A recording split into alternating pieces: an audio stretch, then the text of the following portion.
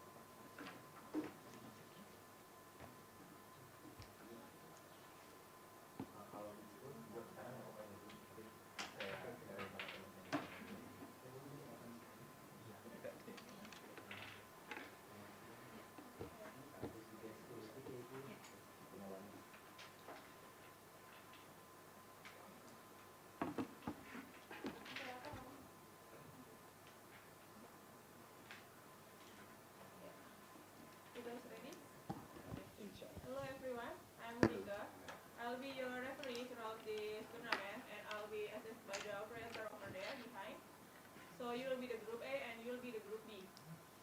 I want to explain about the rules. So you have 3 minutes first for the presentation, and we will have 6 minutes for the debate. And I have 1 point here.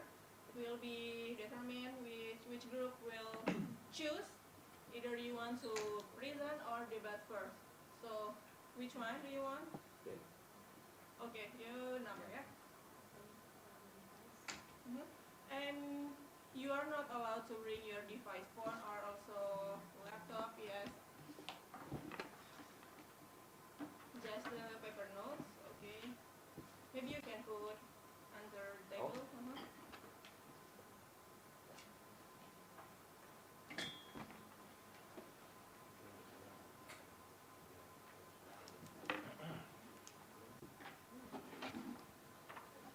So all clear about the rules?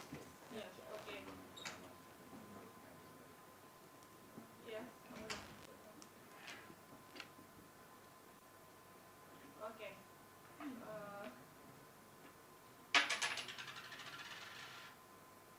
So, yeah. Yeah. Okay. So which one do you choose? You want to present first or response first? Present first. Okay. We will be start. Good luck and enjoy the competition. So you are ready? You ready? Okay. So group A first. Operator ready?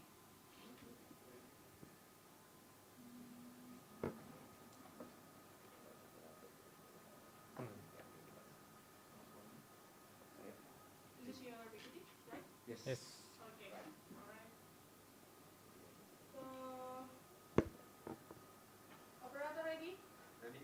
Okay. We'll set the timer. Start from now. Yeah. Next slide, please. Glioblastoma is the deadliest brain tumor with lower survival rates among the patients, and its immune microenvironment makes treatment extremely challenging. Next slide, please. But many studies compare glioblastoma with lower grade glioma and examine gene one by one, which is potentially missing the true biological signal.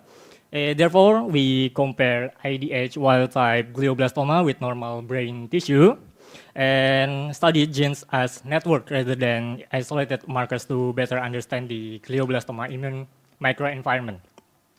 So our study aimed to answer these three questions. The first one is how does the GBM tumor microenvironment differ from normal brain? The second one is which gene modules are associated with immune infiltration? And the third one is can their network-derived hub genes predict patient survival? Next slide, please. We analyze and sequence data from tumor cancer genome atlas for the GBM and brain normal from GTX dataset. And then we did pre-processing, including normalization, quality control, transformation. And after that, we characterize microenvironment using estimate, Excel, and SSGSEA.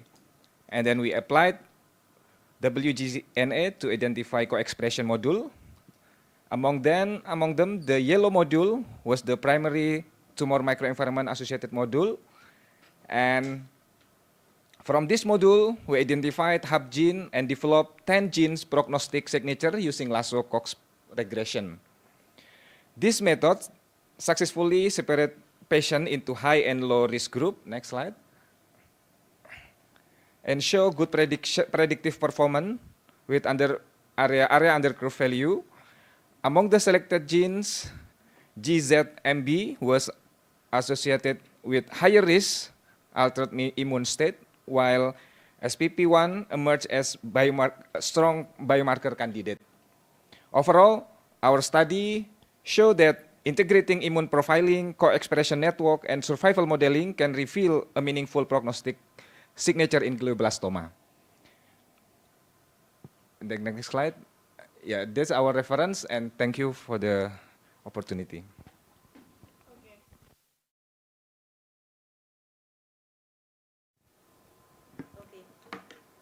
Okay, thank you.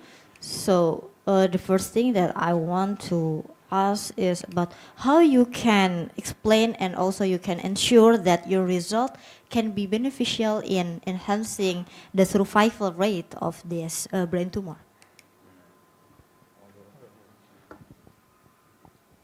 Yeah, our research is actually the first stage of the finding of drug, uh, drug creating the drug.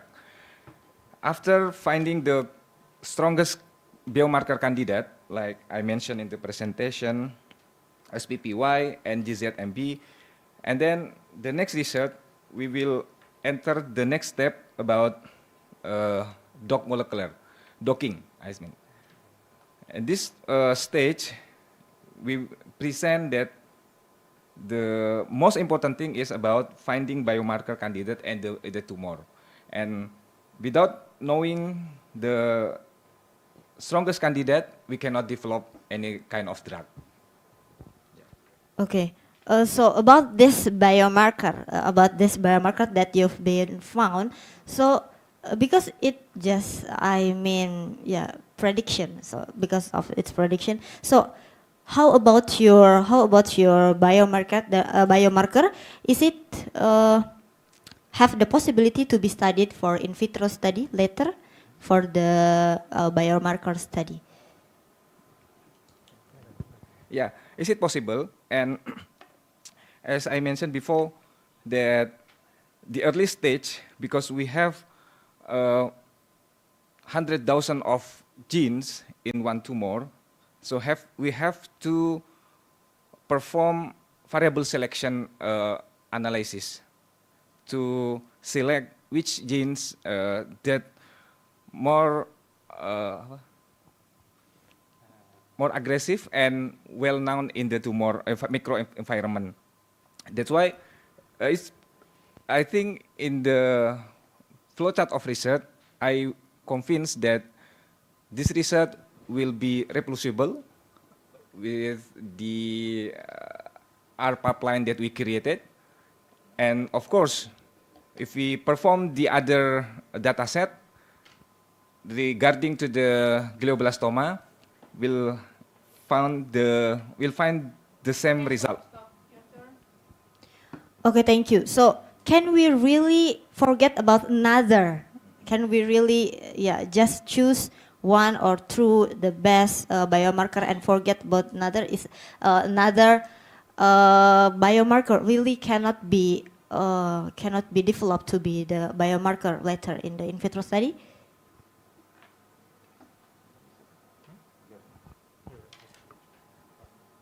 Yeah, I think it's possible to create in vitro study in this stage. No, I mean, can we forget another biomarker because you choose? Yeah. We can focus on the only the strongest one. Actually, there are 10 gene set that we found, but among the 10 genes, we found the one gene and that strongest biomarker and one gene that associated with higher risk. Yeah, from among the 10. Okay, thank you. So next is about the individual treatment of or individual modification. Is your study support this individual treatment or medication or individual medicine? I mean, because you use many genes at a time, I think. Yeah. I don't think so. This because this actually the secondary data from the public data from the Cancer Genome Atlas. The sample population that we choose actually for the brain cancer, the GBM, is actually about 153, and for the normal brain we have 205 normal brain. Yeah, this is actually not about one individual. From that sample, we found about 19,000 genes that we select using lasso regression variable selection and found the 10 genes. Okay.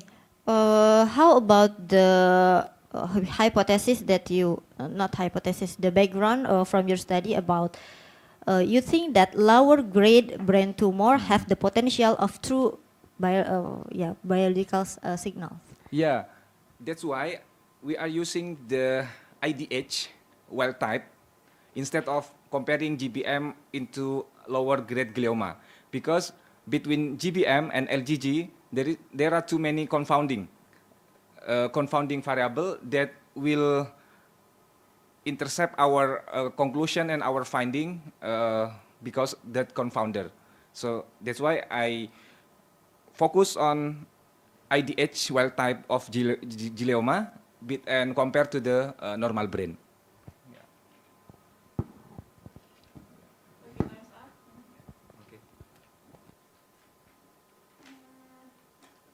So, okay, we already got the result, and you can check regularly in group WhatsApp about next match, yeah?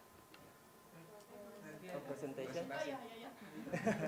First taken, group taken. Right, so they have a minute between, right? So they one present, the other one defended. So now they have, you put on the timer, they have a minute Yeah. to think about the next round, okay? And then the other team goes. Okay, Okay. yeah. So you, on the So, timer, you can put up. operator 1 minute. ready? Timer. So give them, This is your PPT or? Yeah. Okay, have alright. they gotten a minute to rest? Did you hear what I said? Break. Yeah. Break. Yeah. Yeah, Yeah. Okay. 1 minute break. One yeah, minute 1 break. minute, 1 minute. So there's, okay, so please put on the timer 1 minute. The timer will start when for this 1 For minute. For Yeah. break. Yeah. Yeah. Yeah, so between rounds, they have a minute Yeah, I'll to come back rest now. and, 1 minute. prepare Yes, yeah, for the okay, next yeah. round. Those are the rules, yeah. Okay. Yeah, you can.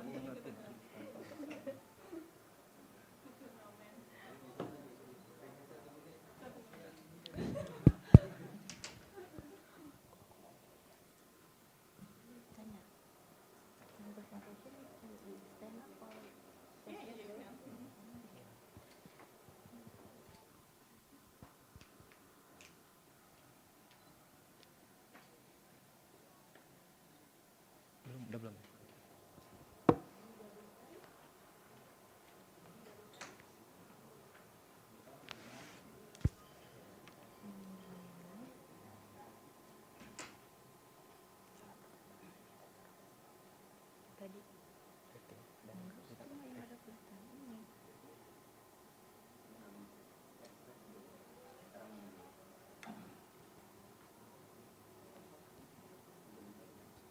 Yeah, time's up.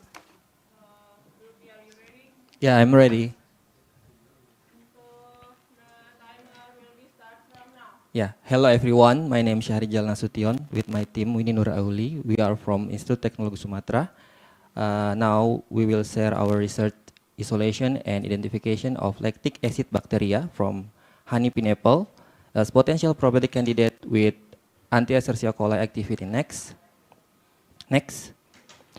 The first question is why import probiotic when Indonesia has its own biodiversity? Indonesia is one of richest country in tropical fruit, including honey pineapple. However, beneficial microorganisms found naturally in this fruit remain unexplored, while probiotic product still import the bacteria. Therefore, this study aimed to isolate, identify, and characterize lactic acid bacteria from honey pineapple and to evaluate their antibacterial activity against Escherichia coli to support the development of local probiotic. Next. To achieve this, we isolate lactic acid bacteria from honey pineapple with MRSA, MRS agar.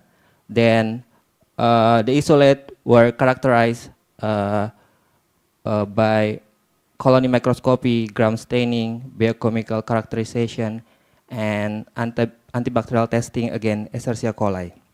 Finally, we identified the isolate with 16S GAN sequencing. Next. The result, we found 24 bacterial isolate with various morphological characteristics, but physiological biochemical characteristics show the uniform result as lactic acid bacteria. Next. From 24, we confirm 21 as a lactic acid bacteria. The majority of isolate is come from Lactobacillus plantarum and Pediococcus acidulactici. All of isolate high accuracy with a percentage of identity more than 90%. Next. Yeah, this is the antibacterial activity and lactic acid production of lactic acid bacteria. From this data, we can see C1 as the highest antibacterial activity against Escherichia coli. From the other genus, we can see G2 as Pediococcus acidulactici, also as the second highest inhibition to Escherichia coli. Next. In conclusion, we successfully isolate lactic acid bacteria from honey pineapple and it gives antibacterial activity. This is isolate have potential for probiotic application. Thank you.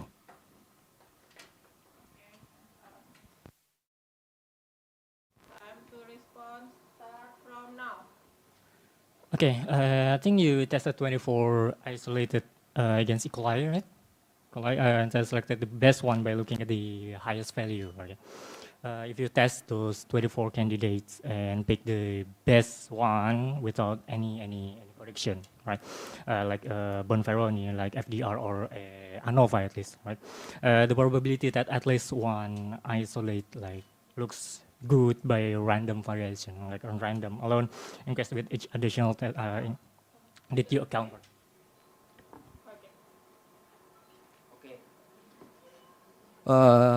First, we explore lactic acid bacteria, LAB, from pineapple. After that, we did the antibacterial test. Then the data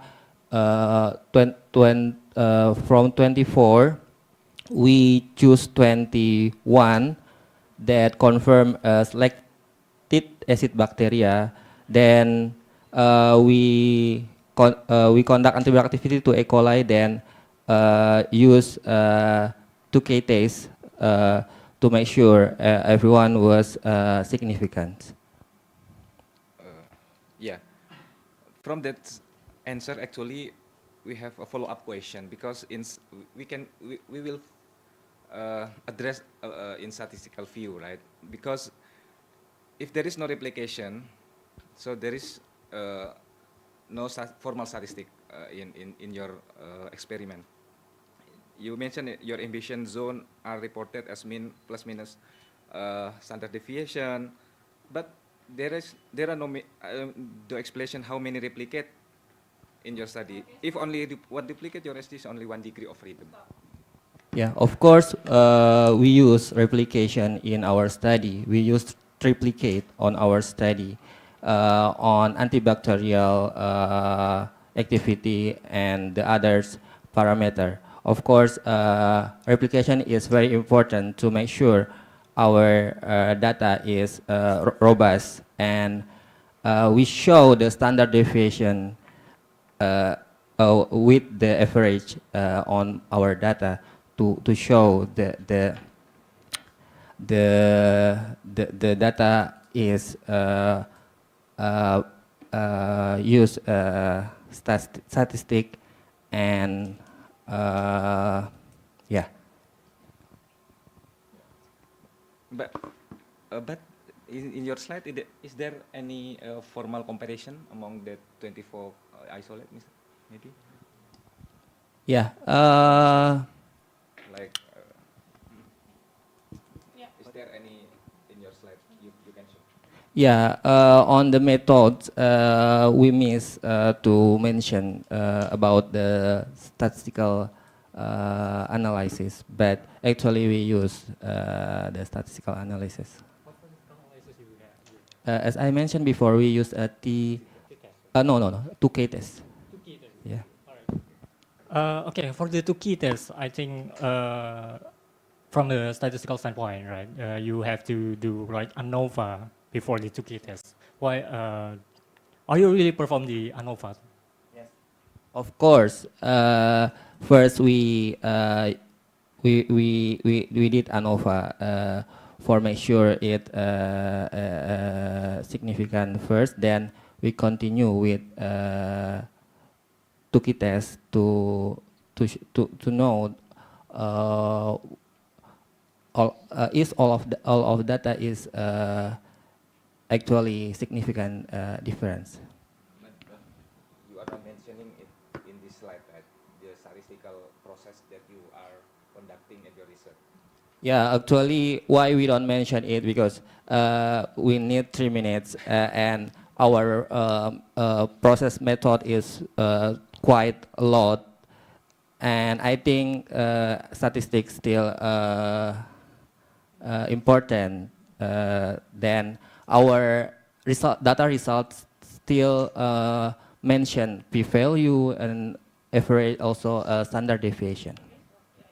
Right. Okay. For the ANOVA, right? For the ANOVA, there is some assumption you need to fulfill before you perform the ANOVA. How is your data condition? Is it normal or so? Do you test it?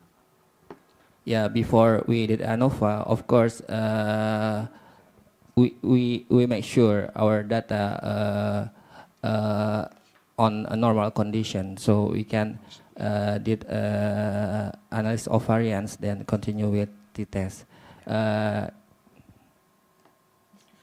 Yeah, the last thing I see from your, based on your slide and poster, there is no sample size is only one batch. There is no generability in your isolate 24, because if you only show the one single fruit source is pseudo duplication. There is, you need sample from multiple location, maybe like season, like batch. So without doing that, your inference is from one pineapple, not one species. Yeah, actually we do this because our goal is to isolate the specific thing. So from one of isolate, we do triplicate data analysis, such as we do antibacterial activity. As I mentioned, we got 24 isolate. Then each isolate we did antibacterial test and other characteristic. Yeah. Yeah, time's up. So yeah, you just already. Yeah. So yeah, as I mentioned before, you can check regularly in group WhatsApp, and you can. Yeah. Thank you. Thank you very much.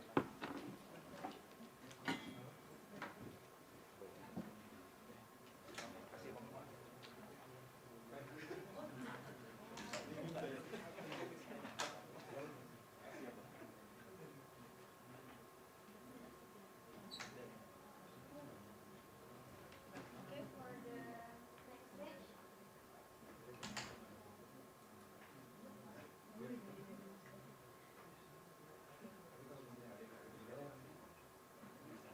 D double 10, D double 10, and D double 18.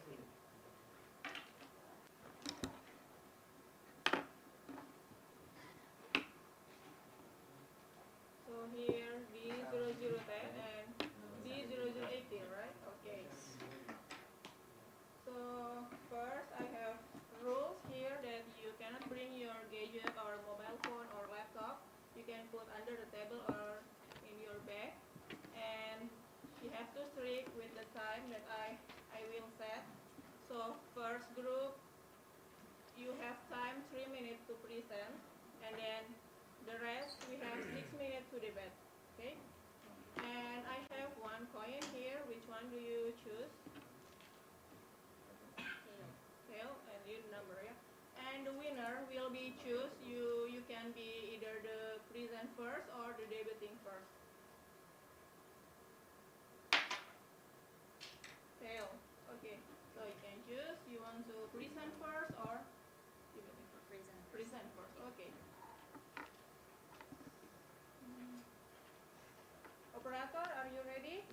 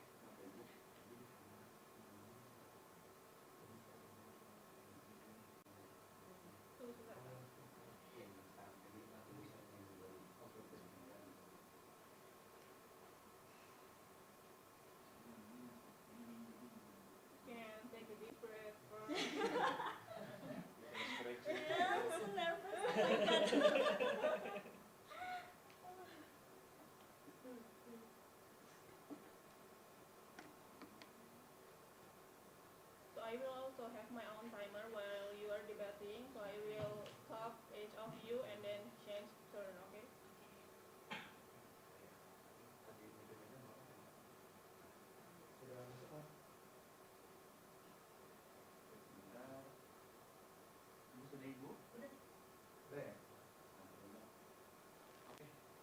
Okay, operator ready? Okay, group B ready? Okay, yes. So the time will start from now. Okay, good morning, everyone. Before I start the presentation, I would like you to imagine a growing child with a condition that may shape their future even before they start school. Not because they are lack of potential, but because they have struggles a lot when they are a child. Is it because the poor condition, poor nutrition that makes them affected their development, especially brain? It is the condition, the reality of stunting. Next. Indonesia itself already successfully reduced the stunting in 2024 with 19.8%. And then we also have many programs that trying to reduce the stunting, which is include immunization, growth monitoring, counseling, and many more. However, this raises a question: does this complexity of does the completeness of the program related to stunting? And we have so many studies in relationship within socioeconomic and stunting. However, we still have limited study that look up for the completeness of all the program that development by the government in related to stunting. Therefore, using the SSGI 2024, we want to explore more about the relationship between the completeness of health service and stunting. That's where our study comes in. Next, please. We use the SSGI 2024 data, which is the nationally representative survey, and it also covers all of the 38 provinces and include the complex survey design with strata and cluster. And the outcome is the stunting, and we develop the Child Health Service Completeness Index and do the statistical analysis to ensure that the results are robust. Okay, our study found that boys is more prevalent in stunting as well as the children live in rural area. And as you can see here, children within age 48 up to 59 months are more prevalent in stunting. As you can see there as well, all the region in Indonesia, Bali and Nusa Tenggara are more prevalent in stunting, and all this, the difference is statistically significant. This is the bivariate index that we developed, and it's shown that the completeness of the health service are more less in stunting. Next. This is all the adjusted ratio. As you can see here, the index itself is not significant. However, the individual service are more significant in immunization and measurement, development mentoring, and deworming. Thank you so much.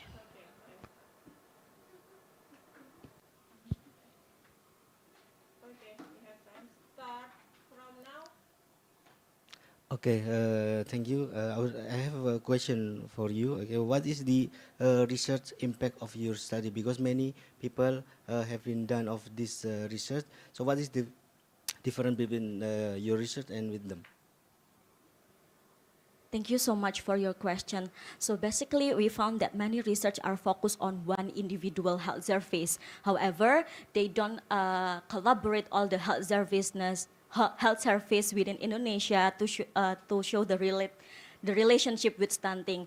Our study showed that our study tried to explore, tried to identify how the completeness of health service is related with stunting. So I think it will be more important to the government to make the targeted health service to the stunting and make a package for children as well, because as you know that some area they have limited access to the health service, and by developing and by this research we know that some health service are more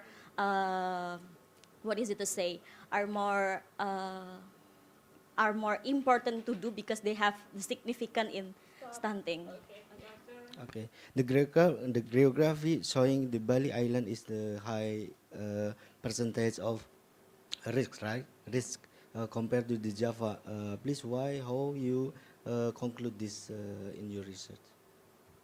Yeah, this is not included in the SSGI, but we develop other study that it shows that Bali and Nusa Tenggara is more prevalent in stunting because first, they are in isolated island, and to have better resources, especially in food, it's quite expensive. And then they also, in terms of geographic, they are more, what is it to say, the distance between their home and the health facility is quite far, even though many programs that helped by the stakeholder, for example, NGO, are already targeted them, but still it still show the significant number of high stunting. Regarding your in your data collection, sample collection, what sample size is sufficient to detect the meaningful difference across subgroup, such as in urban area or maybe S group? What is the your sample size clarification?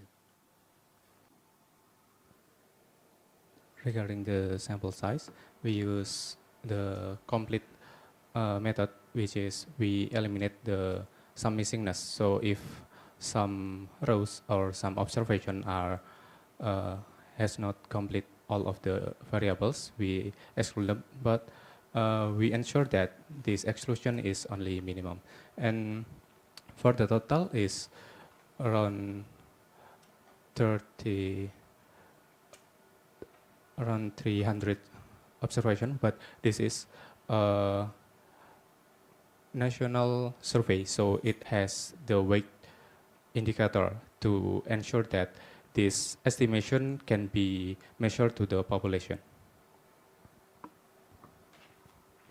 Your turn. In the title, we can see the association between utilization and that. But in conclusion, I think too much talk about health service in stunting prevention. So how do you ensure that the relationship, where is the relationship?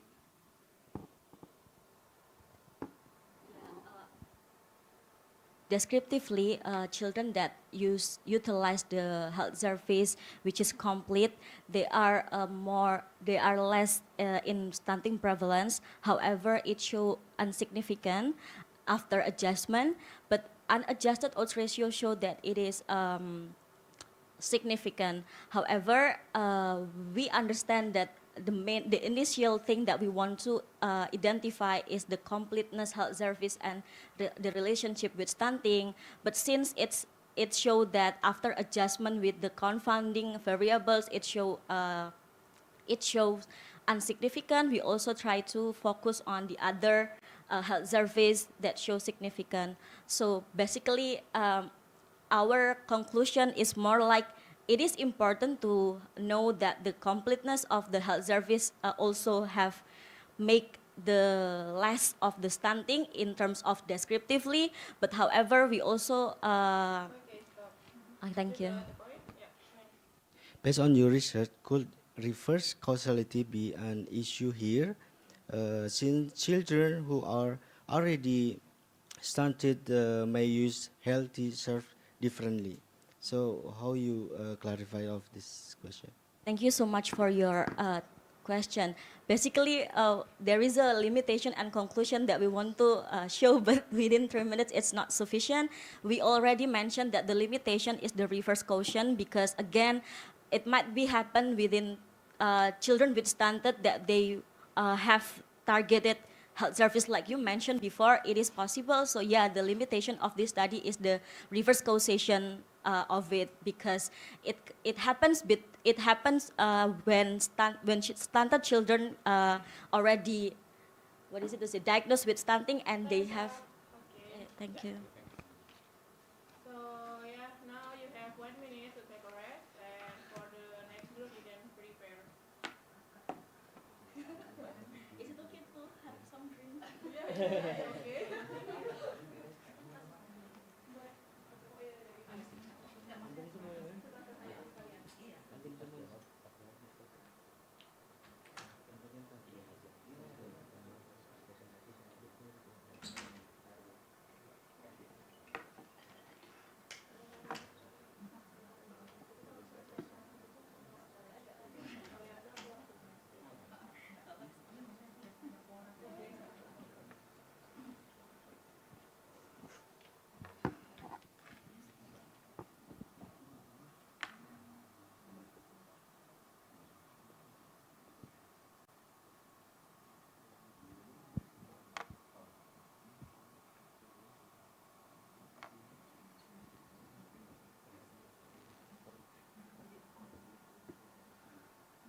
I think 1 minute already finished.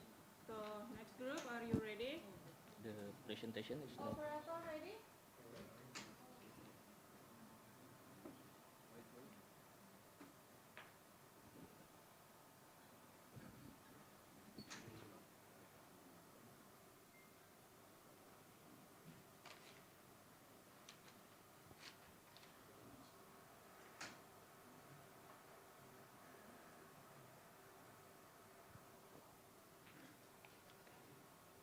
Operator ready? Ready? Okay. So the time will be start from now. Assalamualaikum warahmatullahi wabarakatuh. Good afternoon, everyone. We are Team G0010. I'm Kais and my partner Coco. We would like to present the result of our study entitled Metabolomic Profiling of Flavonoid Levels Ecological Strategies in Indonesia Tiklon. Next. Indonesian have a good in the tea. Tea as important commodity in Indonesia, and then 35 Tiklon have been evaluated from production, nutrient uptake efficiency, and taste, leading to identification to several superficial clone. However, the biological chemistry mechanism underlying their superior performed unclear. Therefore, we performed flavonoid metabolomic profiling of selected superior Tiklon to uncover the metabolomic characteristic. And the objective to characterize flavonoid metabolite profiling among selected Indonesian Tiklon and identify the clone-specific metabolites associated with ecological defense mechanism. Next. This is the method. We have 35 clone, and then we're screening 2 per clone, and then the experimental addition with 3 replication per clone, and sample preparation with extraction, and using liquid chromatography, and then data analysis using ANOVA, heatmap, and PCA. Next. This is the per clone performance. Next. And the result, we found 43 flavonoid detected, and only 3 compound showed no significant difference. And then to clone is 1.2167 and 1.1100 had a much higher concentration of prospective compound, make them the most fit for the environment. Next.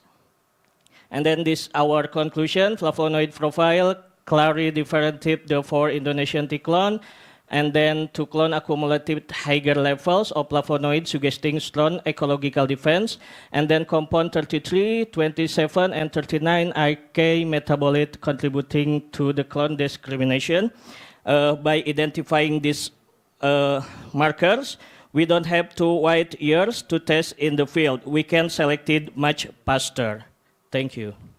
Okay. Yeah. So now we have 6 minutes for debating. Operator? Yeah, it will be start from now. Okay, thank you. That's an interesting research. My first question is, why did you select only 4 T clones, and how can you ensure that the generalization to Indonesia T clones as a whole? Yes, actually, we did the previous experiment. We screened 35 T clones in Indonesia, and then based on this, some clone has responsible for the increase the NUE or nutrient uptake nutrition, and also different tests of and also productivity. From 35 we screen 35, and then it become 4 clone. It means some 4 clone has different of the flavonoid compound. This flavonoid compound can predict or as a biomarker to predict how much T clone that strong in the field and make higher quality in the field. And then from these 2 samples, and I think I read that these clones were already selected as the high performing class, and will it influence the result, like a bias of the results to the superior class? Yes, actually, we found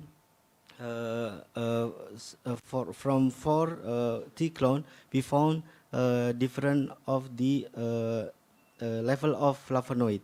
Some clone are high level of flavonoid, some are less, because some T clone has different responsibility of the compound. For example, some T clone has high phenolic compound, high amino acid. They are different, but we are focusing on the flavonoid compound. That our purpose of this research is to uh, to make recommendation for in the future, that we don't want to wait for the years to select the best tea for Indonesia. For example, if for example we have a biomarker, the best biomarker, we can select direct from the flavonoid compound. And for the data analysis, I see that you use also the PCA. And what is the purpose of using the PCA here? And sorry, and the scatter plot show the result of the PCA, right? And how did you ensure that this separation? I think there is separation between the cluster is not due to the randomness of the variation. Yes, actually, the PCA analysis, they have the own measurement for their tools, PCA. And also for this one, based on our result, they have clustering of the T clone. Some are, because we have three replication for each clone, based on the PCA analysis, they make clustering of different T clones. So it means some based on the level of flavonoid, the PCA analysis can make clustering of the T clone for each.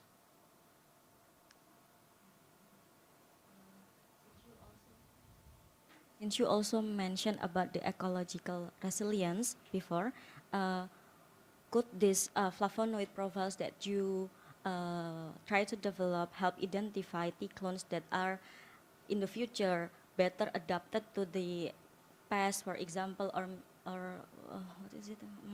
Changing climate change. Yes, of course. Actually, some flavonoid have responsible for the ecological strategies in the field. So based on this study, we, for example, we found some flavonoid compound in this tea is not only for the flavonoid, but also there are other chemical compounds that responsible for the productivity, responsible for the taste, because this is tea. So tastes are different, right? So based on our research study, flavonoid is important for the future, for the, as a biomarker that we can select which one the best to be grow in the field. Yes. Since I'm not into this tea, however, I came from public health, how do you imagine that your research being translated beyond the laboratory, beyond the tea farmer and anything? What the big impact for the public health, for example? Okay, for the next time, the clone which have a good production, we will develop and then we transfer to farmer. So farmer have a choice to the clone to improve to improve their productivity and then to improve their outcome, something like that. Maybe I can add, for you asked about the healthy care. For example, some compound also has responsible for the our health. Okay, because this,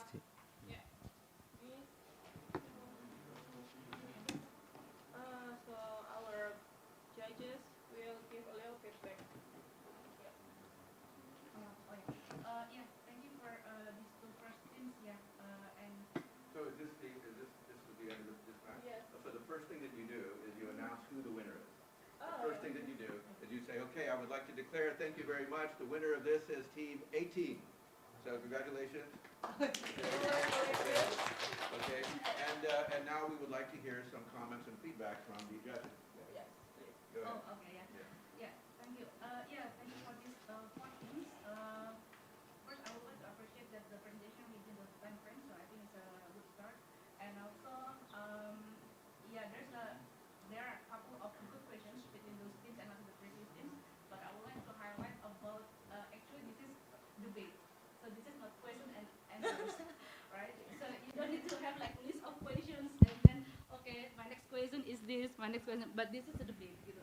So what I hope, at least me as a judges, is you build up from your previous questions and what is the answers from the opponent, and then also take a follow-up questions from that. Not like, okay, next my question is, so I hope, but it is a good start. So I guess for the next team can be more adaptive. That this is a debate. Ini masuk. Oh ya makanya. Ibunya mau ditukar mic-nya. Acara aja.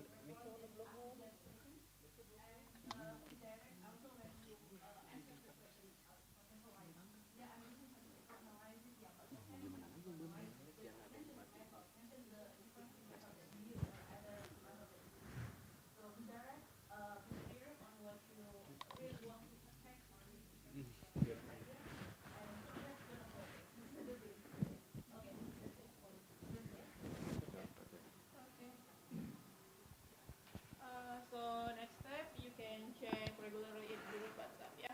Thank you for your participation. Thank you. Okay, next team.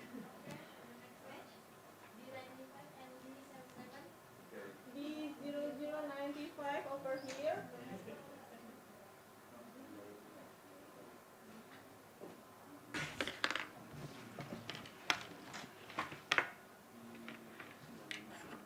B0077.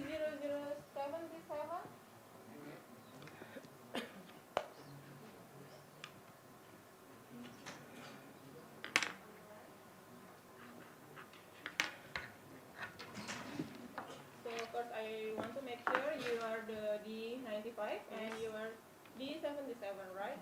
Okay. So hello everyone, I'm Rika. I'll be your referee for the tournament today, and we have two judges here behind me and also the operator behind.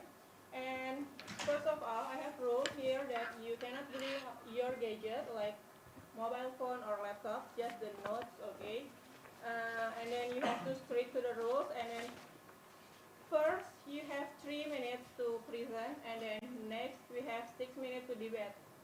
And I will have my own timer for the debating, and I will give time and your turn, which one to say in 6 minutes, okay? And so now I have a coin, we will toss the No, coin. you have to make clear, you have, the challenging team has 30 seconds to ask the question, the defending team only has 1 minute to respond. And she will stop you at that, so make sure you respect that as the rule. Okay, yeah. I have coin here, you, which one you choose? Figure. Okay, so you the tail, yeah?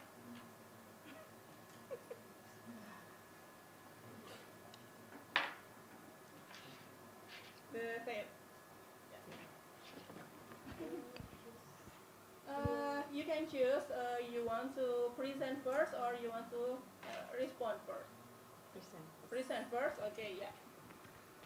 So the time will be 3 minutes. The operator, are you ready? This is your BPT, right? Yes. All right, okay. This is the bill. No. This is the new one. It's not. Operator, I sent for the final presentation When did you send that? Oh, okay. this morning, and I already yes, yes, present. What time this morning? At maybe it's What time? this is the new one? This is the red Okay, one? your final, yeah? Okay. Operator ready? Ready? So the timer will be shown out over there, yeah. Time will be start from now. This is the effect of tactile kinesthetic stimulation on linear growth and bone formation in stunting infants. Next. Stunting is a remain problem in Indonesia or also globally. It's around 150 million, and also in Indonesia around 20%, and Blora more than 20%. This is because impairing of bone formation and then can reduce for bone biomarker and then growth failure limits. And then the research gap, nutrition alone is often not enough to achieve optimal catch-up growth. The effect of tactile kinesthetic stimulation on bone formation is unexplored. Our objective is to evaluate the effect of daily tactile kinesthetic stimulation and on linear growth and secondary outcome as osteocalcin and bone alkaline phosphatase. Next. This is active stunting infants, 6 until 12 months, divided into two groups, a control group and intervention group. A control group give standard supplementary feeding plus one boil each daily, and then intervention group we adding for 30 minutes a day for tactile kinesthetic stimulation. And then we measure for body length gain, osteocalcin and bone alkaline phosphatase pre and post intervention. Next. The research showed that daily tactile kinesthetic produce around 3.9 centimeter detail length gain than nutrition alone during 12 weeks, that indicating the substantial catch-up group in stunting infants. The biomarker evidence show that osteocalcin also increased acting time than a control group. Next. It is because the tactile kinesthetic stimulation get a mechanoreceptor that influence for the vagal afferent signaling, and then improve secretion in insulin-like growth factor 1, and then go to osteoblast activity that improve for osteocalcin and also enhance for linear growth. Next. The impact of the study and the implication for the policy, this is because low cost intervention, and then no other events, no adverse events, and then can community be scalable. And also this is non-invasive procedure that feasibility to generalize, and then we can recommend it for integrated tactile kinesthetic stimulation to be the national stunting program along with nutrition. It can be concluded that daily tactile kinesthetic stimulation with a supplementary of nutrition improves 30.09 centimeter and also improve for osteocalcin. Okay, thank you. Thank you so much for the presentation. It's really interesting presentation. I would like to comment on the sample preparations, because before I saw in your poster that total sample is 140, but there are inclusion only 80, but the exclusion is the poster is 800. 805. So I think it's numbers. It's bigger than the total number 140.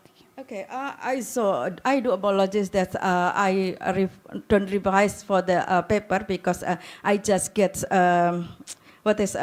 consultation for the mentee yesterday, so I already revised that there's 140 that's include for exclusion and inclusion criteria, but for the inclusion criteria we choose 82, and then the 2% cannot be choose to be the participant. It is because they avoid, and the parents doesn't want to sign the form like that. Okay, so it's my typing. Yes. And thank you so much. But and also you say in the control group you add some food supplement. Yeah, okay. And I think for 6 and 11 months is still breastfeeding. Some baby may be breastfeeding to their mother. Okay. So is there any confounding effect that maybe mother nutrition also affect the this intervention? Okay, good, nice. I will say that 6 until 12 months is a pause or a weekend for the breastfeeding. So we choose 6 until 12 because this is the food similar the range of age. So there is for homogeneity, and then we added for one boiled age. This is for improving around 9 until 7 proteins, and then we homogeneity from a control and intervention group. And also we already also make food recording for 3 times between mother and also baby, because a baby 6 until 12 is already take the food, and then supplementary food is a government program. Okay. Okay, so the mother also is control. I mean, it's monitoring. Yes. Okay, yeah. So maybe it will reduce the bias. Of course. Yeah, and also I really interesting in biomarker because you say in the table is the changes. So the changes, it means you measure the biomarker before the intervention and after the intervention in each patient. Okay, so maybe so there are significant numbers on it. Yes, for osteocalcin, there's a significant differences. It's about 18 times, and then for control group, that's only 0.5 times, and then other biomarker is doesn't significantly for the bone alkaline phosphatase, so like that, because this is we can say that tactile kinesthetic stimulation as a pathway, they can mechanoreceptor for nervous vagus. And the nervous vagus will go to for a secretion for growth hormone. That growth hormone will secrete improvement in osteocalcin as bone formation and also bone alkaline phosphatase. That's for linear growth for bone formation. So we can say that what is tactile kinesthetic stimulation through the osteocalcin can improve for linear growth like that. Okay, because the tactile kinesthetic. Yes. Yeah, but in tactile kinesthetic, you use 2 treatment like body massage and Body exercise. Body exercise. But have you there's any study or have you considered to make a tactile kinesthetic one like some baby only has massage, some baby only has the exercise, because maybe in some baby the massage will be uncomfortable, maybe, I don't know yet. Okay, because we use this protocol as internationally standard and the government of heart, and also we just combined, we just use tactile, like a simulation for tactile, we use a baby massage. Maybe that will great improvement for psychosocial stimulation. However, to improve the grade for exercise, we use the baby gym or baby exercise. There's also the protocol of government and the government of health for the baby. Okay. So there are any research and previous research that Yes. only one treatment is effect and another treatment is have a positive effect. Yes. So you make two combinations. Yeah. Okay, that's right. So this is a nice positive result. Yeah. Thank you. But maybe like this is because psychology. I mean, we know some behavior change while monitoring. Is there any behavior change for this infant? Okay, maybe this is also to be the bias of our study. It is because the cadres that we train and the intervention group, we will go to the home every day. They give supplementary and give the intervention. However, for the control group, maybe they just come in the morning, just giving for supplementary. And then maybe we also give monitoring facts and also a WhatsApp group and also a video that they already given the intervention as the protocol. Maybe there are also an effect of educational, psychological also. For It will mother be and the next. I will analyze with the multivariate, so that we can know about the confounding factor. We can boosting all the. This is the really okay. Thank you. Group first finish, and now I will give 1 minute to take a break. Yeah.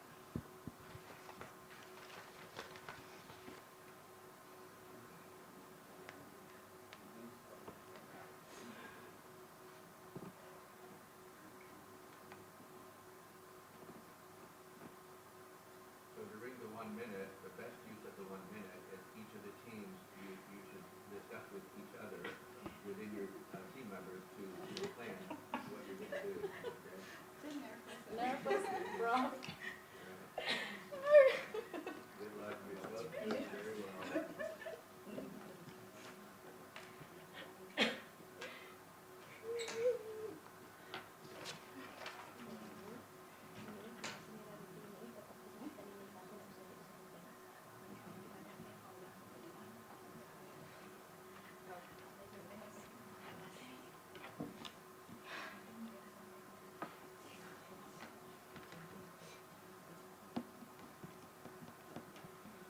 Okay, time's up.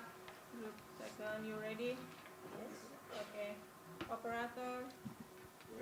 This is correct, right? Yes. Okay, so the time will be set from now. Okay, thank you for the opportunity. We would like to explain about our research is genome-based characterization of carbohydrate active enzyme in a marine Bacillus sp from Pelapis Island, West Kalimantan. Do you know that marine has many diversity of enzyme that terrestrial? Marine has unique extreme environment than terrestrial. Please, next slide. Okay. Marine has unique extreme environmental compared to extraterrestrial. Now, this condition induces adaptation to produce novel enzyme. There are some C enzyme discovered from marine microorganism, as you can see in the table. From our previous research, we found the marine Bacillus sp from Pelapis Island, which has potential source, unique, and new C enzyme, and also has a promising source of novel C enzyme. And why we choose Pelapis Island?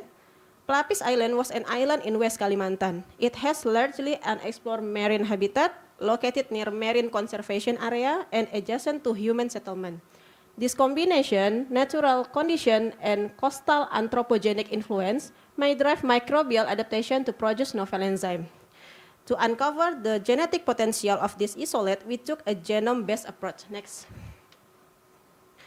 Okay, we did from isolate culture until bioinformatic analysis process. And from taxonomy analysis, our isolate has 94% similarity with Bacillus paramobilis that indicate a new strain or maybe new species. Based on a functional annotation with BACTA, and the genome has almost 5,000 potential genes. And we found 281 C enzyme. And we can define the genome map visualization based on our whole genome sequencing data. Next. And this is for the result. On the left side, showing that our genome data successfully show the defined genome data distribution of C enzyme genes. From 281 genes, as we can see in the bar plot, the enzyme distribute to different 5 groups. As a result, we successfully diverse G813 subfamily, and we found key enzymes such as alpha amylase, pululanase, and alpha glucosidase, and this finding indicates strong start to glucose conversion potential. The genomic data confirm our previous observation of amylolytic activity. Next. As the conclusion, marine Bacillus sp from Pelapis Island is a potential source of novel C enzyme for start bioconversion. And in the next research, maybe we will move to enzyme characterization. Thank you. Okay, time's up. And for the next 6 minutes, will be start from now. Okay, thank you. I think it's really great research. Okay, from the poster shows that Q30 more than 96%, and the PUSCO or PUSCO 95.16%. Are these quality metrics sufficient to reliable annotate C enzyme gains in a novel marine Bacillus strain?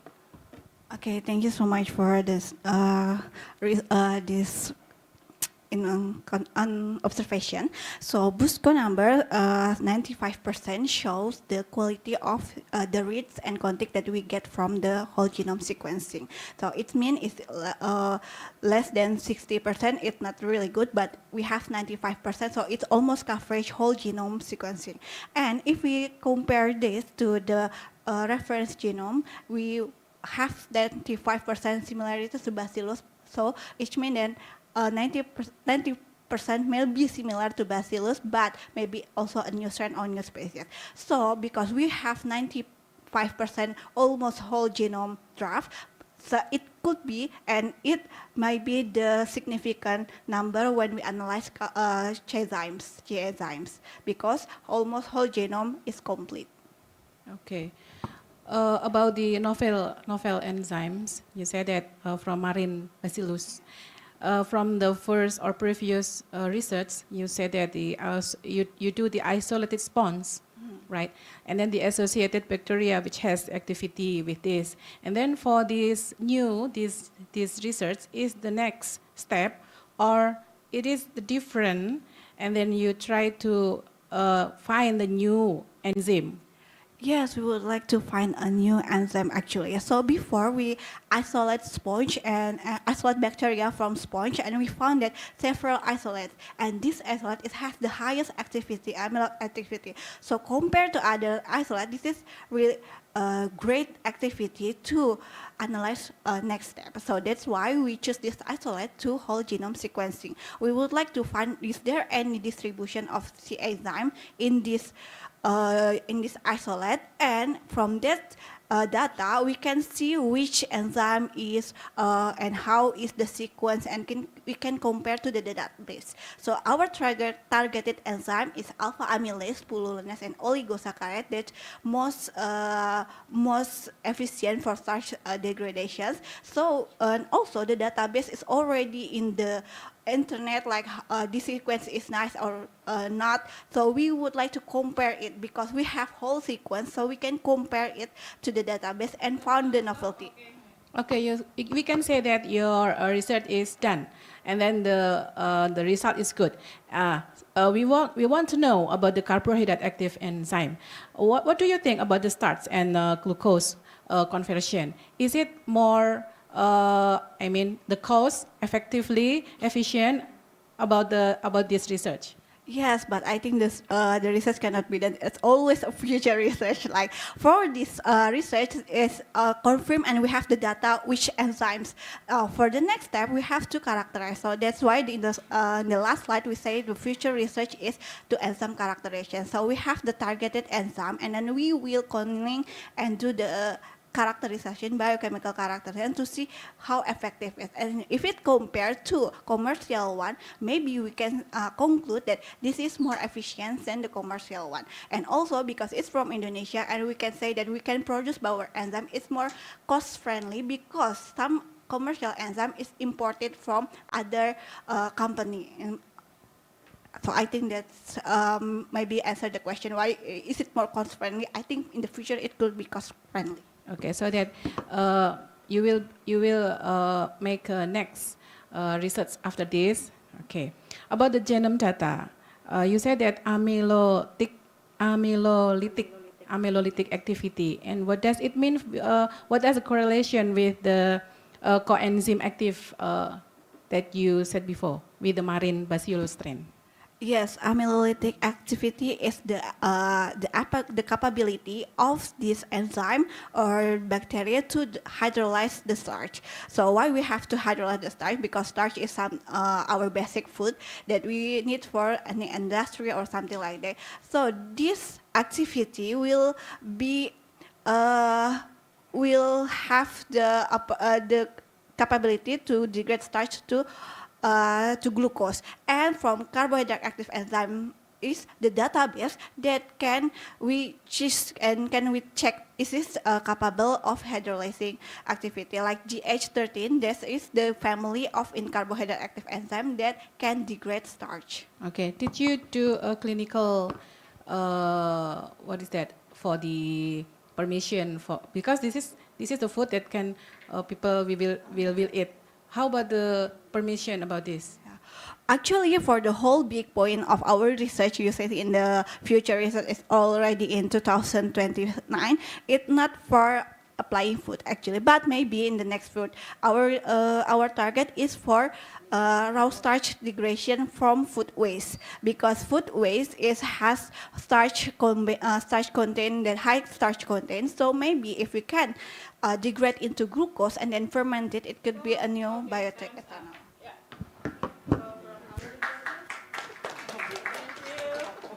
So we got the result already over there. You can see from our feedback. No, you have to say who's the winner.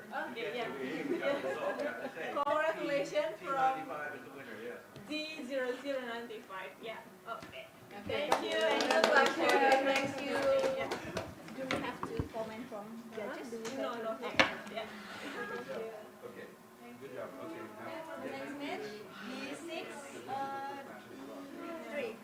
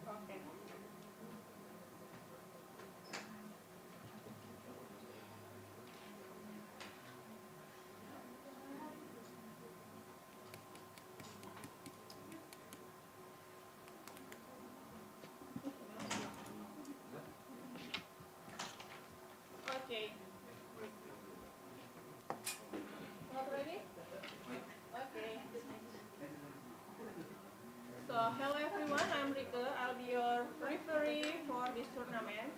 And first of all, I will say that you cannot bring your gadget or mobile phone or laptop, just the notes. And then I have also the coin here, and we will toss the coin to decide. The winner we will decide.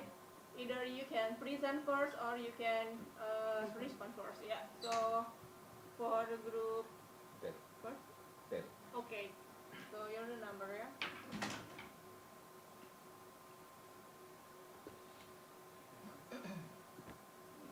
And then first 3 minutes you have time to present, and then we have 6 minutes to debating. Did you do the coin flip already? Not yet. Okay. So we will. Okay, number. So we will decide which one you prefer. You want to present first or present first? Okay. So group B0007 B0003 will present first. This is your PPT, right? Yes. Correct? Okay. Yes. And wait for the moment. Operator ready? Ready? Okay. So the time will be start from now. Okay, hello everyone. Let me present our study next. Okay, imagine this is Andy. He just enrolled in a university in Banten. He was born with HIV, but his friend doesn't know it yet. At this stage, the peer acceptance define his word. So he had a lot of questions about how his peers know about HIV, how they feel about people like him, and how they get trusted information about that. Next, okay, Banten carries 76% of Indonesian HIV burden alongside 11 other provinces. So we conduct the study to measure their knowledge, their attitude, and where they get their information from. Next. The study is a cross-sectional survey from Hafiz 2020 with 134 first-year undergraduate students with age 17 and 20. We get the data collection. We collect information source, HIV knowledge, HIV attitude, and we do statistical analysis. And then the study outcome will be informing to the university task force to prevent and handling a sexual violence program design. All right, next. So this is the result of our study. First, regarding the information sources, we can see here that most students actually use internet as their primary source of information, yet only 6.7% claim that internet is their most trusted source, while they claim healthcare worker is their most trusted source, but only 6% turn to healthcare workers to gather information. This will, and later on, inform program design in what is the best method to deliver intervention. And next. So this is the other result. Generally, students exhibit good knowledge and favorable attitude toward people living with HIV/AIDS with significant moderate positive correlation, as we can see with the Spearman rows. And then when we look at the subdomain, actually, we can see that even with some potential of social desirability bias with the questionnaire method, we can still see that the weakest subdomain is stigma, which means they are still exhibit stigmatizing attitude toward people living with HIV/AIDS. Next. This matters because then the next step is this will inform Satgas PPKS, as we mentioned earlier, to design program and to conduct better studies to know like the baseline data. We provide that baseline data for future studies to inform program design and intervention design, so that people next, like Andy can. So we will have 6 minutes for debating, and the group 0006, you will have 30 seconds for response, and you will have 1 minute to defense. Okay, 6 minutes will be start from now. Okay. First of all, did you assess whether your variables are confounded between knowledge and attitudes? Yeah, sure. So we did not assess any other confounder. The way the questionnaire is structured, we only measured knowledge and attitude, and that is the limitation of our study, as we have mentioned in the poster. This is a limitation, and future research actually should account for more confounders to inform that program design. Thank you. I mean, this confounder, confounded variables, without at least a like multiple regression or ordinal logistic regression. Adjusting for those covariates, your row might be internally invalid, right? So, for example, female students may simultaneously have both higher knowledge and more positive attitude, not because knowledge causes better attitudes, but because both are driven by the gender. Did you check this? Did you validate this? Yeah, sure. So we can see in the Spearman's row earlier that knowledge actually accounts for only 12% of the attitude component. So it's like contributing only 12% to like how people behave, not behave, but like perceive other people. And so the other confounding factors like gender, religion, like rural urban settings, they're not like mentioned, not included in this particular questionnaire, and so that's like the limitation that we have mentioned earlier. So future studies should do that, and we actually did. It's due to the space limit. We didn't mention this, but we did run the analysis for gender, and it was not significant. So yeah, future studies should have generate like a larger sample size and more information power to be able to identify those. Okay, thank you for your acknowledgement about the limitation, but I see your poster, there is to overclimb actually, because yeah, as you mentioned that Spearman row is only 0.35, yeah. If we square that, mean knowledge only explain about 12%, yeah. The other 88% come from something else. So knowing student knowledge score tell us almost nothing actually about their attitude, but your main recommendation improve knowledge to improve attitude. So is that too much conclusion from the little correlation? Yeah. So that's sorry. Actually, you sort of like repeated what we already stated, that knowledge accounts for only 12%. That's what we already claimed, and that other confounding factors should be addressed in future studies. And we would like to acknowledge also that you're right. It might be a bit of an overreach to claim that those are the strategies. It should be just one of the strategies, because then 12% is something. We also have to address the others, but this can really be meaningful to serve as a baseline data to inform, inform, not drive the policy and program design. Yeah, but actually the main point, the second question is about the generalization, claim about the recommendation, the main recommendation. Okay, move to the next, my observation about Spearman and Fisher test that you are conducting. There are two different results. From the Spearman correlation is significant, but the Fisher test is not significant. Yeah, I know this because the artificial categorization from your research, this destroy the main categorization. Yeah, which one would you believe? Yeah, so the primary outcome of our study is actually, and the main statistical analysis that we ran was the Spearman's correlation. The difference between the Spearman's and the Fisher's exact is the categorical, the category of the data that we analyze, right? So Spearman's, we look at the continuous data of the sum and the mean of the knowledge and attitude scores, while Fisher's, we categorize, as you said, you already mentioned earlier that it's artificial categorization. And so our study is adequately powered to run that Spearman's row correlation. The sample size is adequate for that.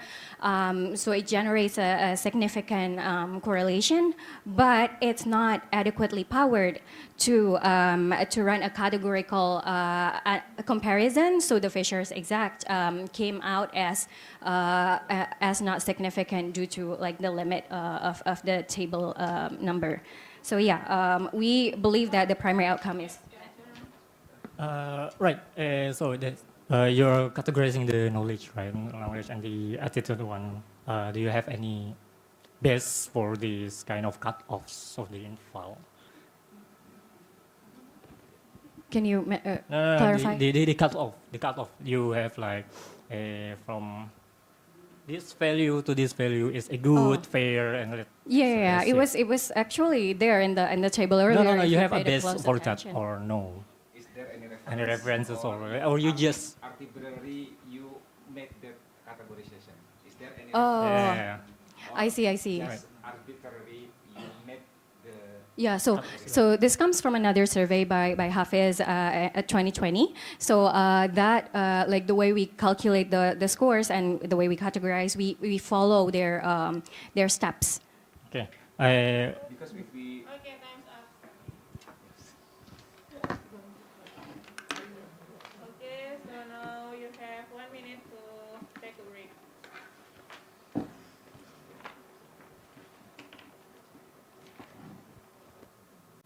For the next group, you can prepare.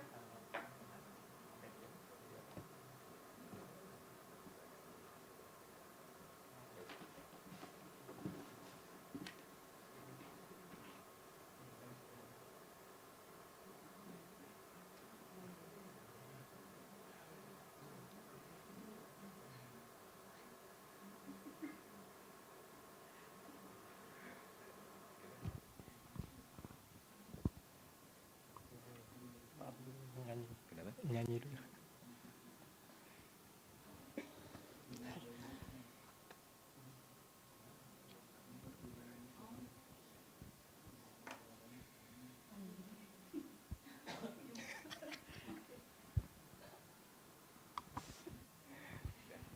Okay, time's up. So this is your PPT, or? Yes. Okay. So you ready? Yeah. Operator ready? Yeah, the 3 minutes will be start from now. Okay, so this is our study about the glioblastoma. Next slide, please. Glioblastoma is the deadliest brain tumor with lower survival rates among the patients, and its immune microenvironment makes treatment extremely challenging. But many studies compare glioblastoma with lower-grade glioma and examine genes one by one that possibly missing the true biological signals. So we compare IDH wild-type glioblastoma with normal brain tissue and studied genes as networks rather than isolated markers to better understand the glioblastoma immune microenvironment. So our study aimed to answer these three questions. The first one is how does the glioblastoma tumor microenvironment differ from normal brain? For the second one is which gene modules are associated with immune infiltration? And the last one is can this network derive help genes predict patient survival? Yeah, to analyze that, we use RNA sequence data from the Cancer Genome Atlas for the, next please, for the glioblastoma and from the GTX to brain cancer, normal brain. And then we did pre-processing, including normalization, quality control, and transformation. After that, we characterize tumor microenvironment using estimate, Excel, and SSGSEA. We then applied WGNA to identify co-expression module associated with immune characterization. Among them, the yellow module was the primary TMA-associated module. And then from this module, we identified hub gene and developed 10 genes prognostic signature using lasso and regression.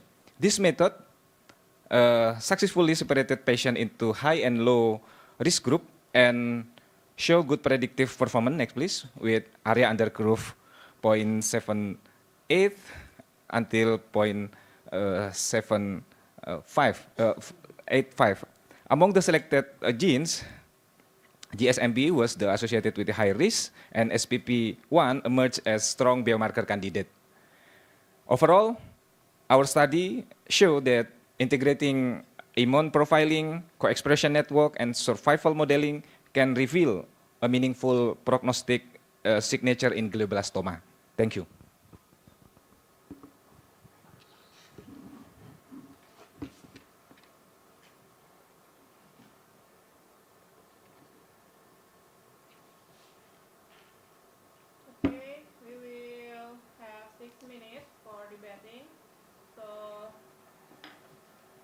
have 30 seconds to respond, and you will have 1 minute to defense. 6 minutes will be start from now. Okay, I want to ask about a potential batch effect since CTGA and GTEX dataset were generated from different cohort and sequencing. How did you address the potential batch effect from this study? Yeah. Actually, that batch effect, the first time I acknowledged from the research, and that's why we use different sources. TCGA, there is no normal brain, and the GTX, this normal brain. And when we running in our studio, we found that there are so little batch effect from these two dataset. Yeah. And we treat that two dataset to remove the batch effect using our studio, and the clean dataset already clean from the batch effect and come to the next stage of the research. Yeah, that's why we choose the GTX dataset. Thank you. Yeah, so that actually opens up for the next question that we have. You mentioned that past studies usually compare GBM with lower grade glioma, but then you proceed to compare with normal brain, which has like different biological like mechanism and parts.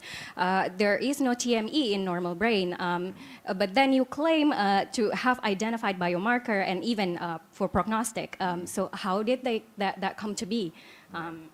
Yeah, that seems a bit of overreach. Yeah, the IDH, the wild type glioblastoma that we use is to remove the confounder if we use only GBM compared to the LGG. That's why we choose the IDH wild type, because there are so many confounder from the metadata of GBM that we found the confounder of GBM versus LGG. That's the first answer.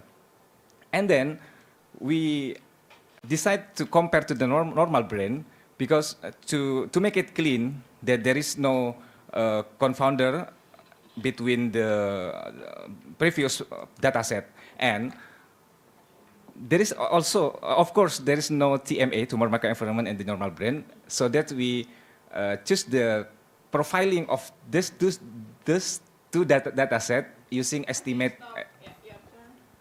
Okay, talking about the sampling, how do you determine the sampling size? Because when we see the glioblastoma is 153 and the normal wild type is 205. We see imbalance sampling bias here. Yeah, actually, we categorize the imbalance if there is like twice difference. But I think it's not categorized as imbalance. And how we decide the data set actually from system of RStudio. We have a sort of what it is script from RStudio, and then we run it, and we can download this data set actually. So we don't download directly from the website, because we know the some of GitHub sources to script to download the dataset from the RStudio directly. Okay, so then you proceed with it, and you mentioned that, like from the result that you presented, there is a statistical signal, which is a result of that study. But then, like on the conclusion, you're saying that this is a potential biomarker, strong potential for prognostic stratification, which is already going into sort of like the clinical side of it, while your result only signals statistical significance. There is no wet lab steps, no cohort, and that's not acknowledged as limitation. Yeah, actually, biomarker that we found from this research, actually, the first stage, because we take from the secondary data, from public data, and then we analyze from using lasso variable, selection variable regression, and then we found the potential biomarker. And that's actually fair in scientific area. From the statistical insight, we regress from lasso variable selection, and we found the candidate genes, set of genes, 10 genes that we will evaluate more using like wet lab and molecular docking and etc. So this the statistical process from the secondary and public data actually. Yeah, but it's just that I think the jump from that statistical findings to the conclusion, it's like beyond the scope of the research itself, and it's not mentioned in the poster, and that's why we pointed that out. Furthermore, I think regarding generalizability. TCGA itself comes from US database, so we know that they represent mostly that population and not Indonesian or even Asian population. Yeah. I will give 1 minute extra time. Yeah, that actually the limitation of our research will be answered by the literature review. That some other research conclude that some same finding about the biomarker candidate. Some research conclude the same thing about the biomarker candidate. Actually, yeah, also there is some of differential population between TCGA and Indonesia, but I'm not claiming that this automatically suitable to Indonesian population, but it's only candidate that validated by other research, previous research. Okay, thank you. As you can see, congratulations to group D0003. Yeah. Is there any feedback from the judges? No? Okay. So after this, you can check regularly in the WhatsApp group. And thank you for all the participants. And good luck for the next year. Thank you.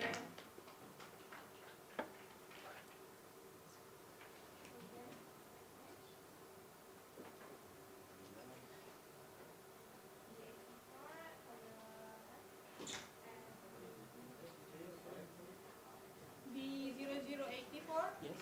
Okay.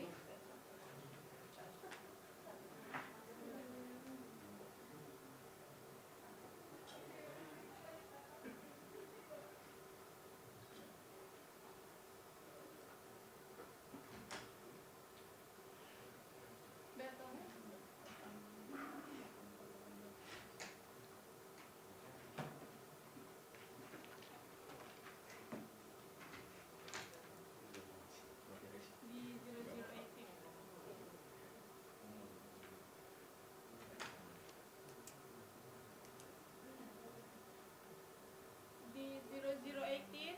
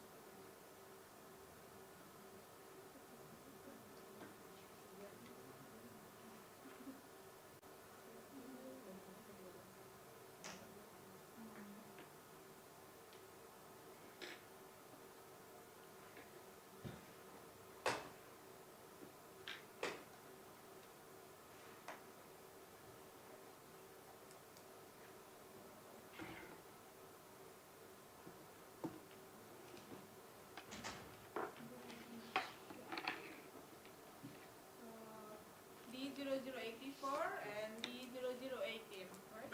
Okay.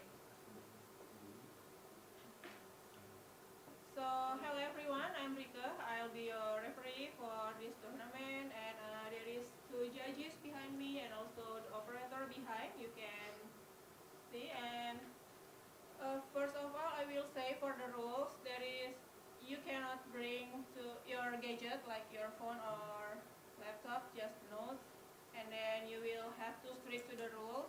So the first 3 minutes you will present, and then you have 6 minutes to debating. And then here I have coin to decide which group, and the winner, you can decide either you want to present first or you will respond first. So for the group A, you want which one? Hell yeah. Okay, so you have hell yeah. Number? Okay. So what do you prefer? You want to present first or present first? So group B0018, operator ready?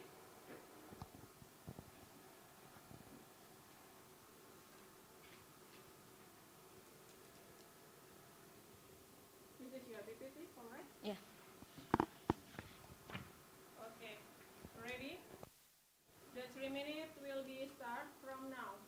Okay, good afternoon, everyone. Before we jump to my findings, I would like to imagine a child growing up with a condition that may shape their future even before they start school. It's not because they lack of potential, but because they are struggling with their body, that they experience poor nutrition, poor health, and it affected their health, especially their development and brain development.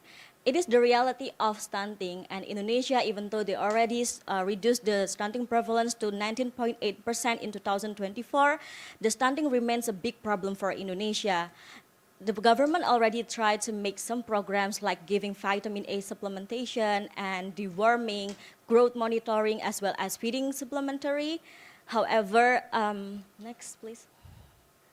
However, that makes a big question to us, that how the completeness of the health service related to stunting. The previous studies often focus on how the socioeconomic related to stunting, or how the single services related to stunting, and even now there is no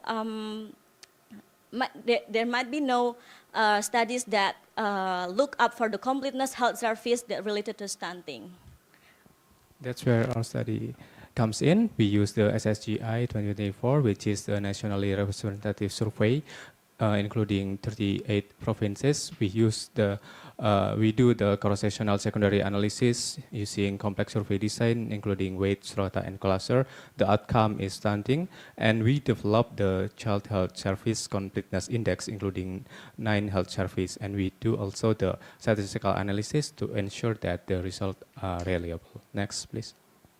This is what we found. Boys are more prevalent in stunting compared to girls, as well as children living in rural area are more prevalent in stunting. And as you can see, the prevalence of stunting ranges from the early age to the up to 48 to 59 months, and also as the region in Indonesia, we can see that Bali and NTT are more prevalent in stunting. We can see here in the bivariate, it showed that children with complete health service are less in stunting prevalence. Next. And this is the adjusted odds ratio for all the health service, and we can see here that the completeness itself is not significantly in a statistic. However, we found that individual health service like immunization, measurement, developmental monitoring, and deworming are significantly statistic. Next. This is our limitation and conclusion. Yes, thank you.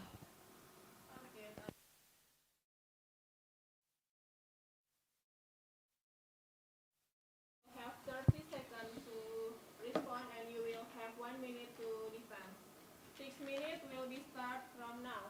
Okay, you mentioned that there is a different area, urban and rural, which 15.2% and 16.6% in rural, the prevalence of stunting. But I think that you forget that maybe this incompleteness of the THSC index, maybe because when in the urban is complete, but in rural is not complete. You didn't mention it in your result. Yeah, actually, we agree with your feedback, but however, we tend to focus on the completeness of the health service, and it might be important to look up for the characteristic of the respondent as well. But however, it also might be how is it to say? We try to put the characteristic as the confounder. Therefore, it might be also the impact of the adjusted confounder that makes the relationship between the completeness and the stunting is not significantly statistically. But it's not answer my question. You didn't mention maybe this incompleteness is because there is a different situation in rural and urban. Yeah, it is we mentioned it in the discussion basically, but Maybe then again, I didn't find it in your post in your banner. yeah, but it is our limitation as a study as well. But then if it's we try to put it in a full manuscript, but then again for this represented in the how is it to say presentation and the banner, we don't put it there. We only put figures in that. Yes, I'm sorry, but you say you tend to focus on completeness, but it is, I don't think that it will be a representative of Indonesia as a whole, because actually if you said that CSHIA is not significant, then policymaker should do specific only treatment to the affected areas. And why do they need CHSCI once again? Maybe the stunting is not caused by lack of CHSCI itself, but other factors such as socio-economic factors. Okay, there's a evidence in India. They use the dose response of intervention in stunting, and their study showed that the completeness of the program targeted to stunting is significant. So we try to look at the same, strategies to look the dose response of the intervention in program, which is they are more related to stunting or not. We want to look at that. But the data applies to India with its completeness. But as we see, when we apply this to Indonesia with its completeness of CSSCI, it doesn't. You yourself in your paper, in your backspender say it's not significant, but only the several factors of That's it. also the limitation of our study that we mentioned about the reverse causal. So it is because the children that already diagnosed with stunting, they have targeted a program that they should have attend. So it might be related to the reverse causal of that of the program as well. Also, since this is a cross-sectional study, we look the study from the SSGI national data. We couldn't follow up of it. Exactly, because there is cross-sectional data, you cannot know that the problem or the stunting is caused before or after the CSSCI, which is, I think, if we want to tell the policymakers that your paper is only work at that specific point of time, but in forward or in reverse, we don't know if the stunting is already caused by the lack of CSSCI. Maybe, just I said, maybe if you try to correlate the CSCI with socioeconomic factor, maybe it would make more sense. Yeah, but I think the CSEI is also useful to describe overall service completeness, but it should not be interpreted alone. So therefore, we also make the relationship with it individual health service as well to check whether which one of the health service is more associated with the stunting. So it means that you lost data in this your result. What it means by lost data? Because you didn't mention there is an independent. The independent health service, meaning that the 9 components of the health service itself that I mentioned But from the 9 components, it's only 6 or 7 that you say complete, but the rest is not incomplete.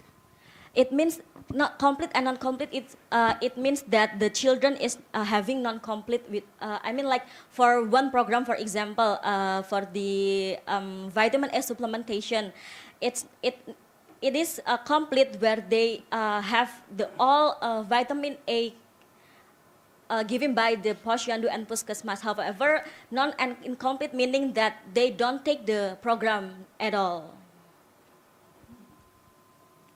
That's what they're trying to say. So if do you have the data that actually says that like you said, if they get the the vitamins for all the children, do they relate to the same CSSCI standards that every areas would have vitamins given to as an example that vitamins are given to the children? Because as we say, you have some of complete data and some of incomplete data. I don't think you can correlate between incomplete. I and think complete we data. have. I think. You have 1 minute extra for response. I think we have misunderstanding by saying non-incomplete and non-incomplete. Incomplete here is not, it's not incomplete data, but incomplete with the program itself. I mean, like the incomplete meaning that the children doesn't utilize the health service. That's the meaning by non or incomplete data, non or incomplete. Okay, finish. Yeah. Thumbs up. Okay, now you have 1 minute to take a break. For the next group, you can prepare.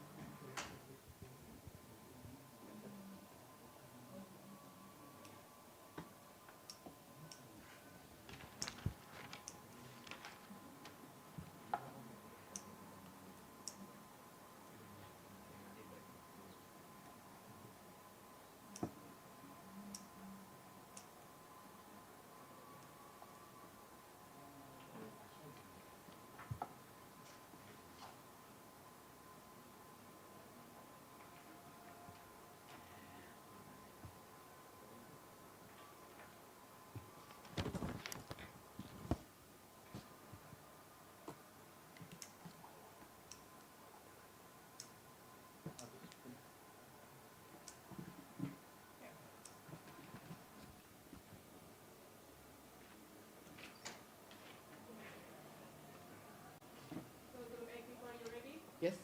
This is your PPT, correct? Yes. Okay, so the 3 minutes will be start from now. So good afternoon, ladies and gentlemen. My name is Haryanto and my colleague Romi. Today we'll present emergence of colistin resistance and heteroresistance in Acinetobacter baumannii, a sequential time kill and molecular characterization study. Next. So colistin is the antibiotic that has mechanism binding to lipid A of lipopolysaccharide, and it will cause cell lysis of the bacteria. Colistin is used as a last resort drug or a last option to overcome infection caused by multi-drug resistant gram-negative bacteria. But since the 20s, it was reported, the first clinical isolate of Acinetobacter baumannii was reported. So imagine that we live in the era before penicillin was founded. Next, so the objectives of our study are to evaluate the bactericidal activity of colistin and polymyxins and their roles in the emergence of this resistance, and to characterize genetic alteration and transcriptional change associated with this resistance. So we use 2 clinical isolates from the patient before and after colistin treatment. The susceptible one and the resistant one, we confirm the difference by DNA sequencing, and then we perform the sequential time kill, which is the sequential time kill is the method that we developed in our lab. Next. We confirm that the difference between these 2 strains is the mutation in PMRB genes that facilitated the LPS modification. So that's why this is leading to the resistance. Next. And then we perform in vitro to mimicry this in vivo study, and we found the first row that COL-S could develop to step-by-step resistance under colistin pressure, but not in polymyxin B in the second row. And the other picture, it's found that COL-R could regrow until 16 MIC, showing the high level of resistance, but it has low adaptation in polymyxin B. And then we do the expression level of the gene, and we found there is LPXC overexpression, showing there is lead to the loss of LPS. So we try to find what is the difference between in vivo and in vitro, and we found there is a subpopulation in the population analysis profile, showing there is another phenotype hiding in this isolate. And then we found this subpopulation higher resistant compared to the other strain. Next. So we found that the ebomani adapts rapidly under cholesterol pressure, but minimal adaptation to polymyxin B. So this is maybe the option. And then we found that this high-level resistance is a dual-state process from the LPS modification to loss of LPS, and then they're showing the high polymyxin resistance. So what is the implication? This sequential time kill over a simple approach to discriminate the emergent modulus PD model structure to emergence of resistance, and we could predict and prevent the resistance by this model. Thank you.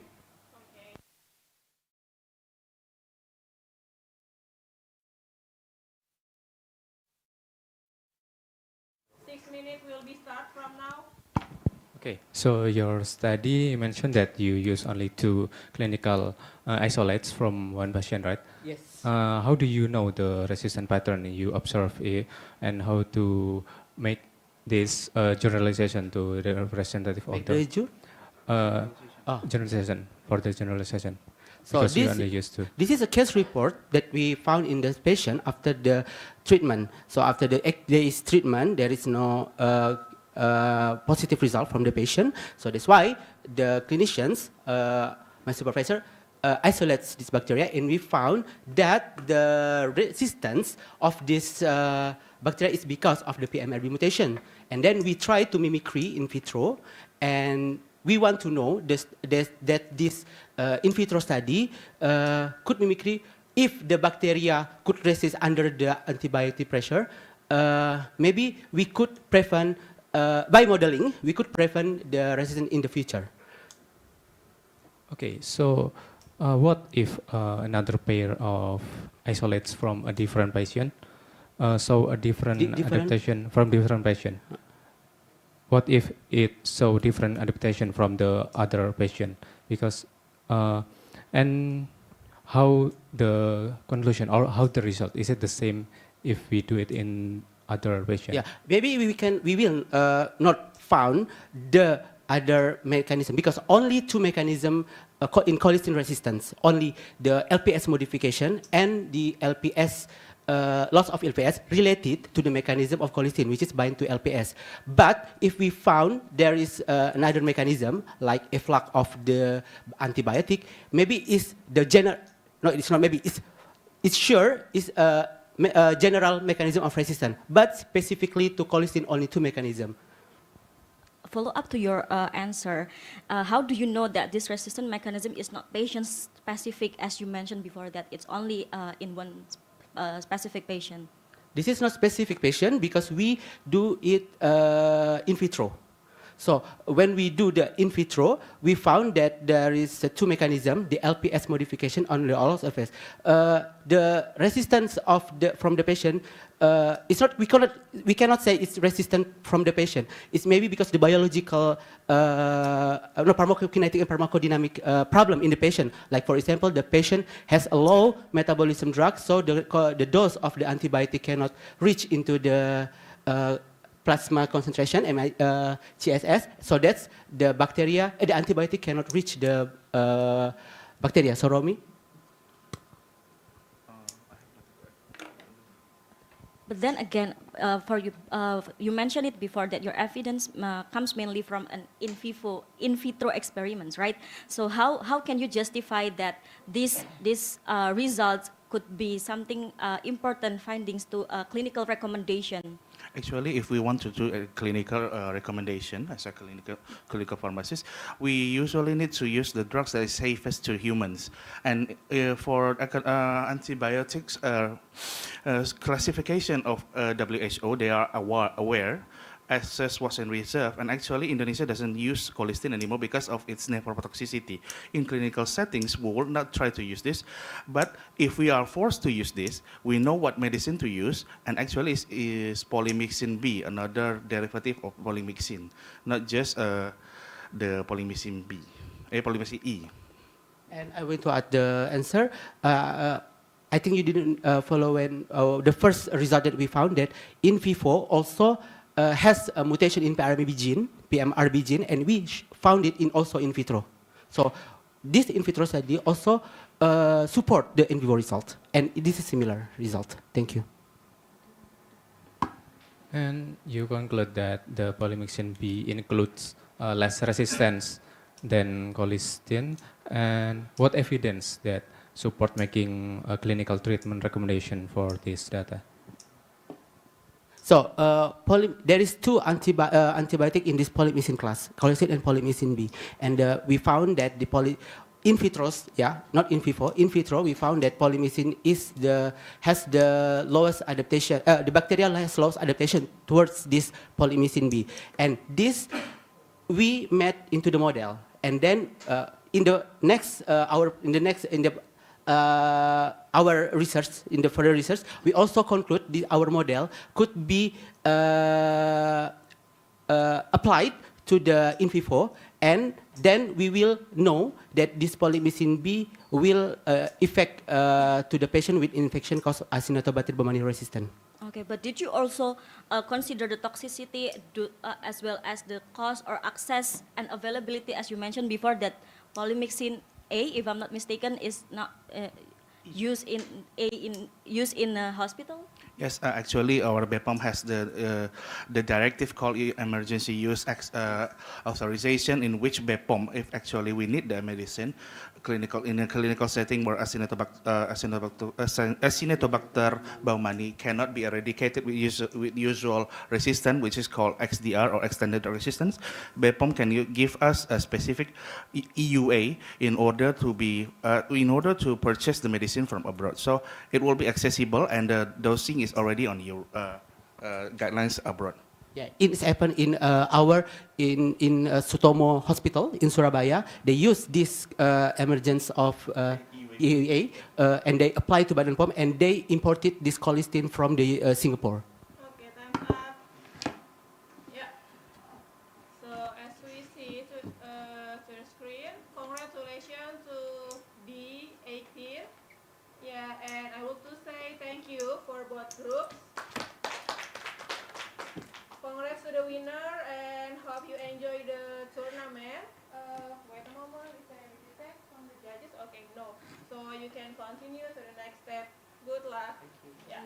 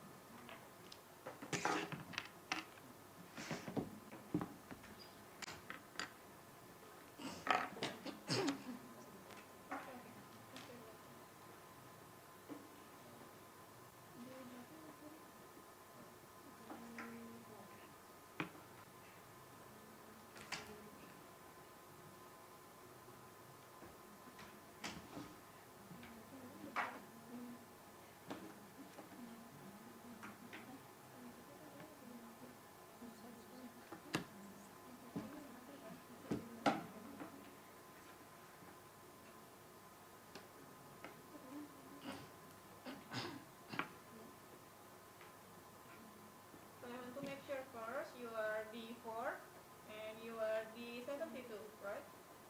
Operator, are you ready? Ready? Okay. So hello everyone, I'm Rika. I'll be your referee for this tournament, and behind me there is two judges. And I want to explain about the rules first. You cannot bring the gadget like mobile phone or laptop, so you can put inside your bag or put under the table. This is your phone. Yes. Okay. Just book those. And then you have to stick to the rules and the time. We will have 3 minutes first for the present, and then 6 minutes to debating. And I have 1 coin here. We will toss the coin to, and the winner will decide either present first or respond first. So for your group, which one do you want to choose? tail, yeah? Oh, head. Okay. So you will the number. This one? Yeah. So you can choose. You want to present first or respond first? Present first. So group D4 will present first, operator. This is your PPT, correct already? Yes. Okay.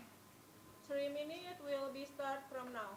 Okay, so maternal undernutrition remains a major challenge in many low and middle income countries, and it contributes to poor fetal growth and adverse birth outcomes. To address this, the World Health Organization recommend balanced energy protein or BEP supplementation for undernourished pregnant women. While previous studies have been shown that BEP supplementation improve maternal and fetal birth outcomes, an important question remains unclear. That is, does timing of supplementation influence infant anthropometric outcome? So next, to answer this question, we conducted systematic review and meta-analysis of randomized control trial evaluating BEP supplementation in preconception period, pregnancy, and postpartum period. We searched from PubMed, Scopus, and Cochrane Central Database, conducted in LMIC countries. 29 articles from 22 RCT were included. The studies were grouped according when supplementation was initiated. It is before conception, during early pregnancy, during late pregnancy, or during postpartum period. Next, overall, BEP supplementation improve infant anthropometric outcomes, but the magnitude of the benefits may be differ according to the timing. Next, for length outcomes, supplementation initiated at preconception resulting in significantly greater improvement than initiated in third trimester. For LIZ outcomes, both preconception and second trimester produce significantly greater improvement than postnatal supplementation. And for birth weight, longer effects were observed among studies initially supplied during third trimester. So we suggest that different anthropometric outcomes respond to different window of nutrition, nutrition intervention. Next, the earlier supplementation appears more beneficial for length and LAZ outcomes, whereas later supplementation may have contributed to birth weight.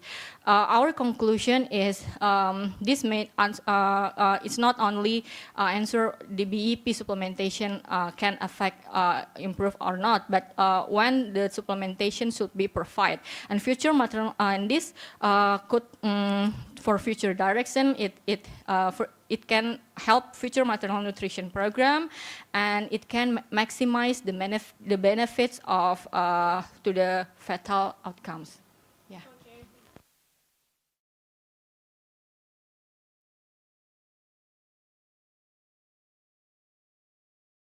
Minute will be start from now. Okay, thank you. Does this study conclusively prove that BEP supplementation improves infant outcomes? No, that's not our conclusion. That's not the conclusion. Yeah. Okay, so I saw that the graphic in the slides show that in trimester 2 there is no significant rather than in post-conception. So are there any references of that? So firstly, our study try to answer whether it is different if we give BEP supplementation in different window period.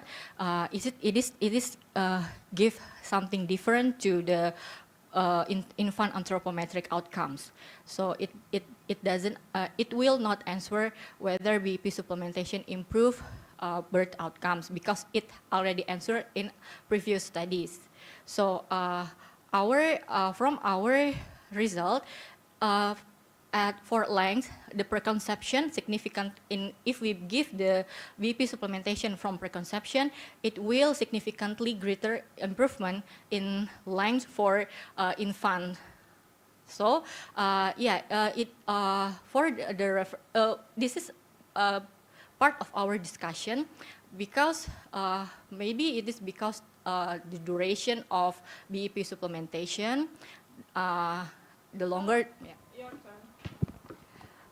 Okay, thank you for the presentation. I would like to ask regarding the systematic review, your study. You use systematic review, right? So it's mean that it includes study come from the different country and context. How was between study heterogeneity assessed, and how does it affect the interpretation? Okay. Yes, actually, although these meta-analysis study were conducted in different countries and they address the same research question. So based on our objective, we want to find out which is the which is the timing BEP supplementation are given the greater benefits to the anthropometric infant outcome. So, okay, for the heterogeneity. Actually, from the 3 outcome, it's rangely for the 0% until the 63% for heterogeneity. So that means our studies that included is a lower heterogeneity and until the moderate heterogeneity. Okay. The other question. If I'm not mistaken, in your poster there are 26 studies in the review, but only 4 contribute to the meta-analysis, right? And then, how confident can we be in the full estimate which gives such a small evidence? Okay, so actually the included article for the systematic review is 29 article, but for that we proceed into the meta-analysis is 22 article. So the 4 is the subgroup, right? 4? Yeah, the meta-analysis, because in the poster, you make it into the subgroup. Okay. So in the subgroup, there are small evidence, I guess, because you only have 29 in all studied in all your study review, and then you make it into 4 subgroup, and then so it's mean that the evidence from each group is so small. So how confident you put the result? Okay, thank you for consider that. Well, the subgroup that we included, it's 3 basically from every outcome. So preconception, trimester 2, and the postnatal or trimester 3. So for that every subgroup, there is some subgroup that only included 2 studies. Well, this is the one of limited our study, because the limited number of study is an important limitation of our meta-analysis. However, both study, the 2 studies included, show effect and same direction consistent in the same direction. So the overlap of subgroup difference remains statistically significant. Okay, but if earlier supplementation or if earlier studies shows a better outcome, can you confidently recommend this BEP program? Actually, we don't say it is improved outcomes. We just say that different window period may give different greater benefit to the outcomes. So yeah, so this is just this study may be important for future direction, future trials. So this study is very beneficial for giving a new hypothesis that it's not only BEP supplementation that matters, but it also matters the timing of the supplementation initiating. Okay,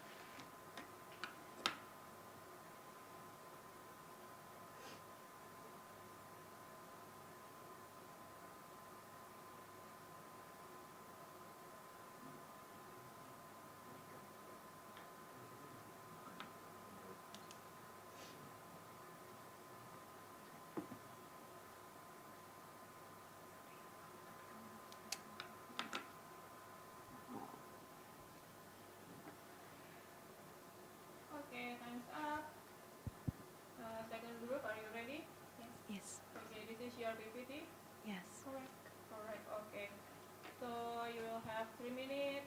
Start from now. Okay, thank you. Good afternoon, everyone. We are from. So we want to present our study. The title is "The Paradox of Unhealthy Diets: Associations with Both Undernutrition and Obesity Risk Among Indonesian Children." And the study is using Indonesian Nutritional Status Survey 2024. Next. So why this study is important? We know that Indonesia is facing a double burden of malnutrition, so we want to explore can the same dietary practices contribute to both undernutrition and obesity risk, and why this is important. So IYCF practices are important determinants of nutritional status, and the evidence is still limited on whether the same dietary practices are associated with both undernutrition and obesity risk. And understanding these associations may help identify double DT actions to address multiple forms of malnutrition. Next. So to answer this question, next. We analyzed data from 72,104 Indonesian children aged 6 to 23 months. The main independent variables included child feeding practices and dietary intake indicators, and the dependent variables was child nutritional status categorized as undernutrition, normal, and obesity risk, where normal is the reference category. Next. And the forest plot shows several dietary factors associated with both status. These patterns highlight the complex and sometimes paradoxical relationship between feeding practices and child nutritional outcomes. Okay, next. The most interesting finding was what we describe as dietary products. Actually, we have four interesting findings here.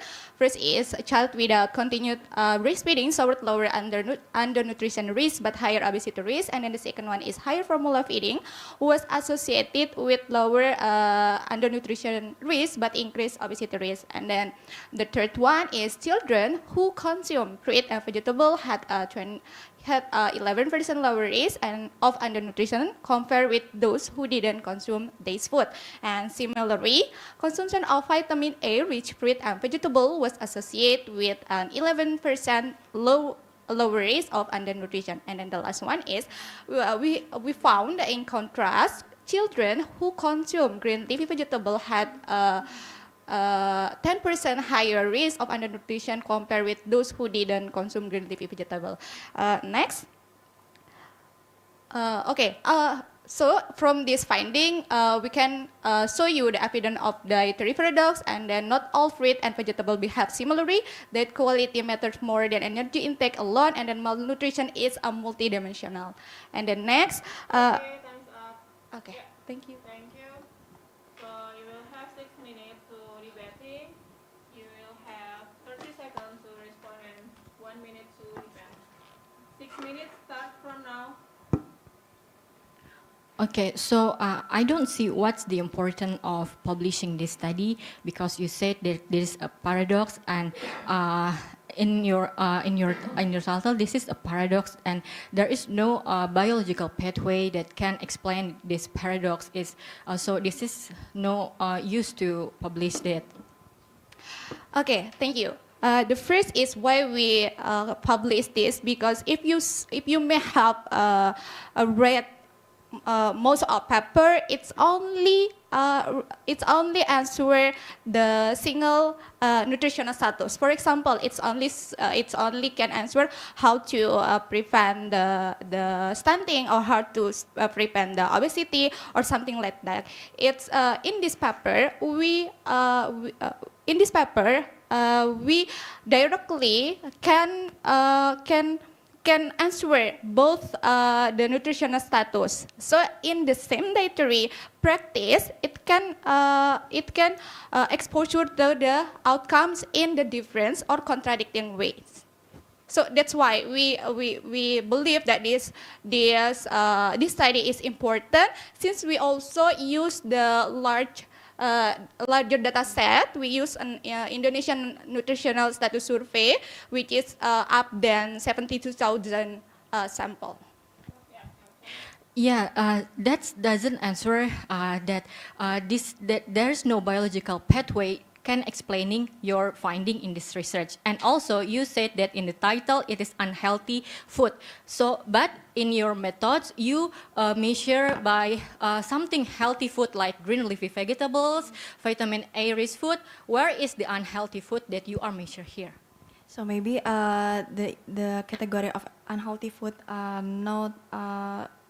not be clear in the slides or the banner. So we put it in manuscript actually. So the unhealthy diets, including if you see our banner, it include no continued breastfeeding, and another one is formula feeding, which is as a nutritionist, yeah, we know that we support continued breastfeeding and lower the risk of using formula feeding. And this study shows that this paradox happens. So maybe it is because of the reverse causality. So maybe it is not because of the biological pathways as usual, but it is might indicate that there is intervention if the children already categorized as undernutrition. So maybe some dietary practices are. So you saying that formula feeding is unhealthy diet. How about children that has mothers who cannot give breastfeeding to her children, and what if the mother have some certain infection like HIV that she cannot give the breastfeeding? I don't think formula feeding is unhealthy diet, because at some certain degree formula is still needed by infant and baby. Okay, we are using WHO guidelines, and it states that there are some IYCF practices that we have to follow. So the guidelines is also based on some research. So the problems you state before, it is not gonna include it in what we are going to. What is it? Yeah.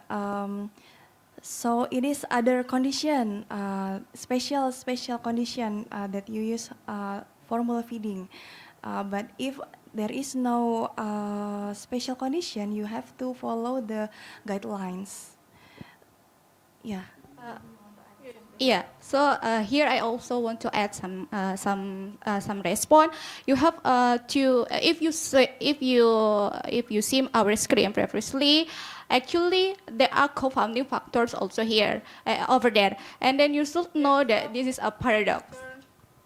Okay. Basically, your research is cross-sectional design, right? So how could you address the possibility of reverse causality, where a child nutritional status might influence the feeding practices rather than the feeding practices can influencing the nutritional status?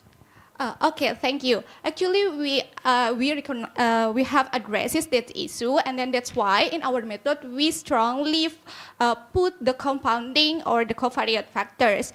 We for example, there is an socioeconomic factors also include over there, and then there is also maternal status and so on and so forth. So we cannot say that this is a single factor or directly influence something, because it is it is a cross-sectional studies. So in here, we believe that this study is needed, because it can be the difference for other study to build a larger longitudinal study or something like that. So we believe that every situation in this study we found, it's clearly give as a reference for other researcher in the future. Time's up. So because it is still dry, as you can see, so we will have like 4 minutes more. So it's your turn, yeah. Okay. Sorry, can I ask? So the additional time is only for us, or strike the. For together, yes. So we can also strike their argument, or how? For now, no, just for this session. So we only can as a defender. Yes, yes. all. Yes, your turn. Okay. Operator, please add more 4 minutes.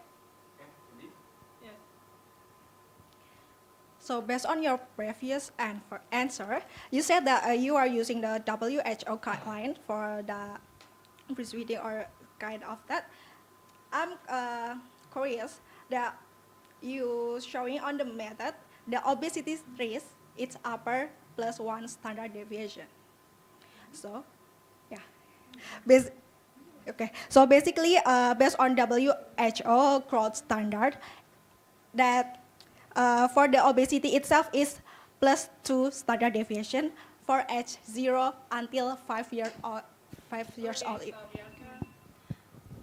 Okay.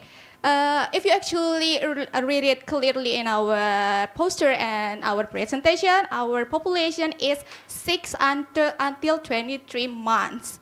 And then, because we use it as our population, as our sample, we use plus 1, and then it is already stated in SSGI or SSGI guideline or Indonesian Nutritional Status Survey guideline. So actually it's clear that why we use that standard deviation. We said that it is for 0 to 5 years old. So your category is still included in that categories of age. So you cannot say that obesity plus 1 SD, because if you refer to WHO, you should say it obesity plus 2 SD, not plus 1 SD. Let me make it clearly, because we are in Indonesian study. Our population is Indonesia, But and you then refer to yes, we refer to WHO, but also we add additional reference. It is an SSGI guideline. In SSGI guideline, it's clearly state that if we use the kind of population or age, we can use the standard deviation at it, and it can also add it more clear to answer our condition in a real area. I still think that is not. I still think that's not valid. So you also use multinomial linear regression. I know that this method just adjusts measurable variable. How about residual confounding factor that you cannot control in the study, like such as food security, the infection burden, the birth weight, and the physical activity, for example? This is some residual confounding you cannot measure by your multinomial linear regression. It could. Okay, in addition, actually, like I said previously, we use multinomial regression because our outcome is three nutritional outcomes, such as obesity risk, undernutrition, and also normal situation as a reference or as a baseline. And then the co-funding also is a measure, like I said before, and then it's clearly stated that every factors, not only the dietary factors, but the co-funding is the infectious, and then the socioeconomic factors, and then there is also maternal child health, and then the sensitive and juga and also specific intervention, and so on and so forth. So it's actually clear that we have add the to answer your curiosity. Sorry, before I got mistake. It should be 2 minutes for this topic and 2 minutes for your topic. So I will add 4 minutes more for your topic. Okay, thank you. Okay. Operator, please start 4 minutes more. Okay, ready? Yeah. Okay, based on your research, it is meta-analysis, right? So I want to ask what the dietary assessment method used to measure energy protein balance in the study. So you measure the BEP. So what are the dietary methods? Are they the same? Okay. Okay. Firstly, you have some misunderstanding about our study. We included randomized control trial in our meta-analysis. So the BEP supplementation is the intervention that give to the pregnancy mother. So it's not something like dietary assessment. It's the intervention like balanced energy protein. It is the intervention that the researcher out there give to pregnant mother to evaluating the outcomes of the fetal growth, maternal outcomes, birth outcomes, and so on. Yeah, so it is just the intervention. Okay, so from your study, there is no proof that the BEP supplementation improve infant anthropometric outcomes, right? There is no kind of that things in your study? That's already answered by previous study. The previous study an answer is the BEP supplementation effective, and it can whether it is can improve fetal outcomes. That already answered in previous study. But in our study, we want to answer whether timing and duration of BEP supplementation can influence fetal infant anthropometric outcome. So we focus on timing. When to give, when should we provide BEP supplementation to achieve more greater benefits for the infant. Okay, now back to the subgroup that you used before. How can you confidently will publish this kind of study if it is the limitation? Because we believe that every study have their standard to make it clear, and then to make it can be used to be the reference for other study. And then we believe that every study should be have a good evidence, and then so that it can be used for other. Because yeah, I am very confident of publishing this study because that's not our limitation. If we see it in different perspective, yes, it is small number of study, but it is in the real world that the trials is still a small number in the real world for BP supplementation in postnatal period. So we can suggest the future study to have some emphasis on this postnatal period. So we suggest that future trials can make this result of the study as their given intervention. So we can direct some future research by our study. It's not our limitation, but it is we describe what's the real world. Time's up. Okay. So as we can see on the screen, congratulations to D4. And yeah, I want to say thank you for both group, for both participants. And is there any feedback from the judges? No? Yeah. So after this, you can check regularly in the group for the next step. And hope you enjoy the tournament. Thank you. Thank you. Yeah, sekarang for the next. You can check in the WhatsApp group.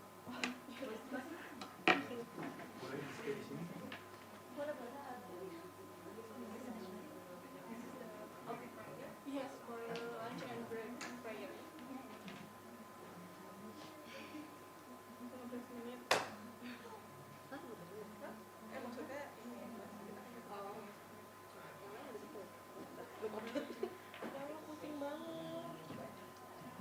Gimana? Apa nanti kita jadinya kenapa tadi? Ini yang seri, tapi aku salah. 4 menit aku kira ya udah cuma buat semuanya gitu saling nimpalin, ternyata harusnya kan 2 menit. Iya, 2 menit. Jadinya aku tambahin lagi 4 menit lagi, jadi 4 menit. Biar adil. Ya, oke. Kan masih ada waktu juga kan. Iya. Nanti kita klarifikasi deh. Tapi yang tadi aku berikan kan bener ya 4 menit itu, tapi di divide 2 menit Iya, untuk ini. seharusnya 2 menit, 2 menit, tapi kan aku lupa. Jadi nggak apa-apa. 2 menitnya untuk 2 menitnya itu topik untuk yang biasa. ini ya, topik yang masing-masing ini menjadi defender, terus ini menjadi attacker. Nah itu Jadi 2 menit back and forth. 2 menit back and forth, terus selesai 2 menit times up. Nah baru yang ini jadi defender team, terus yang ini jadi attacker team. Gitu 2 menit juga. Apakah itu langsung kayak semuanya top 2 topik atau juga? Oh, Ya, sama sama topik doang. satu topik yang terakhir. Tapi 4 menit. 4 menit. Nah, terus tadi Rieka aku ngeliat pas di screen itu tinggal 3 detik terakhir. 3 detik gitu ya, terus tapi di timernya Rieka mungkin udah habis. Udah habis dari sini nih. Oke, misalnya di stop dulu, tapi tunggu yang di sini kalau mereka mau nanya, yaudah nanya, tapi kalau mereka nggak sempat nanya, baru times up. Oh, oke. Gitu. Jadi yang dilihat itu yang di sini sama yang di sini. Oke? Gitu. Tadi panas nih, terus kita naikin. Terus ada case nggak tadi di ruangan Rieka ini, misalnya dia 30 detik terakhir masih ngejawab, misalnya di timernya Rieka 1 menit nih. Nah pas sudah 1 menit itu habis 30 detik, misalnya 1 menit itu 30 detik udah habis. Nah tapi di screen ini udah habis 30 detik mereka menjawab nih, tim defender ya yang 1 menit punya waktu. Di screen itu 30 detik, tapi di ininya Rieka 1 menit misalnya. Nah terus ketika mereka menjawab udah habis 30 detik yang di sini, tapi di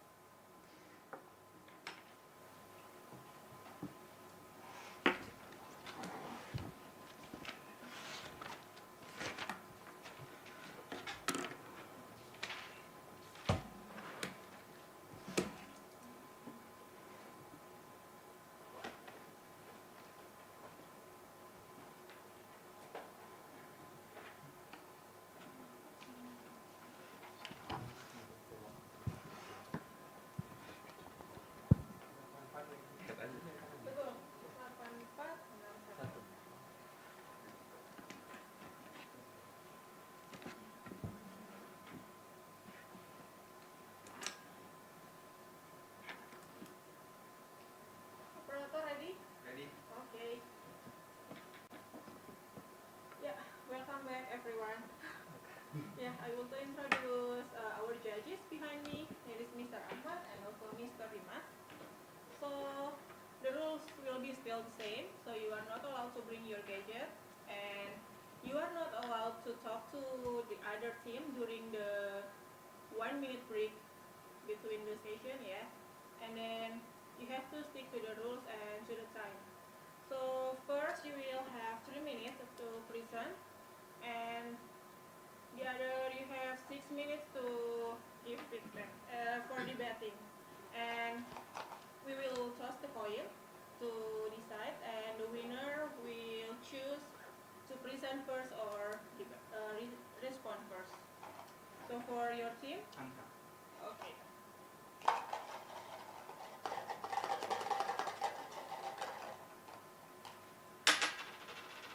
Okay, yeah, you win. Number present first. Okay.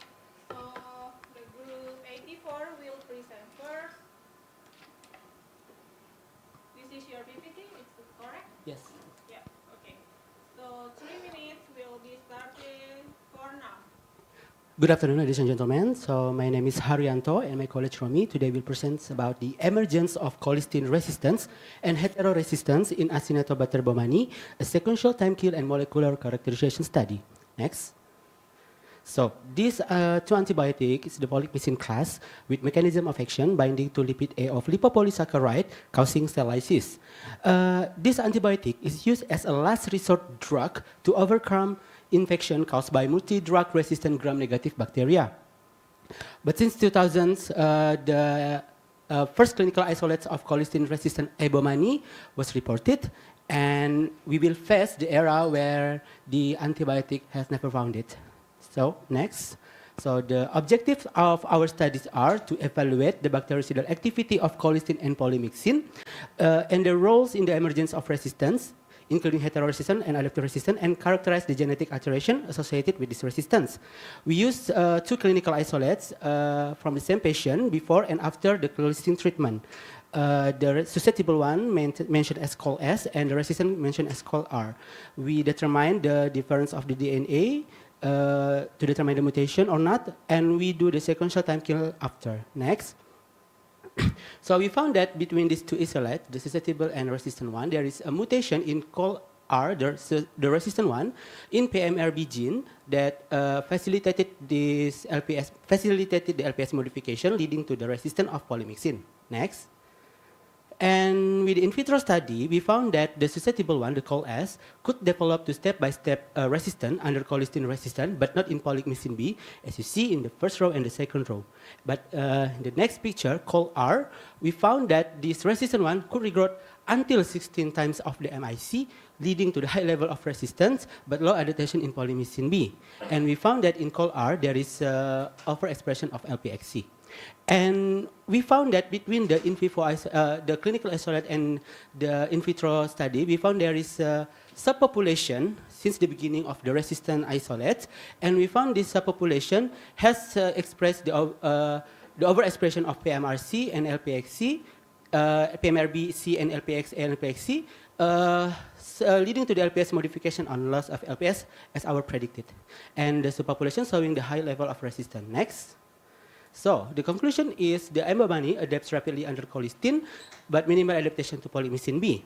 And this high-level colistin resistance is starting from the LPS modification and to lipid loss of LPS, leading to high polymyxin resistance. And what implication is the sequential time kill over a simple approach to discriminate different PD model to describe the emergence of resistance, and we could predict and prevent the resistance in the future studies. Thank you so much.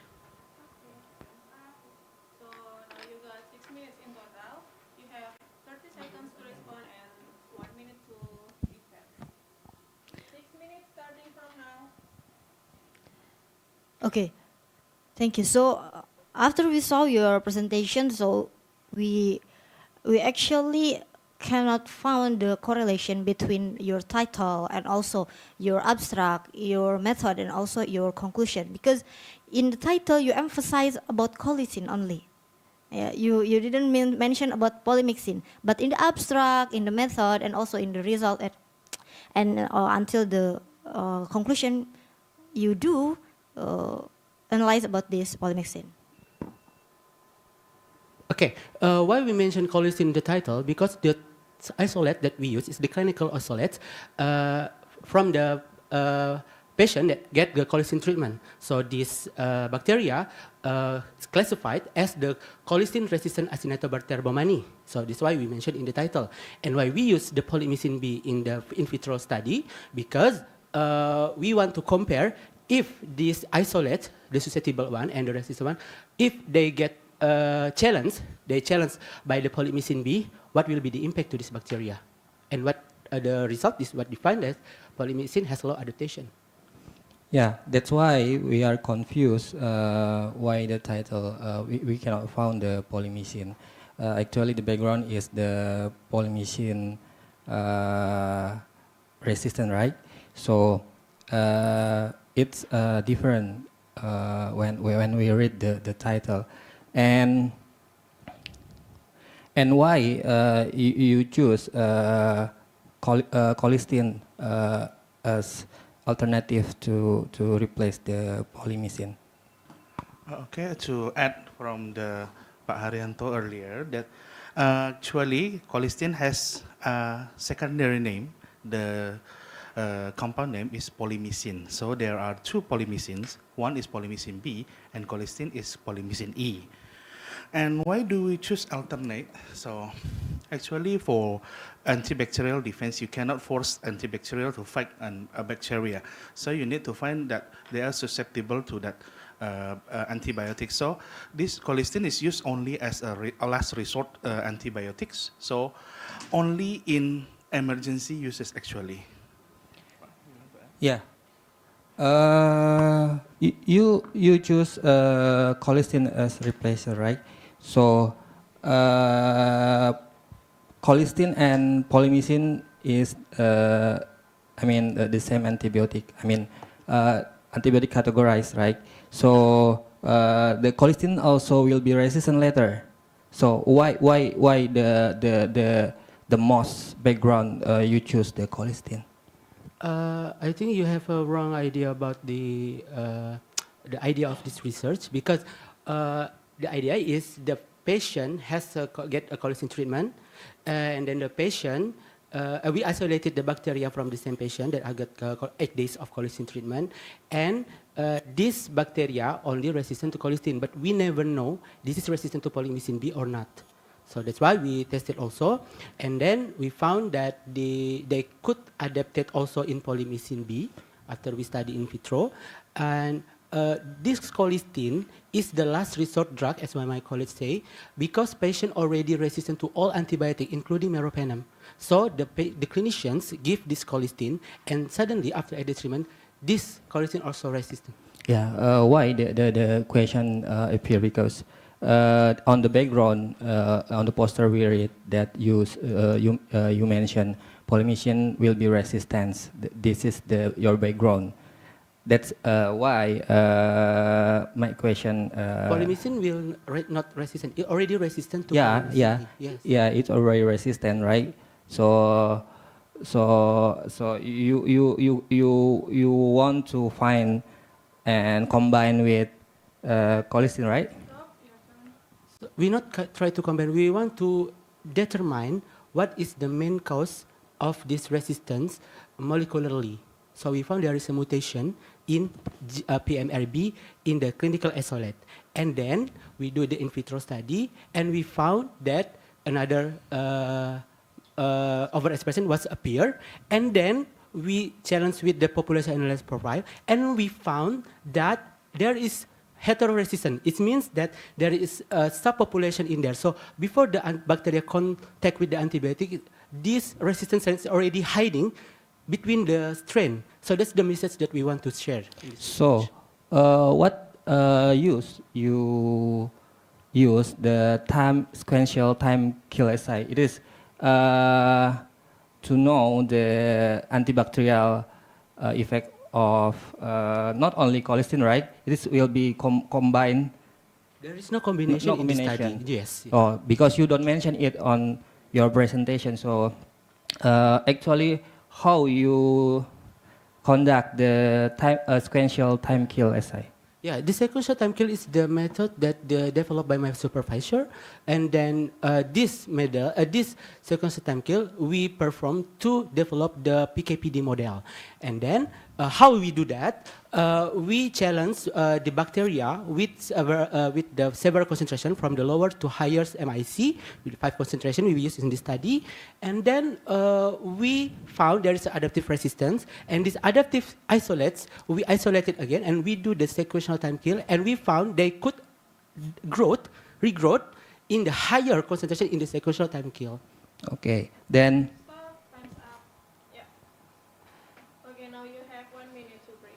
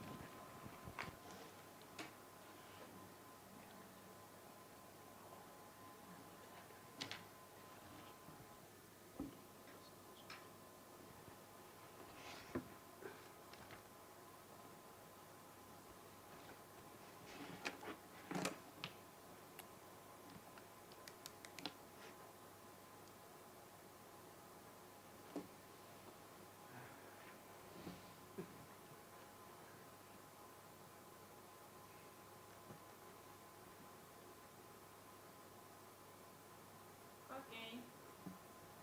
You ready? Ready? Yeah. Yeah. Hello. PPT, right? Okay. Hello, everyone. Okay. Sorry. Yeah. 3 minutes start from now. Okay. Hello, everyone. My name is Syahri Nasution with Winnie Nur Auli. We'll share our research, isolation, and identification of lactic acid bacteria from honey pineapple as potential probiotic candidate with anti-Escherichia coli activity. Next. We start with this question: why import probiotic when Indonesia has its own biodiversity? Indonesia is one of richest country in tropical fruit, including honey pineapple. However, beneficial microorganisms found naturally in fruit remain unexplored, while probiotic product still on imported bacteria. Therefore, this study aims to isolate, identify, and characterize lactic acid bacteria from honey pineapple and to evaluate their antibacterial activity against Escherichia coli to support development of local probiotic. Next. To achieve our goals, we isolate the bacteria with MRS agar, then characterize through colony morphology, gram staining, biochemical characterization, and antibacterial activity against Escherichia coli. Finally, we identify the isolate with 16S GAN sequencing, then analyze that. Thanks. We found 24 bacteria isolate from honey pineapple with various morphological, but physiological and biochemical characteristics show the same result as lactic acid bacteria. Next. From 24, we confirmed 21 species of lactic acid bacteria.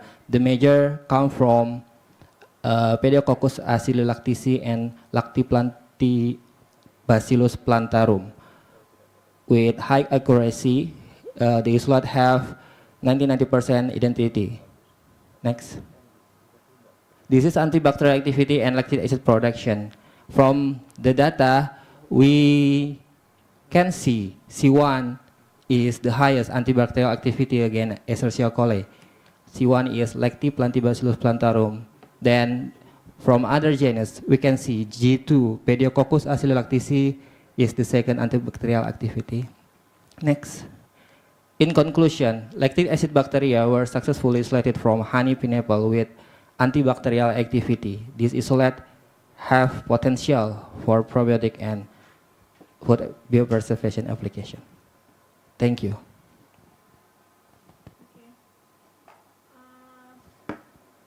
So now you have 6 minutes to debating, and you have 30 seconds to respond and 1 minute to dispense. 6 minutes start from now. Thank you for the opportunity. I would start it, my question from your title, because I think the title is quite contradictory, because you say there has potential antibacterial activity, but at this you mentioned it has a probiotic potential as a probiotic, but at the same time you say has anti-E. coli activity. So how it could be used as probiotic and it will be kill your E. coli as a product normal in your gut? Thank you.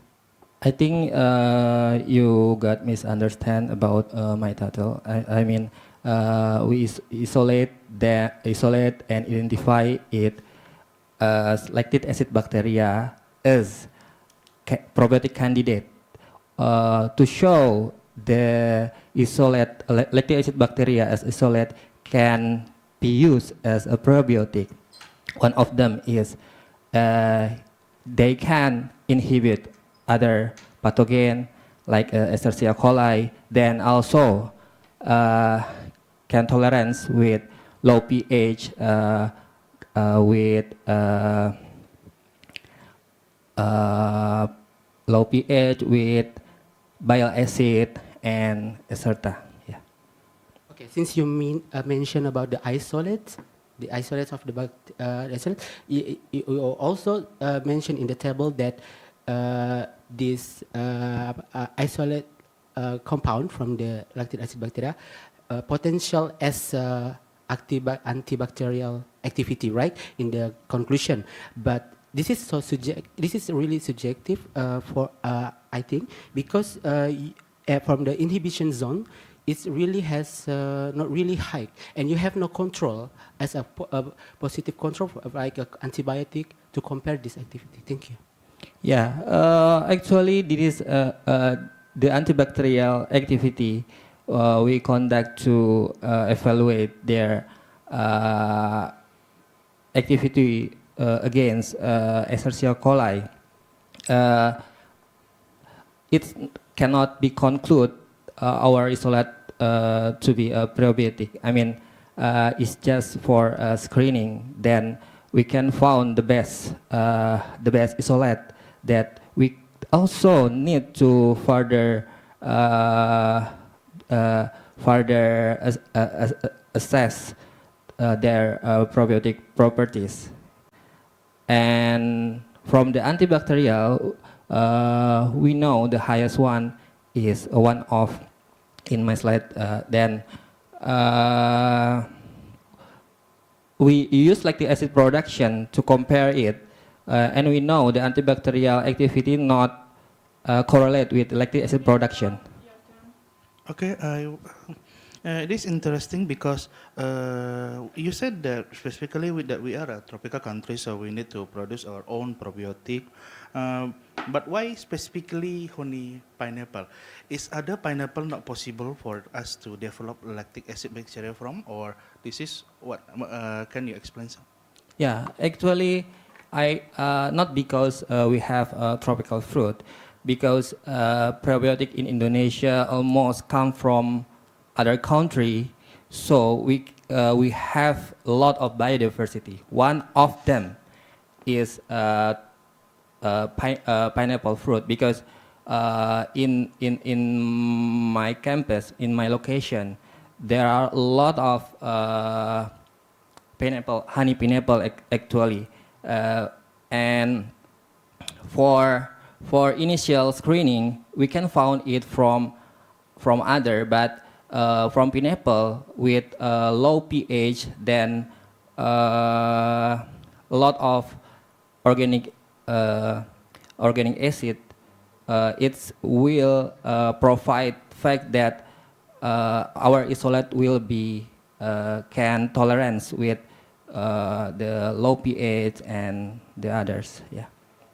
You also specifically mentioned in your conclusion that this result from your study is promising, but the promising part is a little bit fake to me. Fagua, not fake, I'm sorry. So I need the reiteration about what is actually really promising about this research, because it is not yet really clear from the result.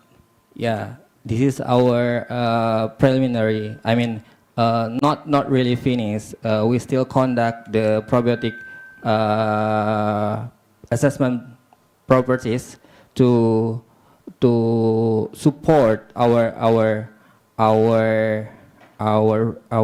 data. Then we can use the isolate one or two of isolate that we found to applicate it on food preservation, food fermentation, and other application. Okay, in addition, so I would like to add that our isolate also has identified similar with the commercial lactic acid bacteria that's already commercially in our market. So from the local honey pineapple, there are that isolate that we usually import that from other country. So. Okay, so time's up. Yeah.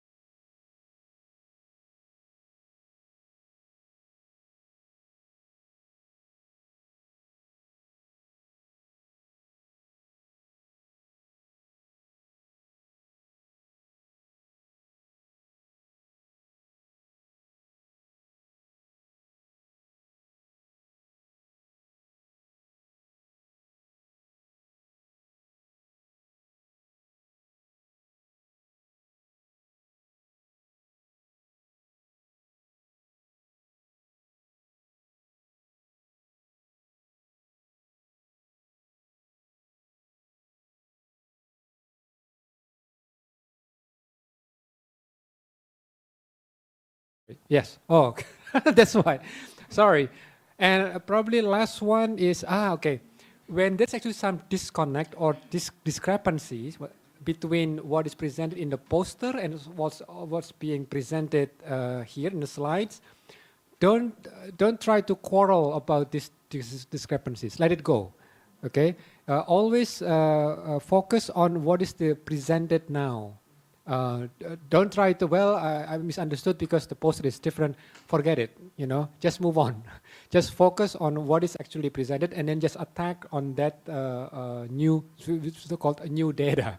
Because apparently you have to give some credits to the group that has been doing some update, right?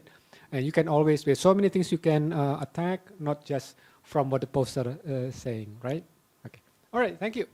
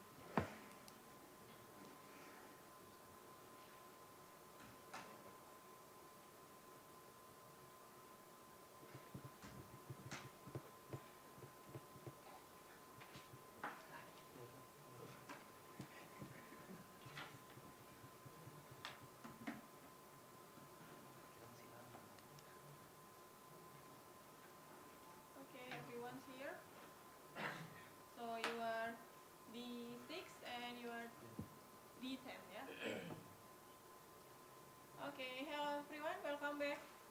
I'm Rika and I'll be your referee for this tournament, and I will introduce our judges behind me. There is Mr. Ahmad and Mr. Dimas. Okay, so the rules will be still the same. You are not allowed to bring your gadgets, and you are not allowed to talk to the other team during the intermission between rounds. Yeah. So you have 3 minutes to present and 6 minutes for debating. Now we will toss the coin to decide, and the winner can choose to present first or respond first. So for your team, you want the tails or the head? Heads, yeah.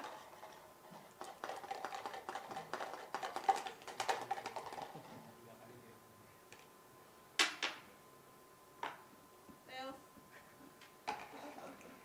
So you can choose. You want to present first? Okay.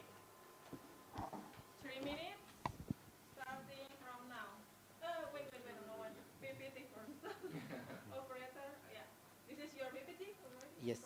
Okay. Yes. Assalamualaikum warahmatullahi 3 minutes, starting from now. Assalamualaikum warahmatullahi wabarakatuh. I'm Koko and my friend is guys from Research Center Horticulture from Brin.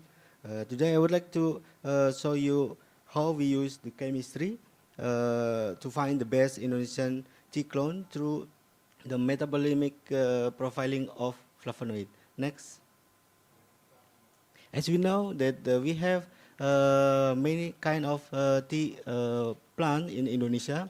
As our previous study that has been published, we select the from the 35 tea clones, and they have different kind of the responsible. For example, they have high reproduction, high production, and leaf nutrient status. But why in the field is there is some problem. Therefore, we are focusing on the biochemical basis underlying clone superiority is still unknown. Therefore, our objective is to study the flavonoid metabolite profile, and there is some potential for the ecological defense mechanism. Next. Our method that first from 35 T clone that we have selected, and then become 4 clones that I mentioned before, and we have 3 replication and per each T clone, and we have the sample preparation extraction T, and using the LCMS. LCMS is the highly sensitive mass spectrophotometer, and we use the data analysis such as the ANOVA, heat map, and PCA. Next. This one is the 4 T clone that we selected before. You know, Yabukita is the standard of the our experiment. This one. Next. So the result, we found the 43 flavonoid that detected in all the Indonesian tea clone, and you see the PCA analysis. There is a clustering of the flavonoid level, and also regarding you see the level of flavonoid between tea clones. Next. In conclusion, flavonoid profile clearly differentiated from the 4 Indonesian tea clones, and by this finding, provide valuable biochemical marker for the eco breeding and development of the climate resilient tea clones. Thank you. So now you have 6 minutes in total. You have 30 seconds to respond and 1 minute to defend. 6 minutes, starting from now. Right. The study you report that 40 out of 43 flavonoids were significantly different, right? Among clones based on the ANOVA analysis, how do you distinguish the true biological differences from the false discovery? Also, the fact that you did not mention any multiple testing correction, all right? For this test suggests that the correction was not considered in your analysis design. What's your take? Yes, actually we use the PCA. Did you see there is PCA analysis? In PCA analysis, there is ANOVA also there, and also there is t-test there also, because this tool, what we call, this PCA can differentiate or make clustering between the T-clones. Yeah, but you, all right, for the ANOVA, you didn't mention mention t-test in your slide or in your poster. No, you said that 40 out of 43 flavonoids were significantly different in ANOVA, right? Then you don't mention any multiple testing correction for the ANOVA test, which is when if you don't use any multiple testing correction, the false discoveries, the risk of false discovery of false positive is getting higher. Okay, thank you for the question. In the statistical agriculture, we always do it t-test for how you call it, normalitas, normalization of data, and it's a habit, so we don't expose in the method. Yeah. Right, t-test for normality or for normalization, it's a bit different. Normality test Yeah, or normalization. Sorry. Normalization. Yeah. All right. So the data is distributed normal before we go to the ANOVA. Right. For the normal, okay, right. So you doing a normalization using t-test. Okay. For the next thing, you said that you use Fisher's LSD for the post-hoc procedure. Why don't you use 2KHSD, 2K test for the post-hoc? Because it's more robust than Fisher. Yeah, for the post-hoc, because we just want to know the cluster. So we don't do the post-hoc analysis like 2K, LSD, and the other. So just we focus to the cluster, and we want to know how about the distribute the cluster flavonoid, from flavonoid distribute the cluster. Well, maybe you can see before we have a diagram with a cluster. Yeah, we focus to the figure to show you how do the distribute every clone. Yeah. Yeah. I noticed something actually. You mentioned about the clustering is based on PCA, right? Yeah.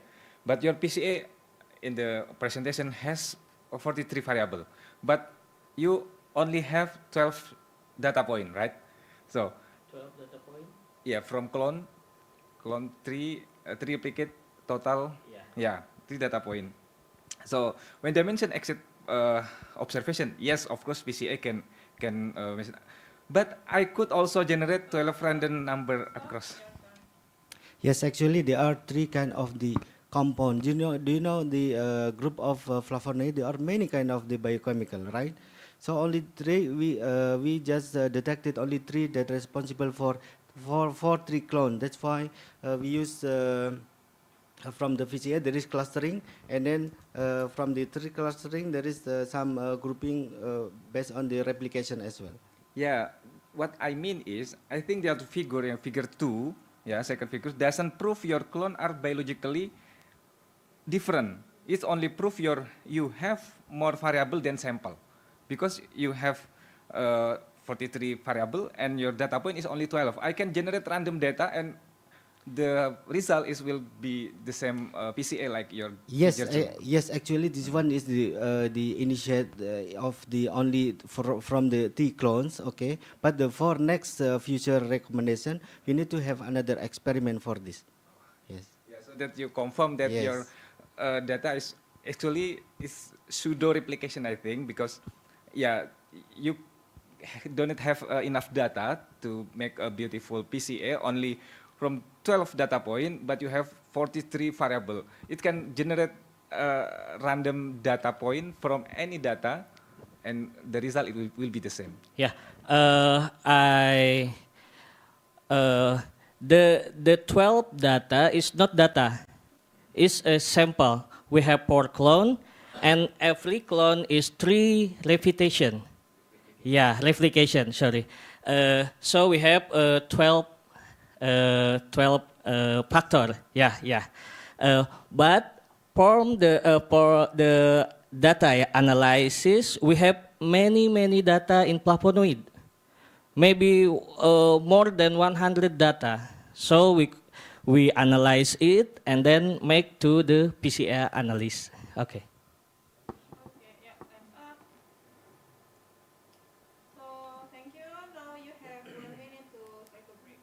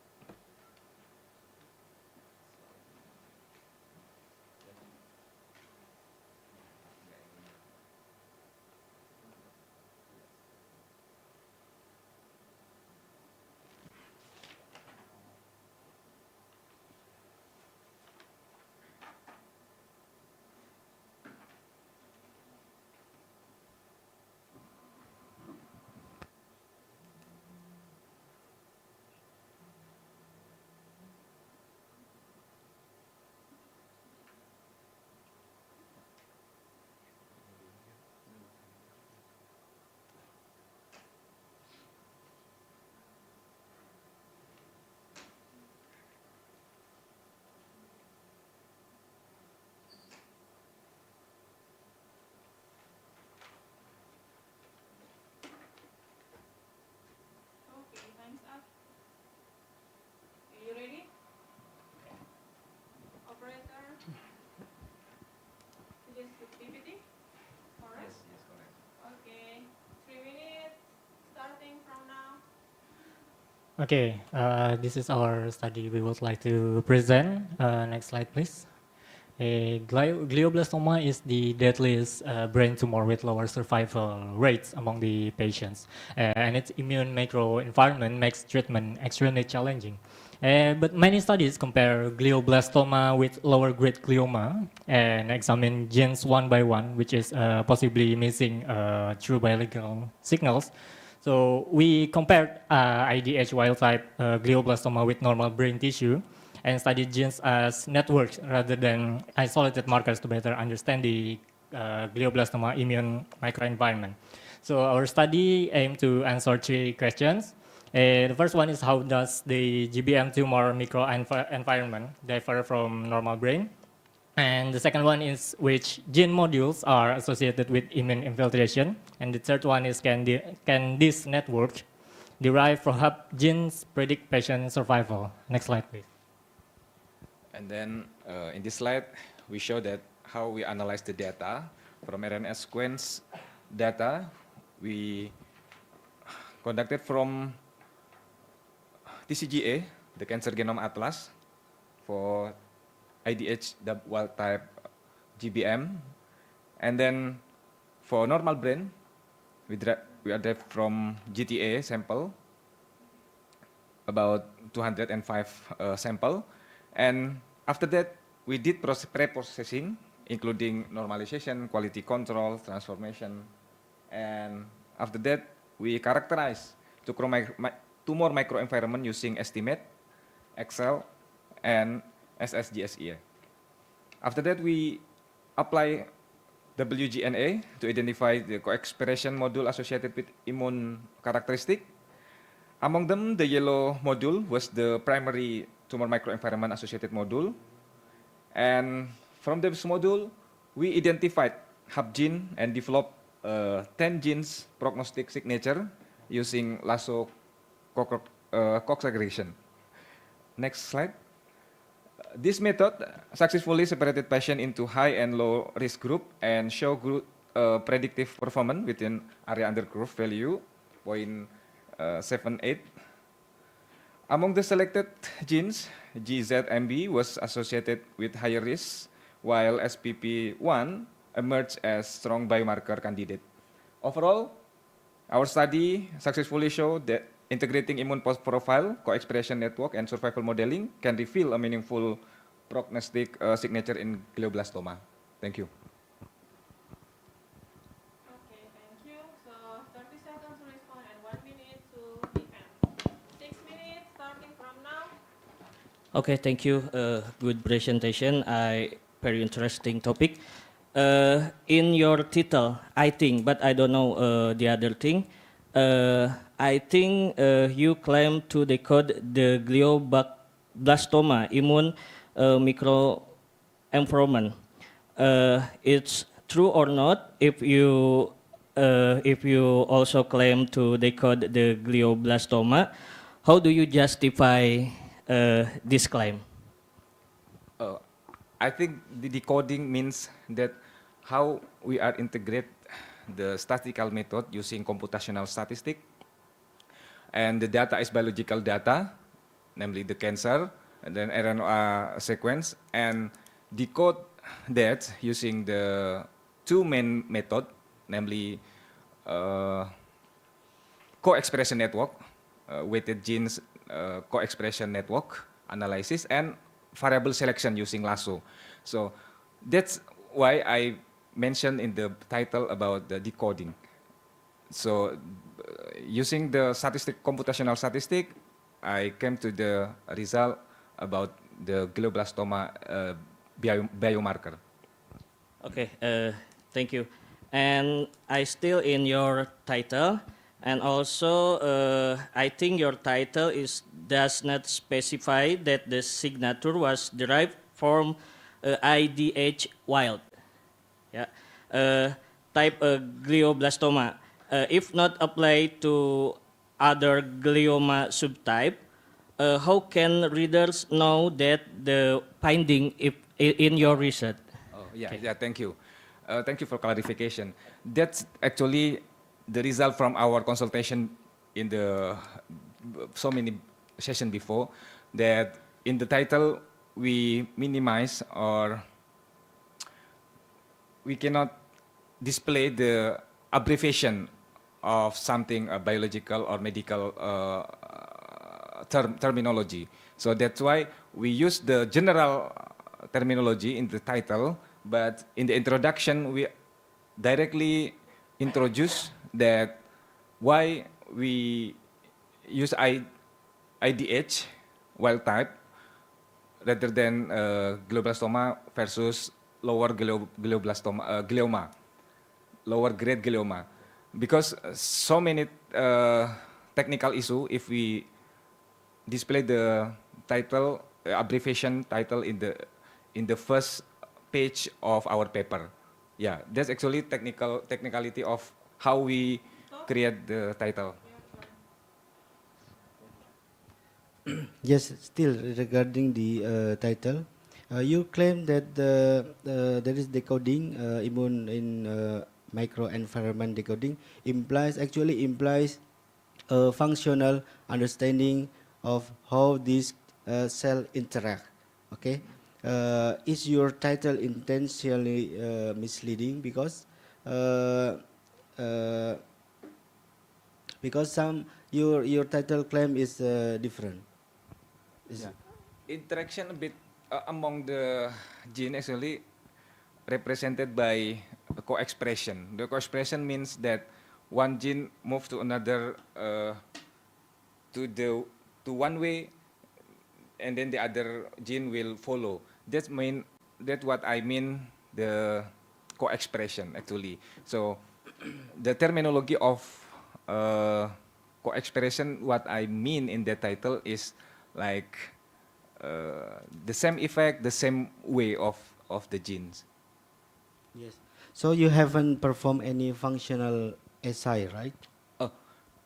I did actually, but the limitation of our poster, yeah, so many figure I have to show in the poster and the 3-minute presentation. So that's why the functional enrichment, like biological process, molecular component, and the three figure actually I did in our studio, but yeah, I cannot display in the presentation and the poster. So based on your study, what is your impact of your study for in the maybe government or this one? Yeah, for the government, I think it's not for the government, but for the next medical research, I assume I will contribute for the cancer research of cancer field, about how we detect the or biomarker of the certain cancer, and then from that we can discuss or research the next research about like how molecular docking, about how to find the drugs and etc. So this is the first stage of analytical and medicine and like cancer, how to find a biomarker that will be useful or beneficial for the next research in cancer.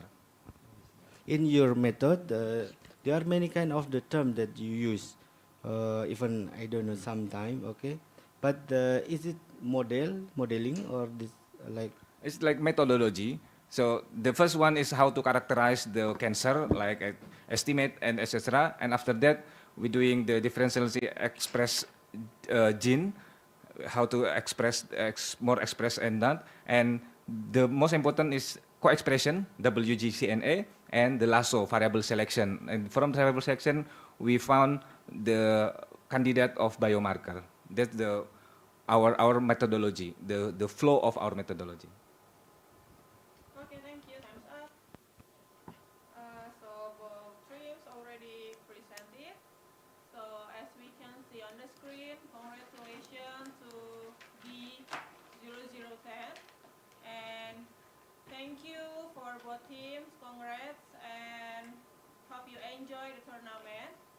Is there any feedback, public lagi?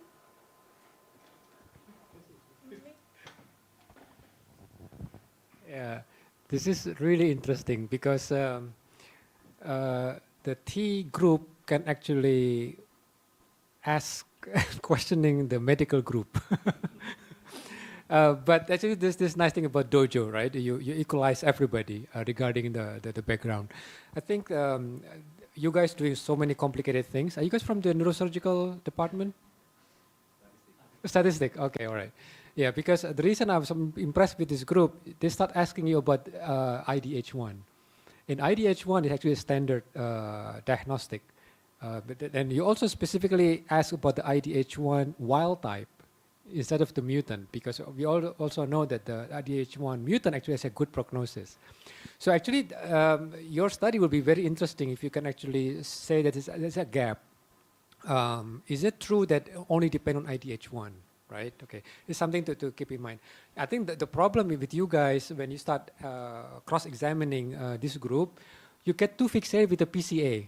And that's actually giving more points to this group, because this group can answer it actually quite logically, unfortunately.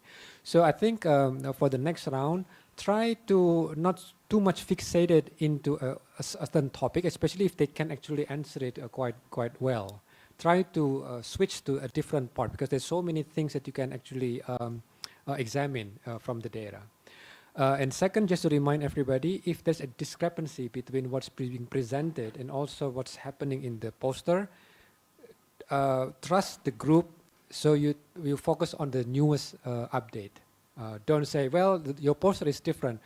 Well, that's life. They've changed it, right? Okay. So good job, everybody. So I think hopefully it'll be a good learning experience for everyone. Thank you. Thank you, Mr. Ahmad. Okay. Thank you, everyone. Good luck. For the next match, you can B95. B95.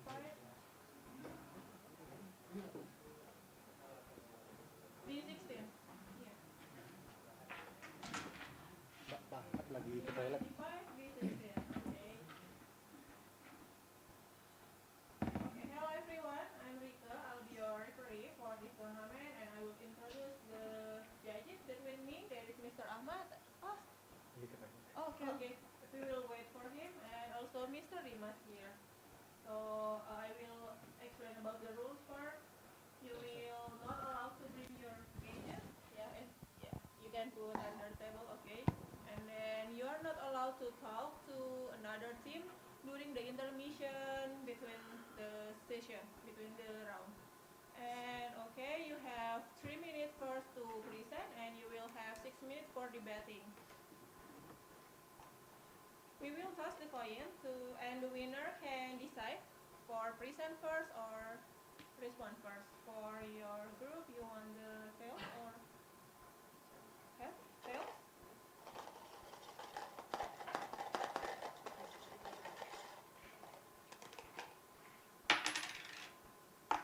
Okay, yeah. You can see this is head, yeah.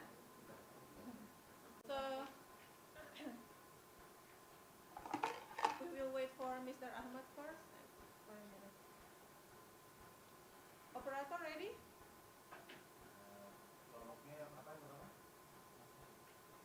Video 16. 16.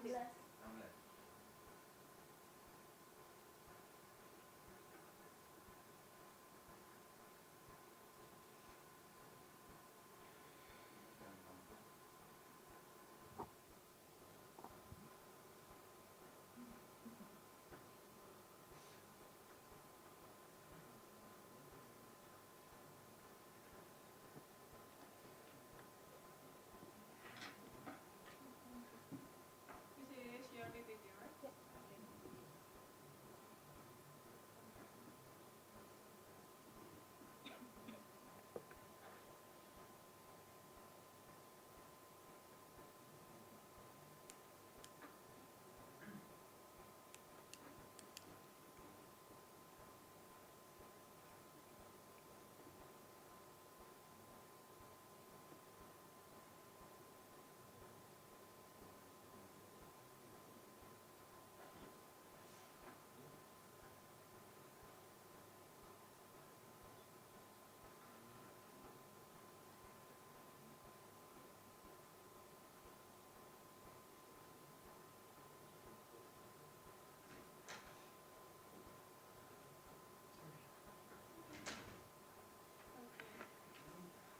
Everyone ready?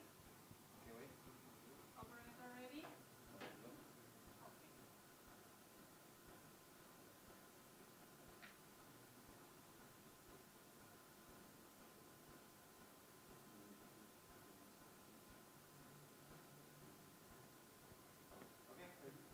Yeah. 3 minutes starting from now. Hello everyone, good afternoon. So today we're going to present our study about computational design of anti-TFR antibase 1 bispecific SCFE for optimized drug delivery in Alzheimer's disease. Next, please. So the current therapies, especially conventional antibodies for Alzheimer's, are causing ARIA or amyloid-related imaging abnormalities, presenting stroke-like symptoms, especially with in people with higher genetic predispositions for the condition. Base 1 is the hallmark of AD. It works by cleaving precursor protein and releasing toxic beta amyloid into the brain. Now we're building small-sized bispecific SCFE to deliver treatments through transferrin receptor, which are widely available in the blood-brain barrier. Next. These are our methods. We gathered sequences of anti-TFR arm and anti-base 1, and we predict the variant fragment, the FE. Then we constructed the SCFV to make it into one construct, and then we model the 3D using AlphaFold. We also then do checking the quality with this verify 3D score, Arrowhead score, and Ramachandran plot. Then we did protein-protein docking, and we will do molecular dynamics and also predicting the ADMET of the construct. Next. This is the modeling score results of our construct. So as long as the modeling score is under 2 angstrom, the prediction error is way lower, and the structure has been demonstrated to have very high confidence, as you can see in the picture. And we also are aiming for low to affinity moderate to prevent lysosomal degradation when it binds to the transferrin receptor and undergoing endosomal process. So we are aiming for low to moderate affinity, and we have found the interface context and residue level interaction to be exactly that. Next. And this is the 3D structure quality, where all of the scores have the score above 80 or even 90% from our construct. Next. And this is the conclusion we have found from this computational study, that our construct is stereochemically visible and developable into further research. And our construct will also be conjugated with MMP2 containing PEG-related liposome to elevate our mechanism of actions, which give more advantage over current conventional antibodies. Thank you. Okay, thank you. So now you have 6 minutes in total. You have 30 seconds to respond and 1 minute to defend. 6 minutes starting from now. Thank you so much for the presentations. It gives us more descriptive before the poster because in the method you have several steps but I think you say that you have done until protein docking, did protein docking, but I cannot find in the result which docking, where is in the result. So maybe you can separate between the future research and the one that you have done. And also for the modeling, why you choose Alpha 3 model? Because there are several modeling. Yeah, actually, because why we use AlphaFold 3 because it's the newest and it has the highest accuracy. And yeah, I agree that there are many various other protein modeling software, but apparently when we check the quality of the protein modeling, it already has a high quality, like the one that we show before. The Ramachandran plot is more than 90% and other. Yes, that's interesting because you say that on Ramachandran plot there are 90% in the slide, but you say that there are several areas like the dark one and the light one, but maybe in the design there are linker. Yeah, that I think the linker is some amino acid that really important for the conjugation. So is there linker, is the amino acid in the linker is in the Ramachandran plot 90% or in the general slow, like the white and the pale yellow? I think if it's in the pale and the white yellow, it's really important to have any attention. Yes. So in the Ramachandran plot, we actually we can see which residue of the protein belongs to which plot, but yeah, the linker belongs to the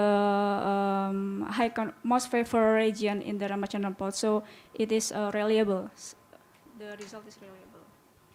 Yes, and also because in the last slide you said that it will conjugate it with the liposome, the linker.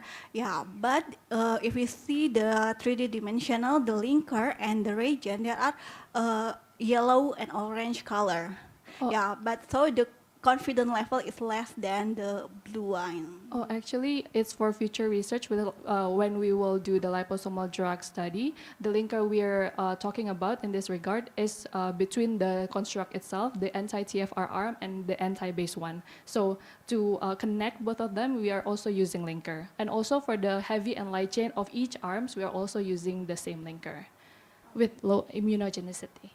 Yeah, but maybe if the confidence of the linker is not the structure of the linker, it cannot predict. But also in the anti-BS1, I think there are some orange and yellow area. If it's really compared to the maybe some binding with the substrate or maybe not, but if it's binding to the substrate, so it cannot predict because it's low confidence. Yeah, I think you refer to the picture of the AlphaFold, right? Yeah, but I agree that there are some part of yellow or orange that means it's low, but we already check in the other software, we recheck that the structure is already okay. And what is your question? The second question? Binding. I mean, is it important for the binding? Oh yeah, sorry. For the binding, we already do protein-protein docking, and it is shown that there are two parts of our SCFE design that can bind to the TFR and base one. Okay, but maybe you didn't show it in the result. Yeah, it's the newest update. Just last night we got the result. Sorry. Yes, but also maybe the last that we have a therapeutic antibody profiler. Yes, the therapeutic antibody profiler because you use two antibody like TRF1 and BS1. The table you saw in the picture is one result of each one. Do you have to measure the mix number of NGI? Yeah, because we use be specific, right? So we have to do one by one.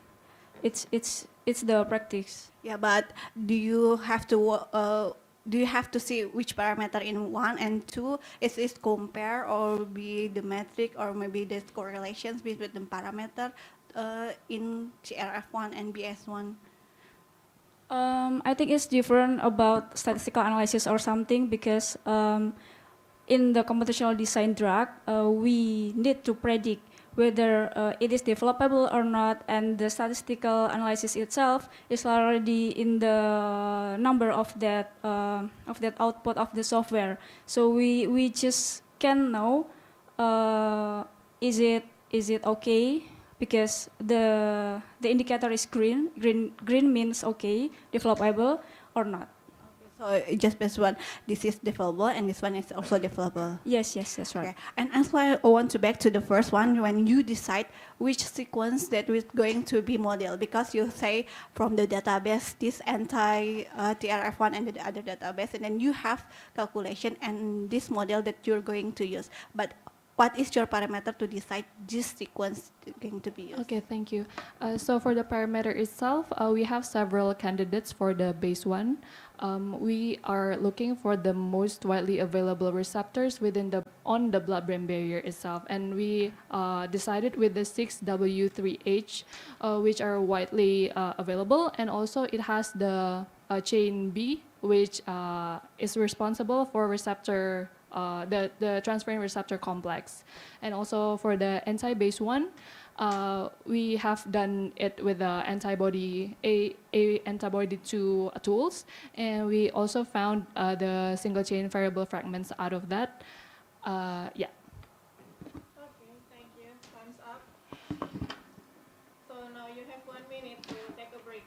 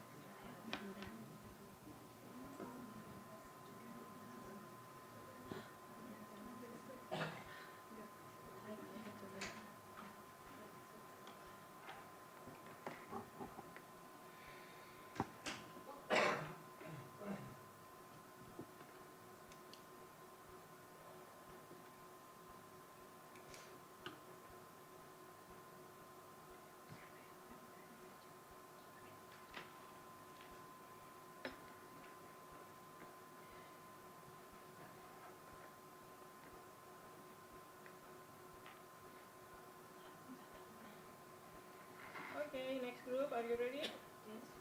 Operator?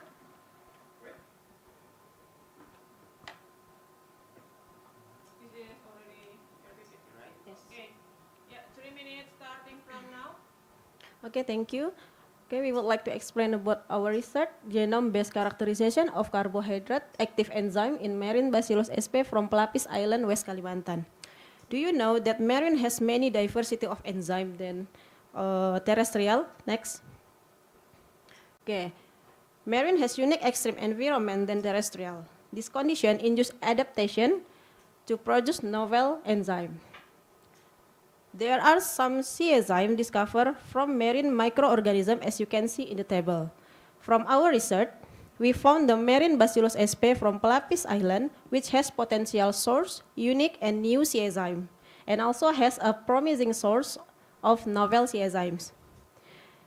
And now, why Pelapis Island we choose? Because Pelapis Island was an island in West Kalimantan, it has a largely unexplored marine habitat located near a marine conservation area adjacent to human settlement. This combination of natural condition and anthropogenic influence may drive microbial adaptation to produce novel enzyme. To uncover the genetic potential of this isolate, we took a genome-based approach. Next. Okay, we did from isolate culture until bioinformatic analysis process. We found from taxonomy analysis that our isolate has 94% similarity with Bacillus paramobilis that indicate a new strain or maybe new species. And based on functional annotation with BACTA, we found that almost 5,000 potential gene and 281 C enzyme.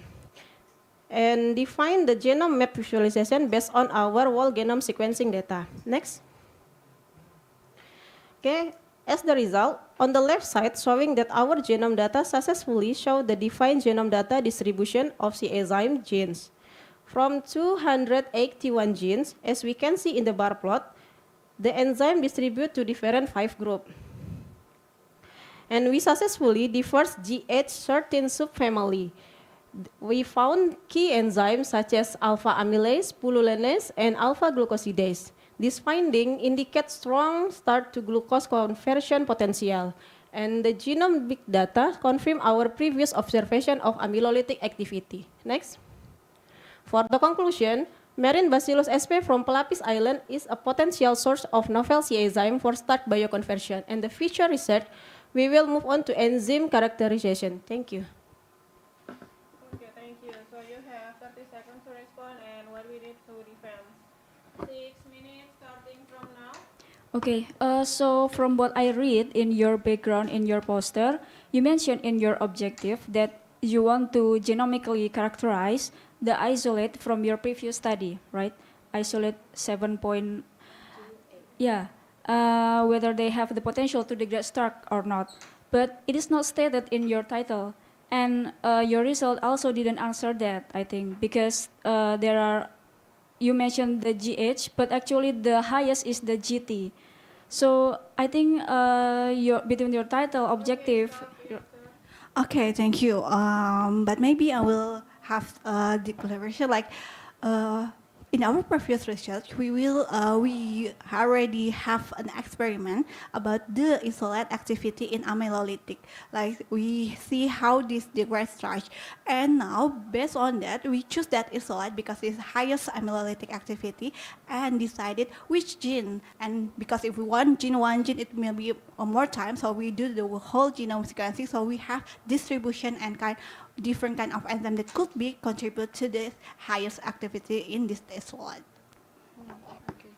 Well, you also connect your data, your results with existing databases, right? And GT has been widely studied, and it's not found that it is a starch degrading enzyme actually, even though it's part of the GH13 subfamilies, which are known for its amylolytic activity, but it is not found to have that starch potential. So why are you pursuing this research even further if it has been widely studied? Yes, that's interesting because our distribution shows that from carbohydrate active enzyme that glycosyl transferase is more than glycosyl hydrolase, right? GT family and GH. But we focus on GH13 because our phenotype activity shows the amylolytic activity, that our focus is to find the enzyme that can degrade starch. But why the GT is more? Because I think it's a more complexity. GT glycosyl transferase means to how to synthesize and how to modification carbohydrate. It's more complex. That's why for most or other bacillus also their GT high level is higher than GH.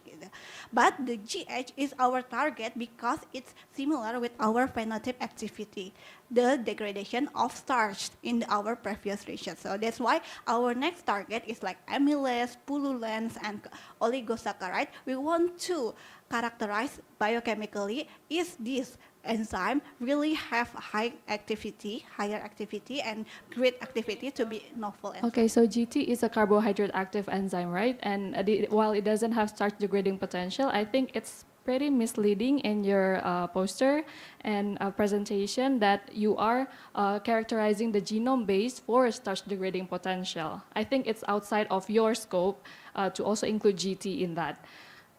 Yeah, and also you're using Illumina, which is a short read, and also using fragmented assembly, which is a short read, which it can duplicate, especially repeat rich regions into 2. So you found around 260 novel genes, right?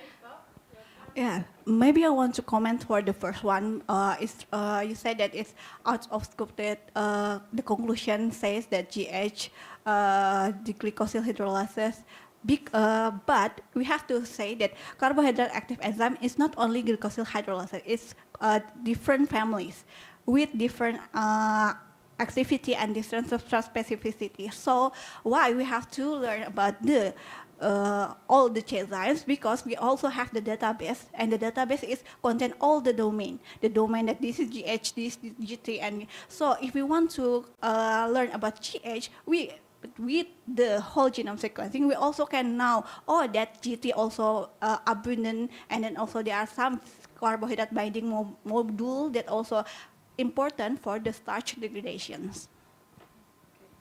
To continue my question with the long read, especially in repeat-rich regions, it might be that 216 contains repeated calculation. So you might be, especially in the context and split duplicate gene calls, there can be splits across the context, which you can claim that it is a separate novel genes.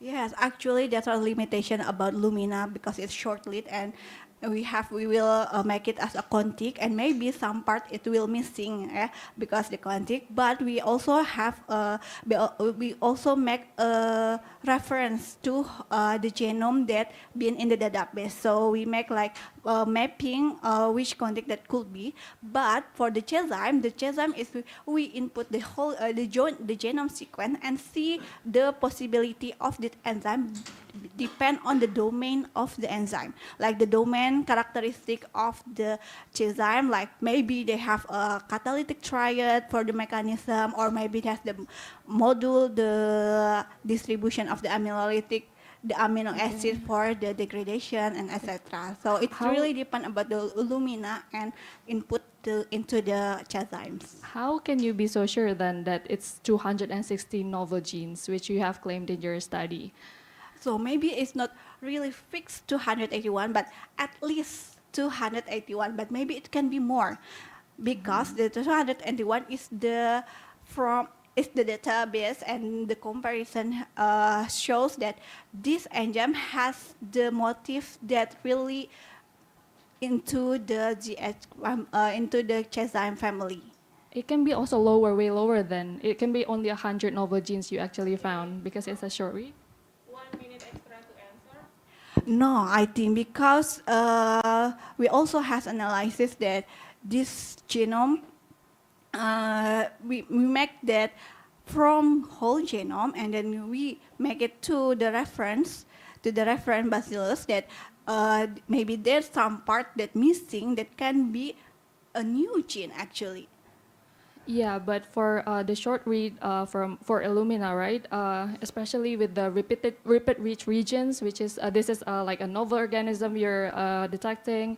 I think the novel genes probably would be way lower though, because then you would calculate the repeated regions over and over again because of the context of the short read is not reaching all of the base pair in that one genetic section. What do you think? No, but I think maybe it will, because if it's the same or only the part of the gene, it will mention it one gene. Like the contig is like. Okay, time's up. Yeah. So I want to say thank you for both teams, and wait a moment. Judges, this is already final score? Okay.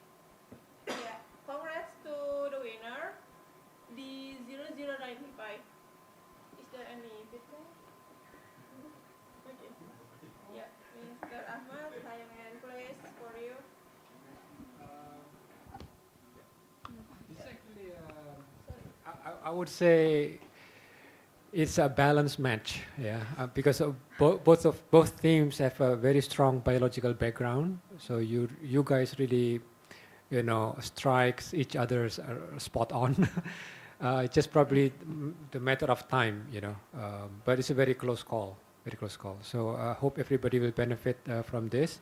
And also, again, just to remind everybody, just focus on the recent one. If there's discrepancies between the poster or what's actually being shown in the slide, so you have to focus what's in the slide.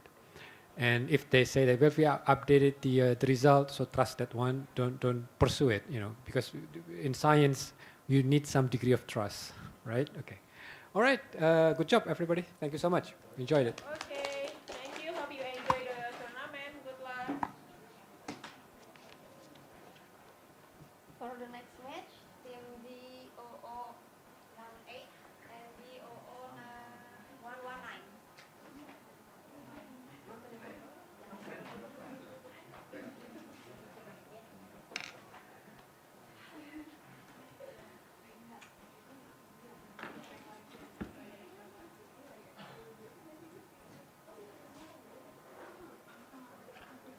It's 119.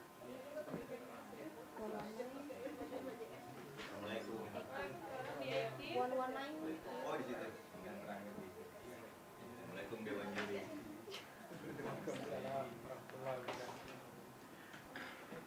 Okay, I want to make sure the 18 and the 119, right? Okay.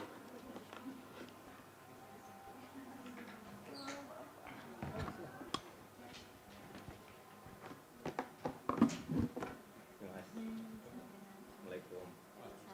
Okay, hello everyone. I'm Rika. I'll be your referee for this tournament, and I will introduce our judges behind me. There is Mr. Ahmad and also Mr. Dimas. So I will to inform about the rules first. You are not allowed to bring your gadget, and you are not allowed to talk to other team during our intermission between rounds. So first of all, we will toss the coin, and yeah, okay.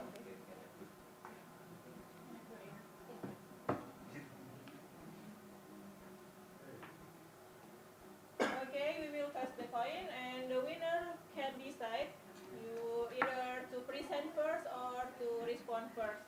So your team, you choose the head or tail? Tails. Tail? Okay.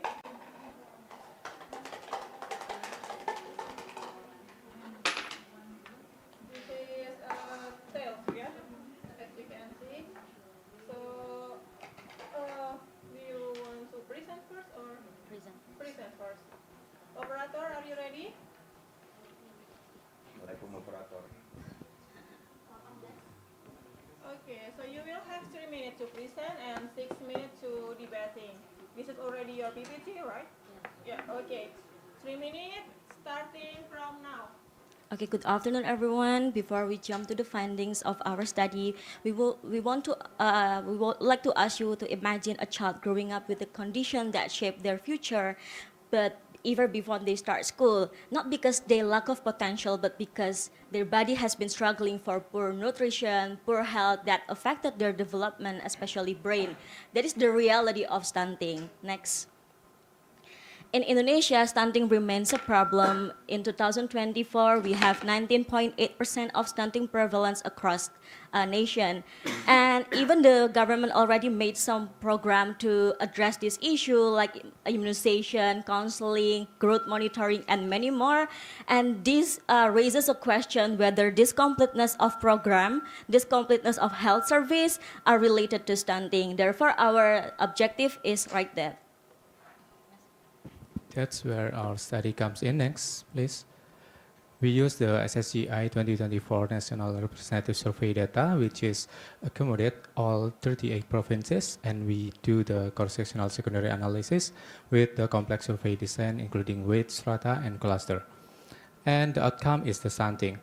And the main purpose of this research is to develop the Child Health Service Completeness Index, which include 9 domains. And we also do the statistical analysis to ensure the results are reliable. Next.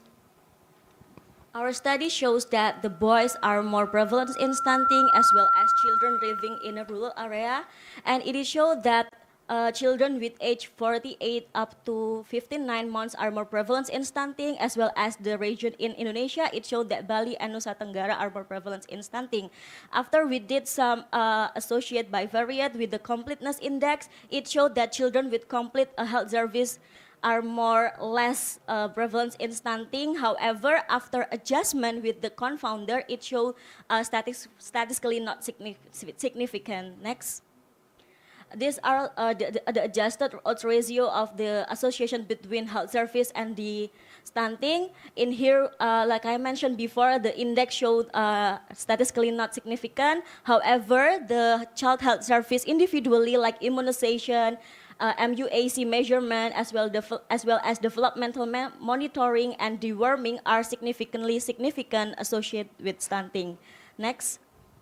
These are our limitation. The reverse causality is possible because this is a cross-sectional study, and the children with stunting may be more likely to receive services such as health service measurement, nutrition counseling, and supplementary feeding. And therefore, our study concludes that future stunting programs should be strengthened not only service coverage, but also the quality, continuity, and more. Thank you. Okay, thank you.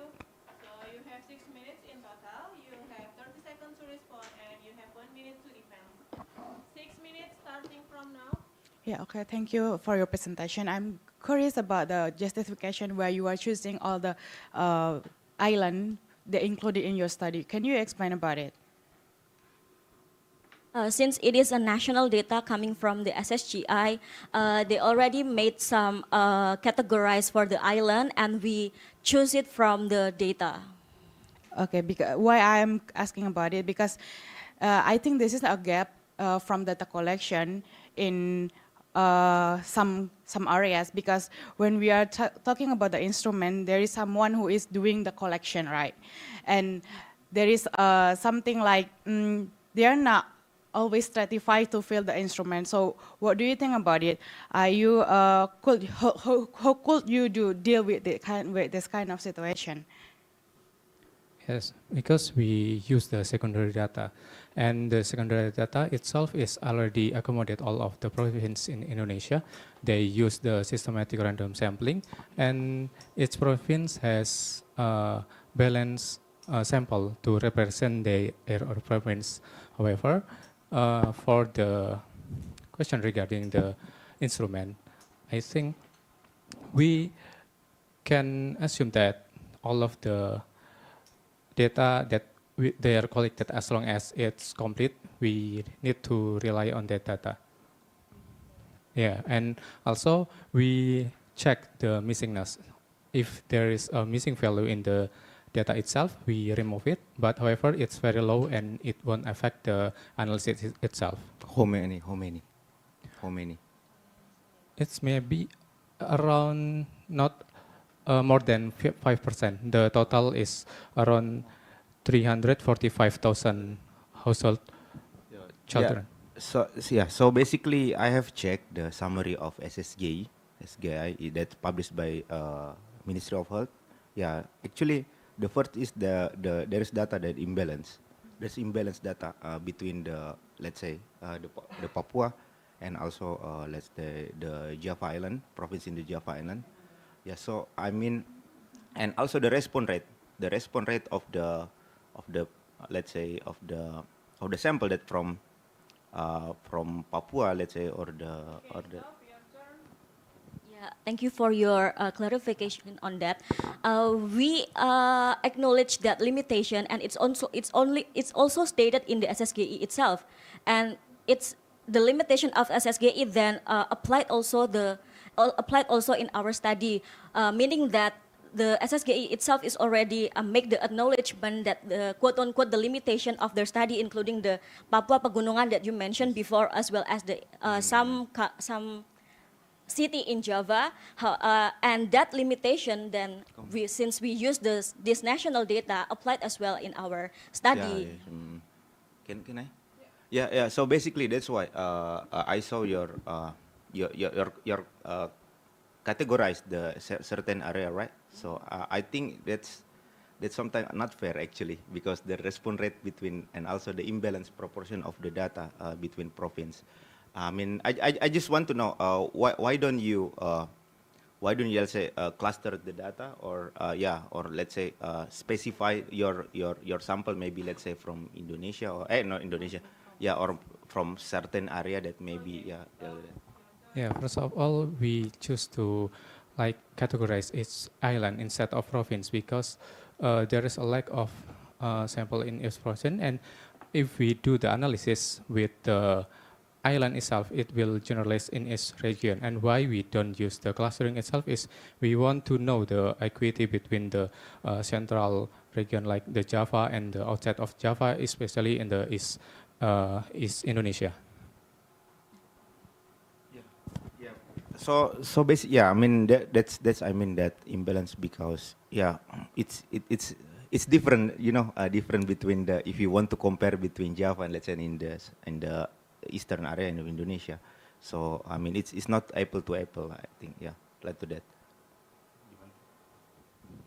I think for this dojo competition itself, we try to make it presentable. I mean, like we try to put it in a full manuscript for the province. We have the data of it. However, for this, we try to visualize more and try to focus more on the island rather than the province. Yeah, but basically, I mean, SGE is a big data. So I mean, let's say if you selected, let's say only selected province, yeah, I think it can generate the robust data. I mean, because it's Yeah. quite big. Yeah, but we're trying to look at the nationalist data. I mean, for the longitudinal data, which is Indonesia, we try to because at first we tried to look up for the previous study regarding the completeness of the child health utilization, and it's limited. They tend to divide with the specific intervention and sensitive intervention, and there is limited study that use all the health service utilized by children. Therefore, we try to look how the Indonesia, what's going on in Indonesia regarding the child health service utilization. Yeah. Yeah, and then I want to ask related to the statistical data. I saw that you mentioned that you have minimized the bias, right? You just adjusted, but in the final model, I saw there are a lot of odds ratio. Let's say your main variable, it's really long. It's really wide. Why you still keep that in your final model? And also, basically, if you do a model, right? So basically, we need to select. I give 1 more minute extra for just answer. Okay. Thank you so much for your question. So basically, since our main outcome, main variable, main predictor is the completeness index of the child health service utilization, so even when there are not statistically significant, we want to put it in the model because we want to look how is the completeness index show the association with stunting. So therefore, I think to put it, I mean, like even if the result is not positive, yeah, I mean, yeah, I think it's our results, yeah. So therefore, I put it in the model. Yeah, I think that's really. I mean, it's in statistically. I think it seems like you insist some variable that maybe not robust. Yeah, to make your model robust. So basically, why don't you just do the simple regression, yeah, to check that? Yeah. Now you have 1 minute to take a break before next round.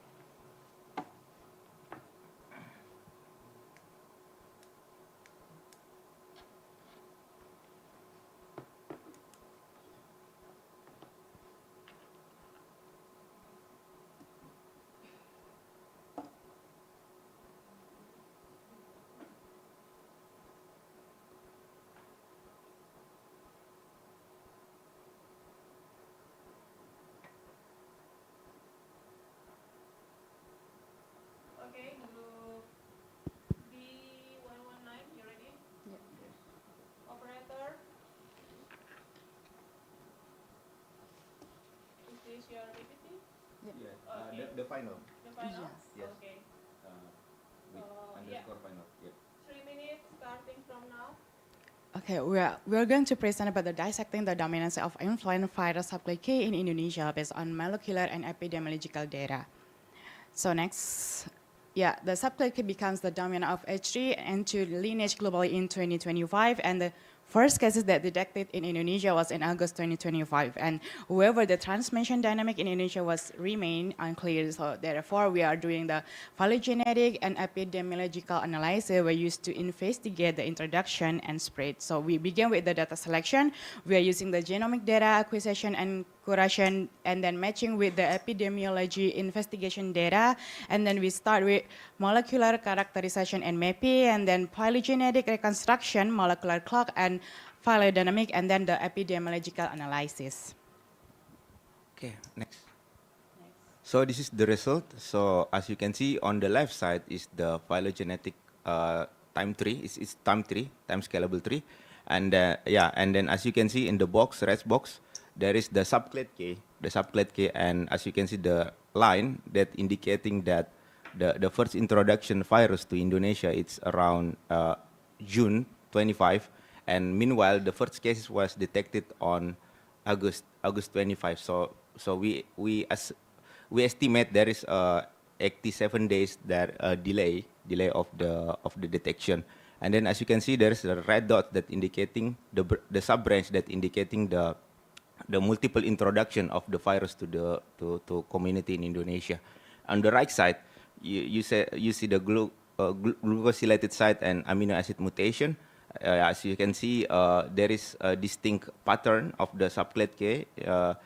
The appear of the mutation of the amino acid and N158D, yeah, and also all of the glycosylated site. Okay, next.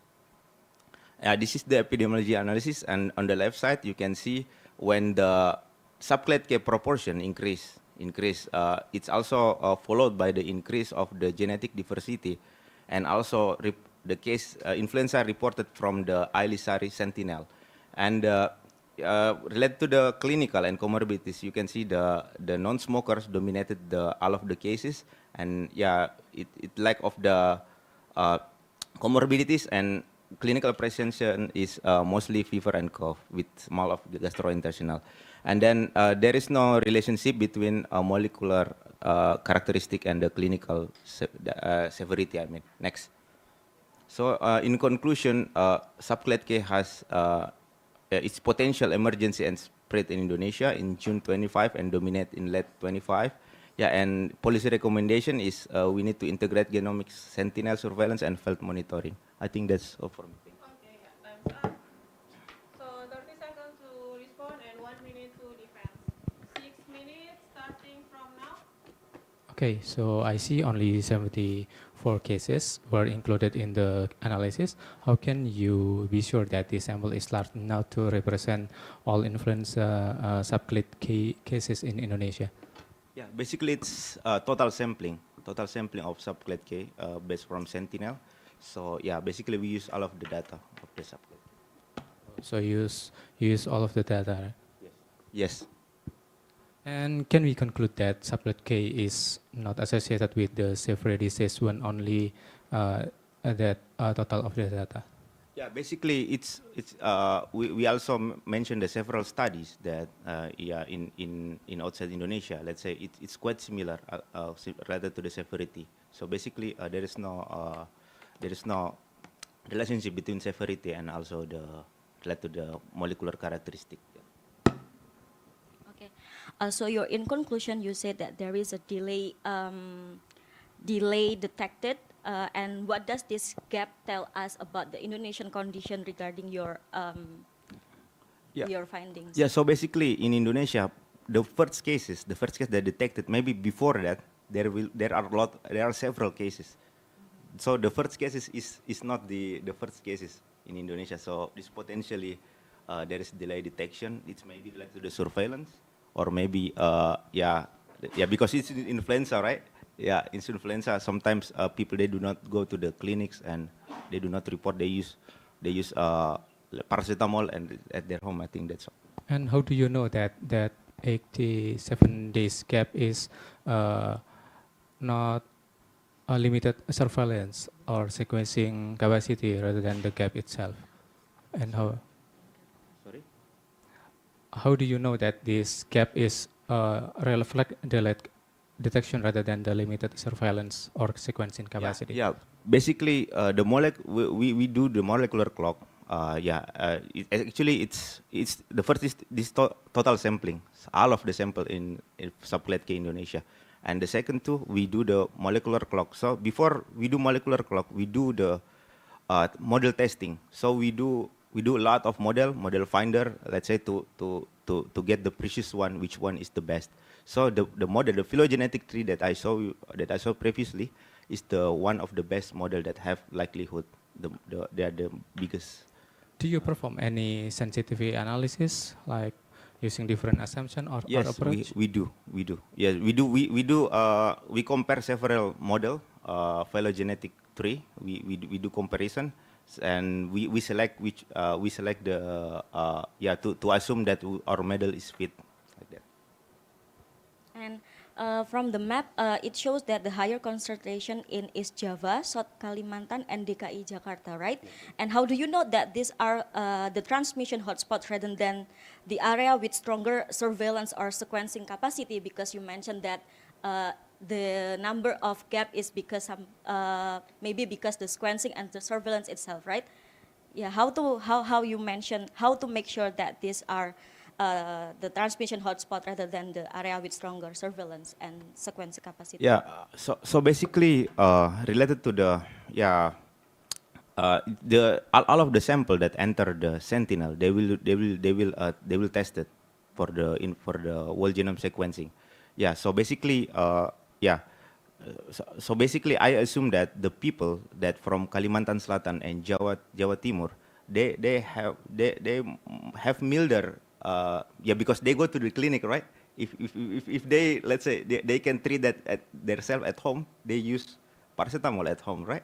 So that's why I assume that they're using it's transmission hotspot, because it's potentially show the more let's say more milder, let's say than the other area, let's say in DKI Jakarta. Yeah. But then again, if you mention that it's regarding their use of the paracetamol and something like that, it's not tracked, right? I mean, like the surveillance is not what is it to say? The surveillance is not going through the cases because it's not showing. I mean, Actually, this is the Sentinel Aile and Sari. So Aile and Sari have it's one of the longest surveillance. It has been established long time ago, and it's worldwide. It has get strike guidelines, and it's also a development in Indonesia. So I mean, so it's only the people that want to come to the clinic, the Sentinel site in Indonesia. Yeah. And how can you distinguish whether the increase in the influenza case was caused by the subclade K rather than the seasonal effect? Yeah, I saw this. I mentioned this is the coincidence. So I mean that this is basically, if you want to do the test, the time series, we need because subclade is still in the 25. So it's and we do it's monthly data. So we just do assume from the descriptive data related to that. Yeah, and then as you can see, the increasing of the subclade is also followed by the genetic divergence that's as the result of the phylogenetic tree, and also it's followed by the reported cases from the Sentinel. So that's why I assume that related to that. Okay, time's up. Yeah. You can take a deep breath.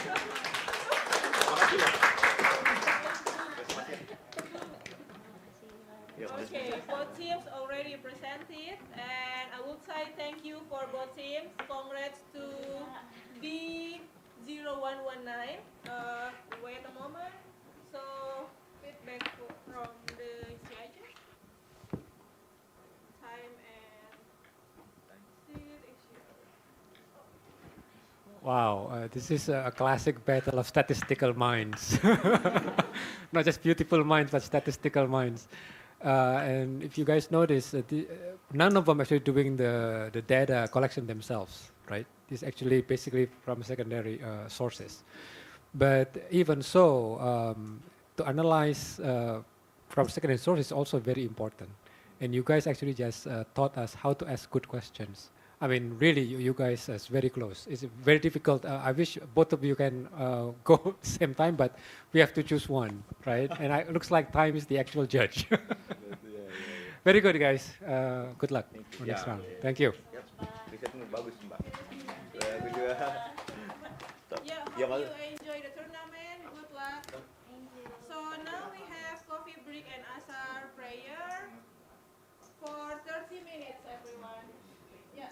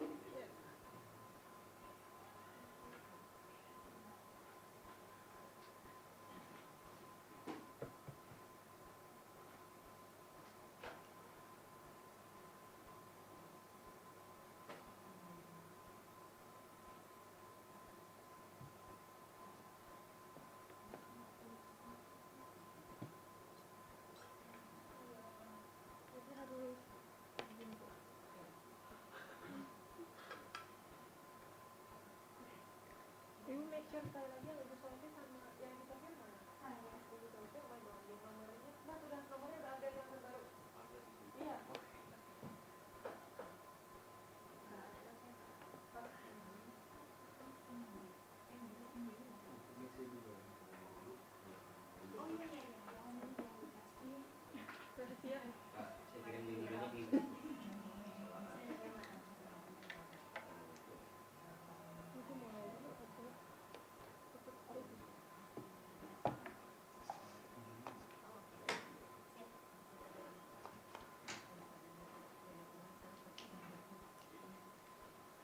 everyone here. So D53, team D53 and D84. 84 over here, 53 over here.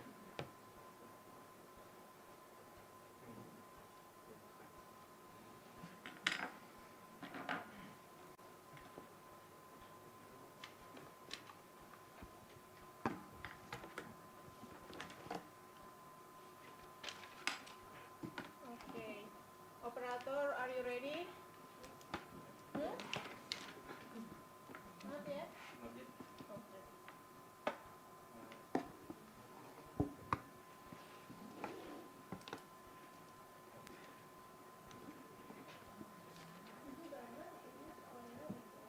Okay. Ya. 53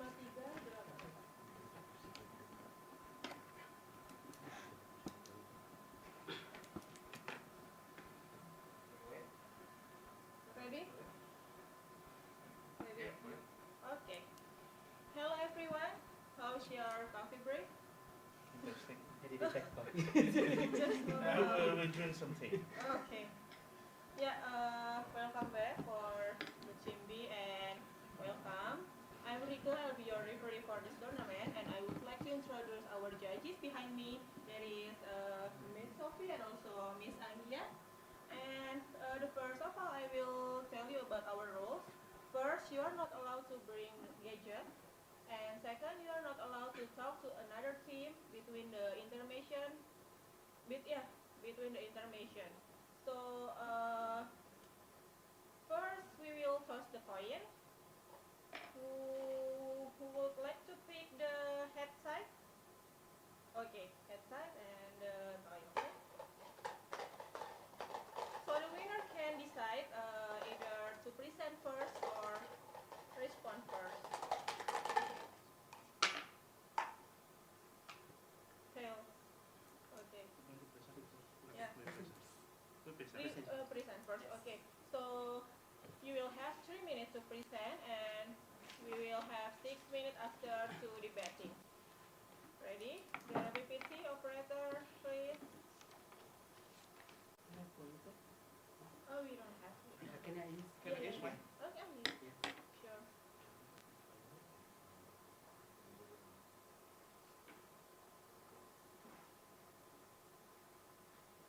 This is your PPT, correct? Yes, exactly. Okay.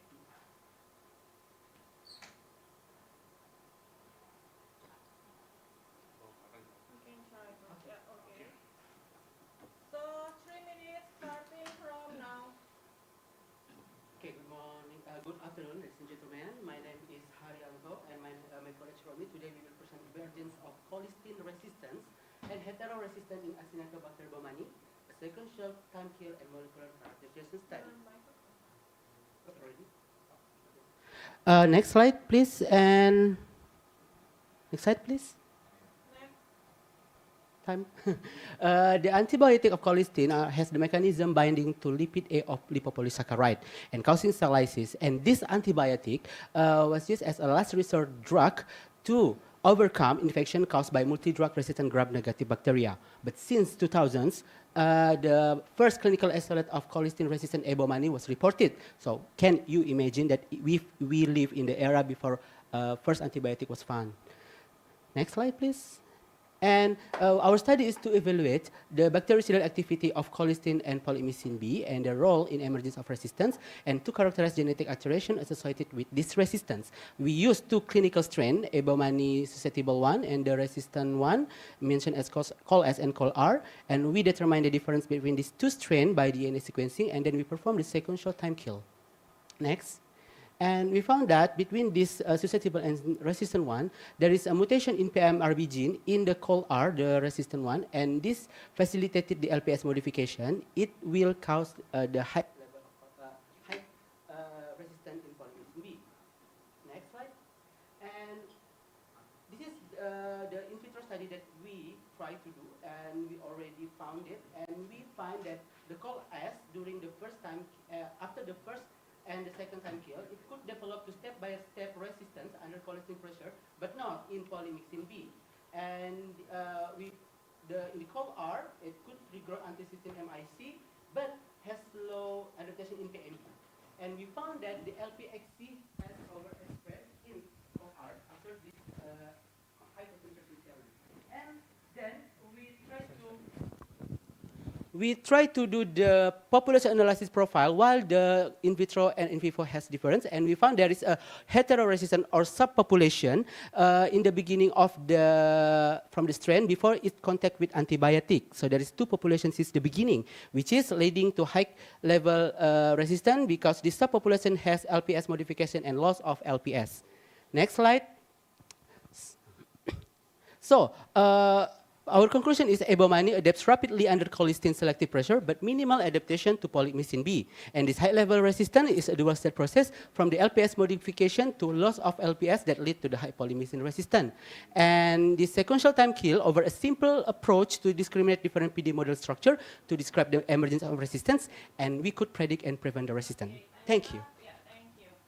So you have 30 seconds to respond, and you have 1 minute to defend.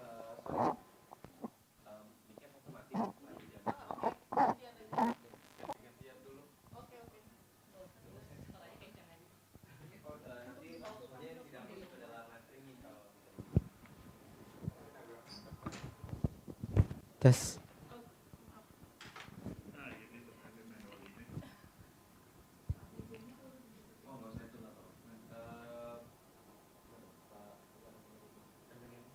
Suara nanti agak kencang sedikit aja loh, nanti kita keraskan dari sini sambil menunggu mic-nya nanti datang. Okay. So yeah, 6 minutes starting from now. Okay, thank you for the nice presentation. First, maybe I would ask us to the reason why you choose colistin and polymyxin B. Do you in your studies you compare between the colistin and polymyxin B, right? Instead the other antibiotics. This is the first clinical isolate in Paris that we do the research, and the patient got the colistin treatment. Colistin and polymyxin B as in the same categories of antibiotic, polymyxin. And when we found that the patient has this patient has already resistant to all of antibiotic. This is the cystic fibrosis patient. They already have resistance to all antibiotics, and this colistin is used as a last option. And then after active treatment, it already resistant. So in this study, we not compare to all another antibiotic. Yes, this is XDR patients, extensively drug resistance cases.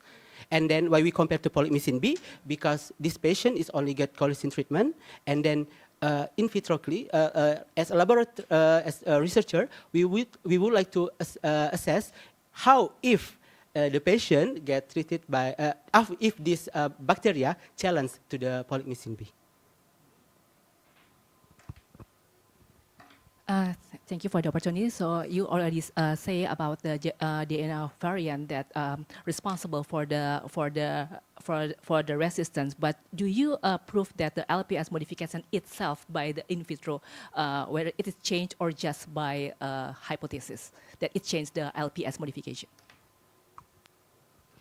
In this study, we do only do the sequencing, Sanger sequencing, specifically in the PMRB gene. associated with the LPS modification. And the next study, in the further study, that already done now, performed now, we do the MS to we extract the bacteria, and we will find if is it true that this LPS, this PMRB overexpression related to in the absence of the LPS from this bacteria. So this is the further study that we already performed and we not published yet. And now I want to ask about the methodology and how do you confirm that the antibiotic level is in the therapeutic level? Because in the methods you only say that the level range from 0 to something like that. In methods it says the antibiotic range, but how do you confirm that it is the therapeutic level? The concentration of the yeah. The MIC that we use, this is the MIC that based on the consensus of colistin use is not more than 2 milligram per milliliter. Yeah, and then this is the best concentration that we found. And when we found there is a higher level resistance upper this concentration, we found in this is only the lab finding that it could be this bacteria could grow in over the concentration that clinically used, but we will not use this concentration in the human. We only testing the challenge the high concentration towards this bacteria. Romy? Yes, actually, I want to reiterate that the concentration in the method is used in the method is only for the testing of the bacteria, not necessarily for the use in humans. Of course, if we use in human, we also will calculate the PK/PD of the drugs itself. So the number itself in the method is only for bacteria. And in the conclusion, you said that the polymyxin B groups is lower from resistance in compared to the polymyxin, but the samples is only from one patient, right? Yes, this is a case report. Is it rare to find a patient with has colistin resistant? And this is only one strain that we found in the hospital. So is it representative for the population? Since the colistin is not widely used, this is only last resort. So colistin is not many used. So this is only one patient that get colistin in this hospital. Okay, yeah, I can understand that it is very the antibiotic resistance is very important in the cystic fibrosis patient is because sometimes they have no choice and they have a recurrent infection. I appreciate it. Yeah, even in Indonesia, we not use this colistin. It's not registered in BPOM. Okay. If I have to add, we actually can get colistin, but only under BPOM emergency use EUA. So if we don't have a patient that really use it, then we don't. But in Surabaya, we have one case report in Indonesia, actually in Dr. Sutomo Hospital, and this clinician email me about how if we could use this colistin in our hospital, and I give them the recommendation by the consensus in European, and they import it. It is the same mutation that you found in the same patient in Indonesia. No, this is another clinician that found this same cases, cystic same fibrosis. cases, Yes. but the bacteria, the Acinetobacter baumannii that found in the Surabaya, is it have the same mutation that probably can have benefit from your study? No, this is not. This is not. We confirm to the patient. They only ask about how if we want to colistin, the dose and everything to this patient.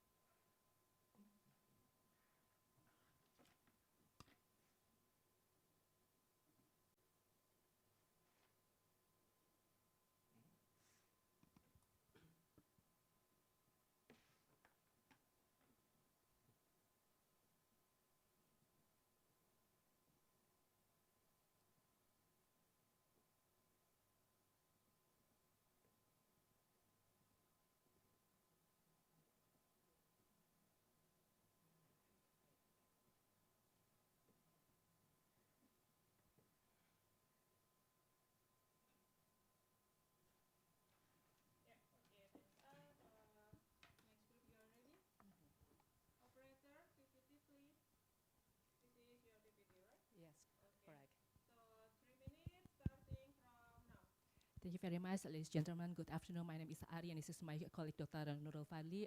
I would like to present the spectrum of causative gene variants in myopathy patient in RSGM cohort for 8 years, 2018 to 2026. Next. And then this is our research team members. Next. So the background is worldwide, there are more than 600 causative genes for myopathy, but in Indonesia it is severely underexplored. So a worldwide genomic database not represent Indonesian population. So we aim to add small-scale genomic data to add future variant curations. Next. So this is the aim to reveal causative gene variant in our patient, and finally in the future direction we can identify new genes for the myopathy. Next. This is the method from our registry for 8 years. We identified 124 patients for suspected hereditary myopathy, and among them they received or underwent genetic testing with variable method. Next. And then we accept the identified gene variant as a causative if the phenotype match with the patients and the mode of inheritance is also suitable, and the variant classification based of ACMG likely pathogenic or pathogenic. Next. From 124 predominated by male, and almost 6% of the patients have consanguineous parents. And from 54 patients who received genetic testing, we identified 40 patients who finally received the final diagnosis molecularly. From the disease, we can see that dysplaininopathy, or LGMD2B, LGMD2 as the first or most prevalent in our hospital, followed by FHISD type 1 and myotonic dystrophy type 1. Next. Next. Okay. So this is, we also identified novel pathogenic variants in causative gene in the DYSF, SGCB, titin, nebulin, and also plectin. And then we also report, next, we also report about the gene variant in class VUS or variant uncertain significance. We still report it because this is not necessarily VUS means benign or likely benign, because it can be a pathogenic or likely pathogenic, while we have to do the functional analysis in the future to prove the pathogenicity of this variant. Next. So action needed in the future, we need to do genetic testing for the remaining 70 patients who haven't received it yet. And among 54 patients, we still do the need to do LF testing to prove the compound site, and also repeat expansion in OPDM gene panel or PABPN in patients suspected for OPDM or OPMD. Next. This is the conclusion. The top 3 myopathy was dysferlin, followed by FHHD type 1 myotonic dystrophy, and we identified the most prevalent DYSS variant, which is the arginine 30. Okay, thank you very much. So you have 30 seconds to respond and 1 minute to defend. 6 minutes starting from now. Okay, this is my first question, but your answer will affect to my the next question. Which genome reference did you use, since it's not mentioned in the? Oh yeah, GCR 38. GRCH 38. 38 or 37? 38. But if 38, you say it's your you started this course study in 2018, right? Yeah, yeah. So it's already established. Yeah, so one in the among the patient there is the first probably the first patients we use the GRCS 37, and then for the new one 38. Okay. How it could be possible, sir?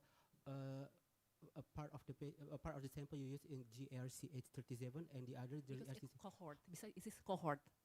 But the final results we use the still in the initial diagnosis report, in the gene report at that time.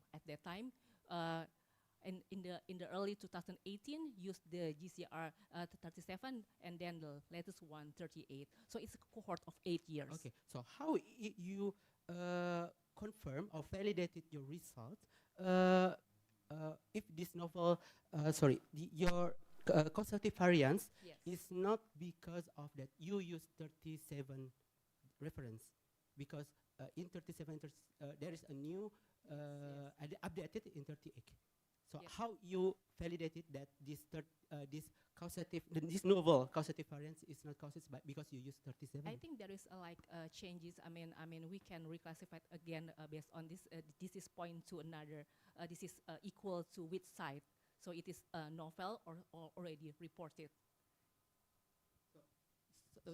And why you not all the whole genome result that you already obtained, you migrated into the 38?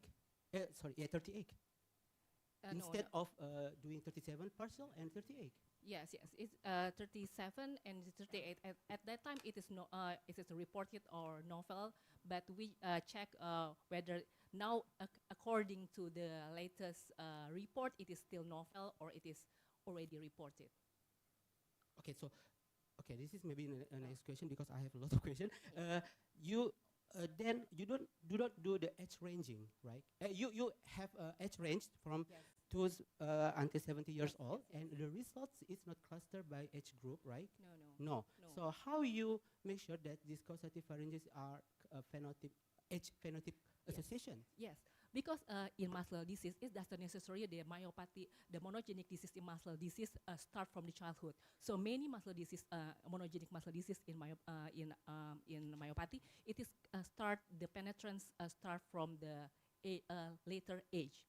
Yes. So how you confirm if this in the patient with all age has the if they have mutation gene mutation during their age group, increasing the age, or there is how you confirm that? No. The gene is already always the same, right? It's like a blueprint from we are born until now, right? What you're trying to say is there is this causative gene is not by the mutation? It is caused by the mutation. Yeah. How if this mutation happens during the age, because the mortality or I think it's a germline. Disease, This is a germline. This is a germline, not somatic disease and not somatic mutation. Yeah, it is the gene is already known as a causative gene for the muscle disease. Okay. If you want, if you say that, but do you have any statistic follow up that can connect the causality between age and gene causing that disease? Because we need to actually have this gene actually causes this disease during that age. Of course, when we receive the variant, we compare whether this patient match with the disease phenotype of the gene. Okay, so for example, in the dysphalinopathy, the age of onset can span from juvenile until fourth decade. So if we found the patient that have that age of onset with the muscle involvement pattern that match with the dysferlin, and also the muscle MRI also match with the dysferlin mutation, and then we receive the DYSF mutation two DYSF variants or homozygous variants, we can conclude that this is the this is the causative variant for the patient. So we always match. For example, if we receive the genetic testing result, it doesn't really match with the patient. So how you validated that this 14 pathogenic variant as a causative gene? Because it match with the phenotype and match with the mode of inheritance. So this and likely pathogenic or pathogenic based of the ACMG. Yes, since you use the different genome reference, how you make sure that these 14 is not because of the mal reading of the genome reference? Because you use 37 also, right? Yeah, instead of 38. Yeah. Just 1 minute to answer. 1 minute extra. Yeah, at the time, the version 37 state it is pathogenic or likely pathogenic. Of course, we cannot do analyze because it is analyzed by the laboratorium. So we only receive the genetic result. Okay, and then at that time it it is reported, it is the state is reported or unreported, or novel or VOS. That's all. Okay, so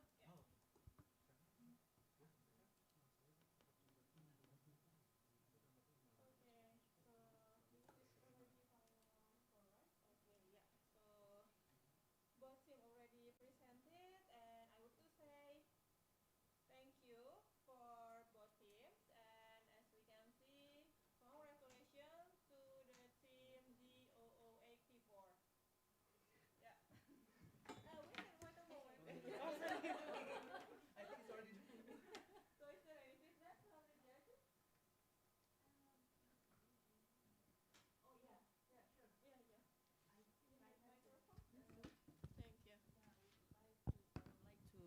like to speak on microphone. Thank you. It is a really engaging conversation, if I might tell it, kind of like a coffee table discussion. And I need to remind you that this is a serious debate, and you need to find a point to attack and point to defend. So it's kind of hard to give you points if you just, but this is this, right? Yes, because this is it is not working that way. So yeah, you need to make sure that you utilize your 30 seconds to attack and 1 minute to defend your idea. I think that would be a very good strategy to earn points later. Yeah, thank you. Thank you. Okay. Great Yeah. discussion. Okay. Thank you for both team. Hope you enjoy the tournament.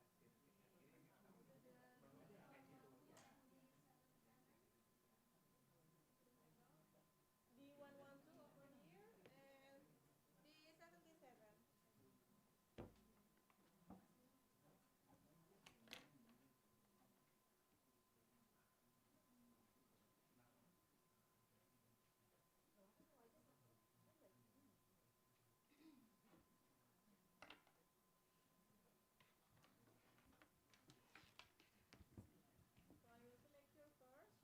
You are D112. Yes. And then you are D77. Okay. So, operator ready? Ready. Okay. Hello everyone, I'm Rika. I'll be your referee for this tournament, and I will introduce the judges behind me. There is Miss Sophie and also Miss Anja. So the rules, first, you are not allowed to bring any gadgets, and second, you are not allowed to talk to other team during the intermission between rounds. Okay? So first we will toss the coin. Who would like to pick the head side? Okay, you have side and tails, yeah. And we will have 3 minutes first to present and 6 minutes for debating.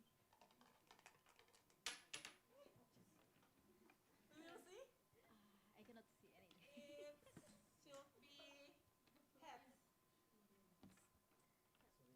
It should be heads, yeah. So you can decide you want to present first or stop first.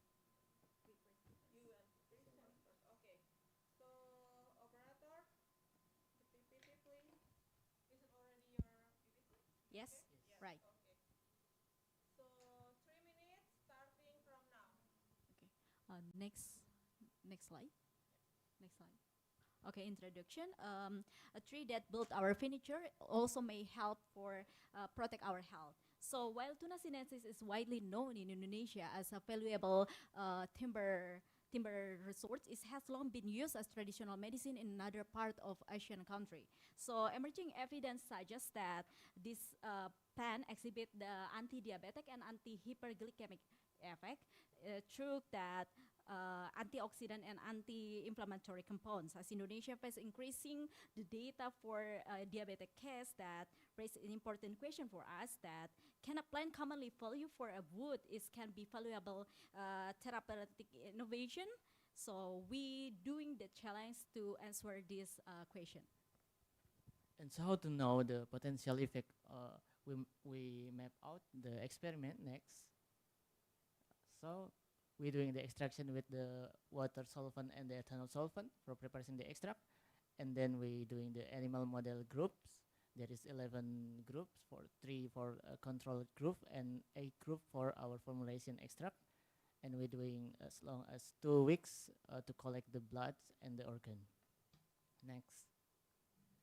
So the result for the extraction, leaf extracts gain more higher secondary metabolite than the bark extract. And next. And then there is loss of weight on the diabetes rate during the experiment. That's indicate the indicate the metabolic disorder. Next. And for the blood glucose, we can see there is increasing dramatically for every group that induced diabetes. And after that, we can get 2 groups that potentially will be competitive with the glibenclamide standard. Next. And for the hepatoprotectant, we use the organ, liver organ, and also the release of AST and ALT. So there is 3 groups higher than the control, and 2 groups have AST ALT release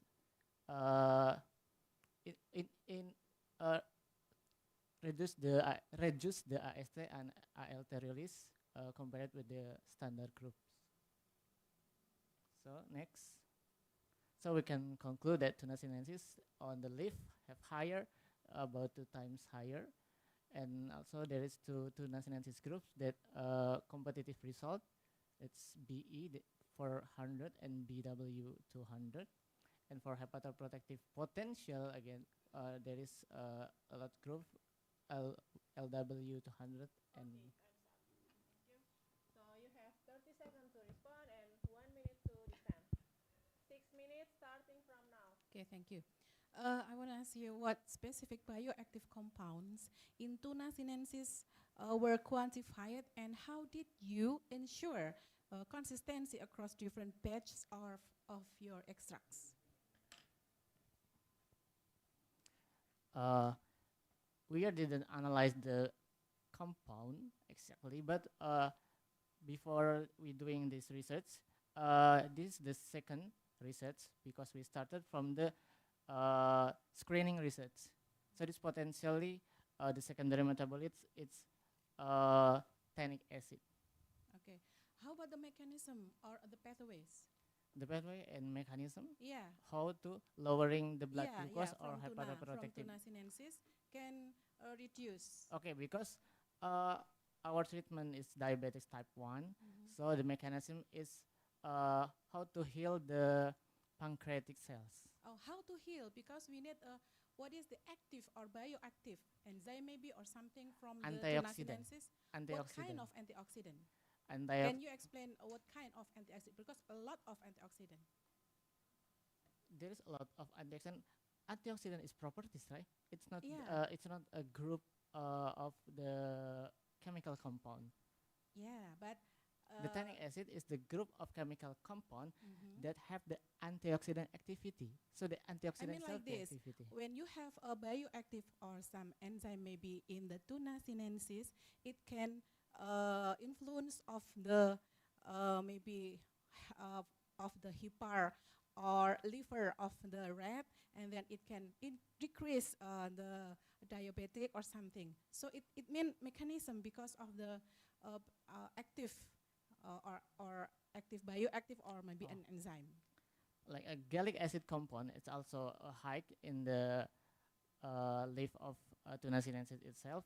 It's also have antioxidant properties. Because of the antioxidant properties itself from the gallic acid, it can prevent the oxidation in the pancreatic cells that can prevent the release of the insulin. Okay. So it will help to release more insulin. How about this? You mean blood glucose, right? Blood glucose and liver enzymes can be influenced by multiple factors, right? And such as maybe a diet, maybe stress or environment. How did you control for these confounders in your experimental design? In this experimental design, every single of the rats in the single cage, so and every and the temperature control and the feed, it's we provide it in ad libitum condition, standard condition. Okay, how did that control in the laboratorium? Is it you or the team or something?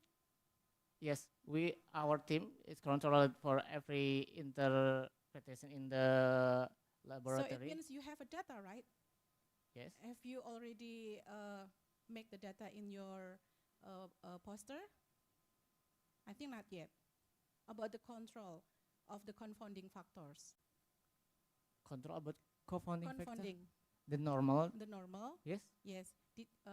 Have you explained it in your poster before?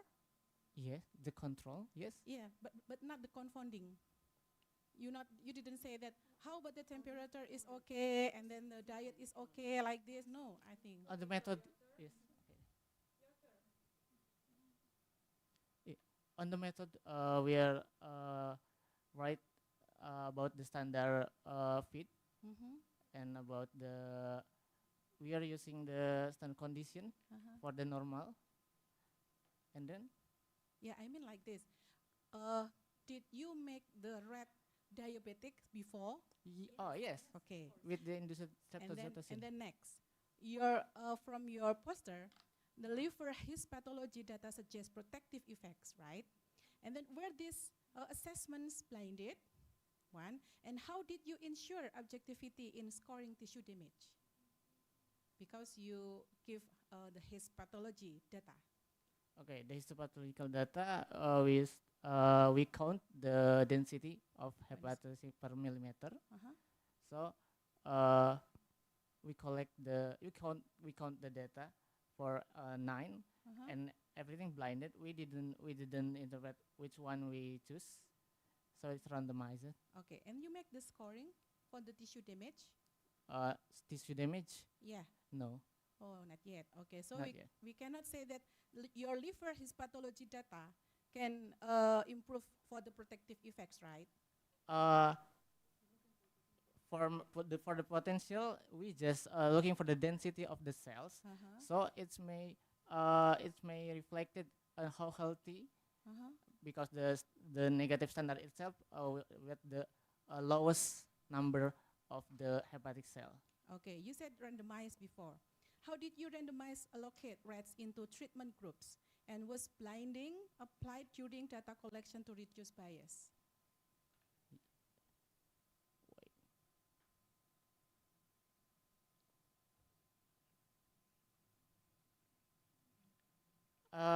We take in every group there is 5. There is 5 individual in each groups. So we randomize. We are doing rollate for every which one we take the organ. Okay. Thank you. So now you have 1 minute to take a break before next round.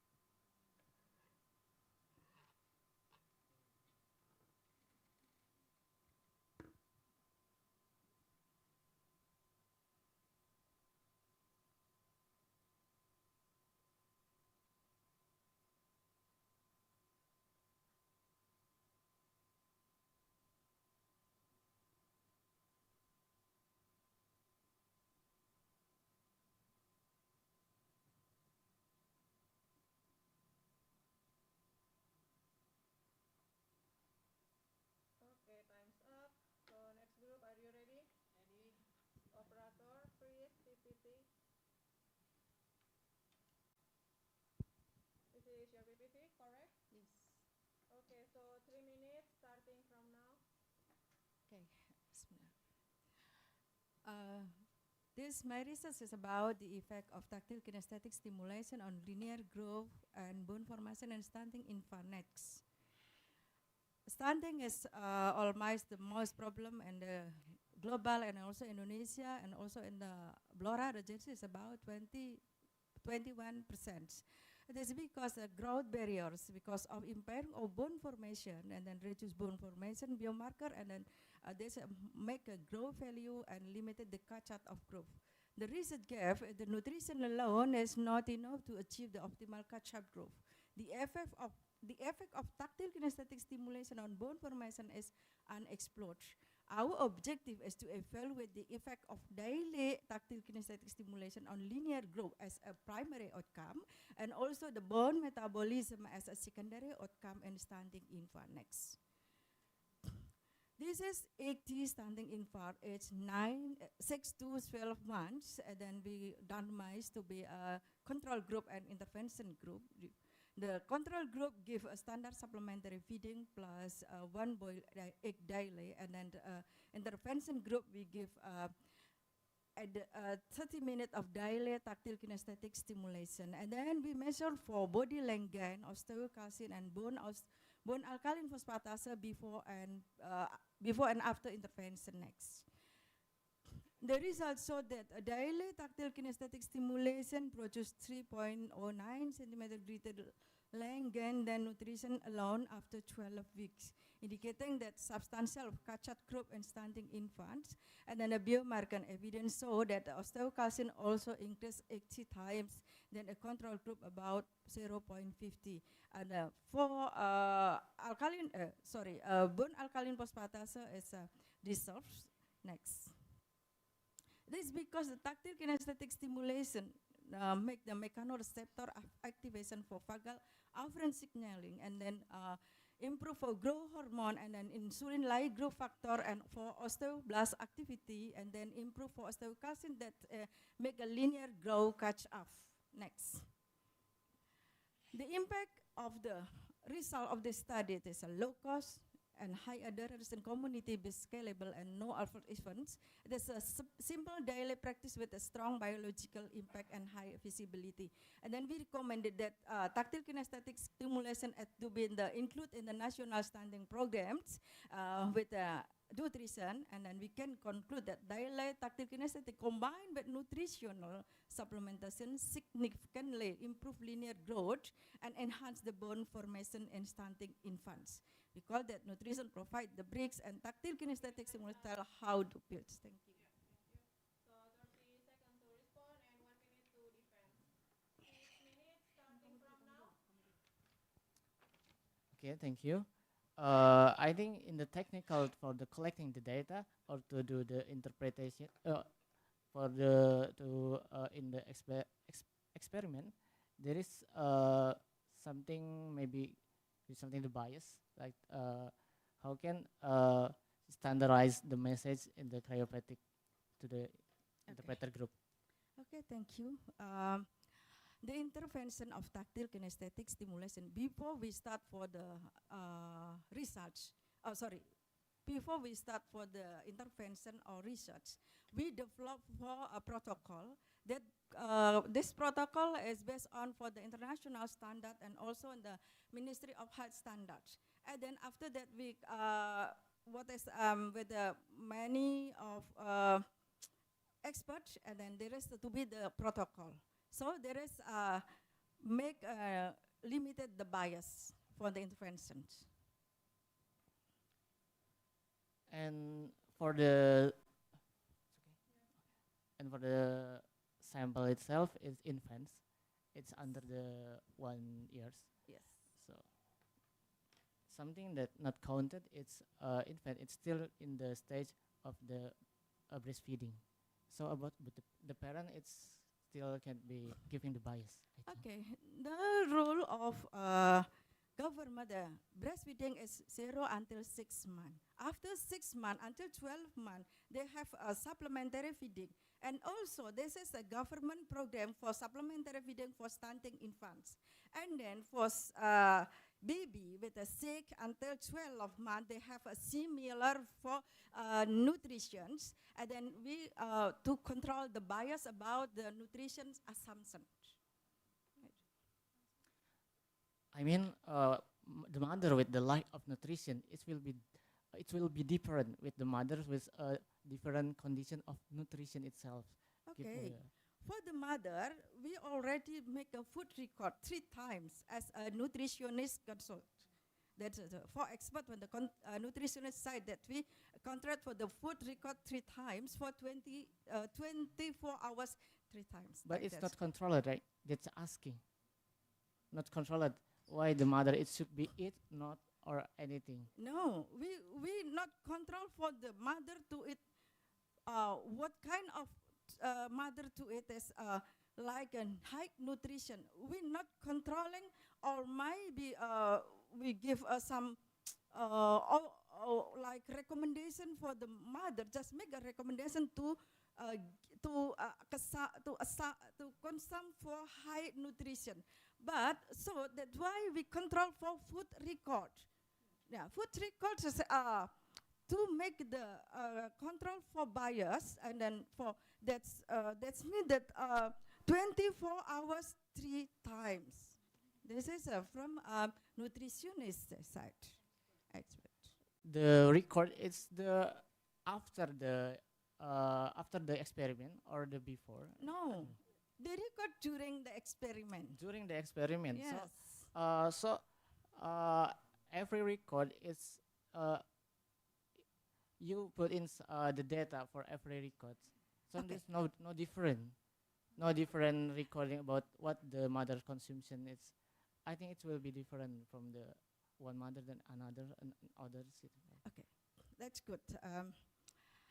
Because we record to minimize the bias and to minimize that tactile kinesthetic stimulation is because of my the length gain is because of the tactile kinesthetic stimulation, our intervention, or might be the other factors. For example, like the nutrition and food consumption.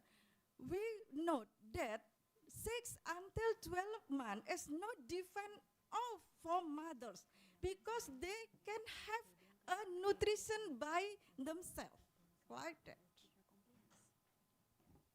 So you say like they can get the nutrition like by themselves. So they need like a caregiver from them. So I want to asking you about the stimulation rather than different in nutritional intake or caregiver compliance. You understand what? I can calculate your questions.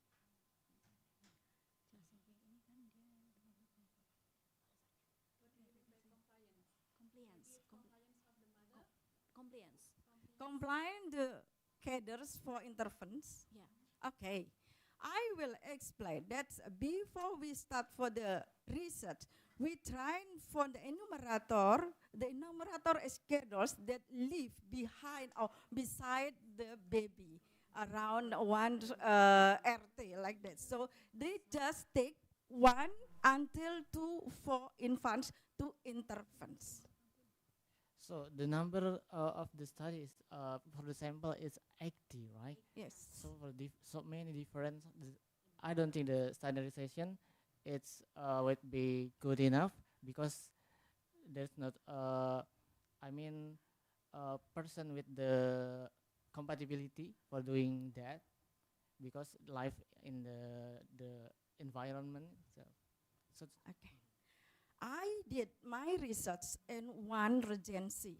It's around 43 villages and around 15 primary health cares.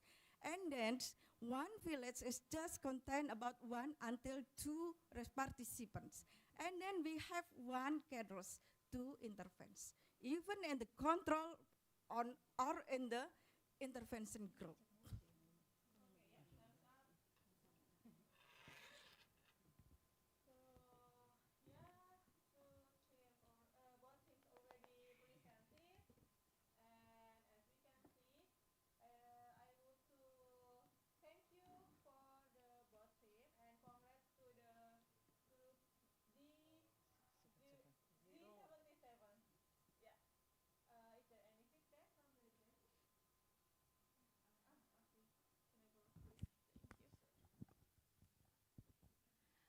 Okay, thank you. So, uh, one comment I have that's quite obvious in during the tournament sessions. I think both teams, when it was their turn to be the attacker, tends to focus on one issue and repeatedly trying to rephrase the questions. And I think there's some bits of miscommunication between understanding what the question was and also what the answer then would be. So if I may suggest, maybe it's better to clarify the questions for next time. And also, because this is not, I would say that you can't focus, well, it's good that each team, when they're being the attacker, they want to seek clarification and answers from the defender until they get, they're satisfied with the answer. That's good. But there comes a point where the entire 6 minutes was only talking about one thing, and I think that's quite. It's not. What do I say? It's better to then explore other areas of questions that you want to ask rather than just solely focusing on one thing. And that's what I observed. But in terms of the argument overall, I think the first session was actually a little bit more variety of questions. And also, I'm glad that both of the team members from each team actually participated in the argument as well as the presentation, not only one person. So that's, thank you. So once again, thank you for both teams, and I hope you enjoy the tournament. Yeah, good luck. Thank you.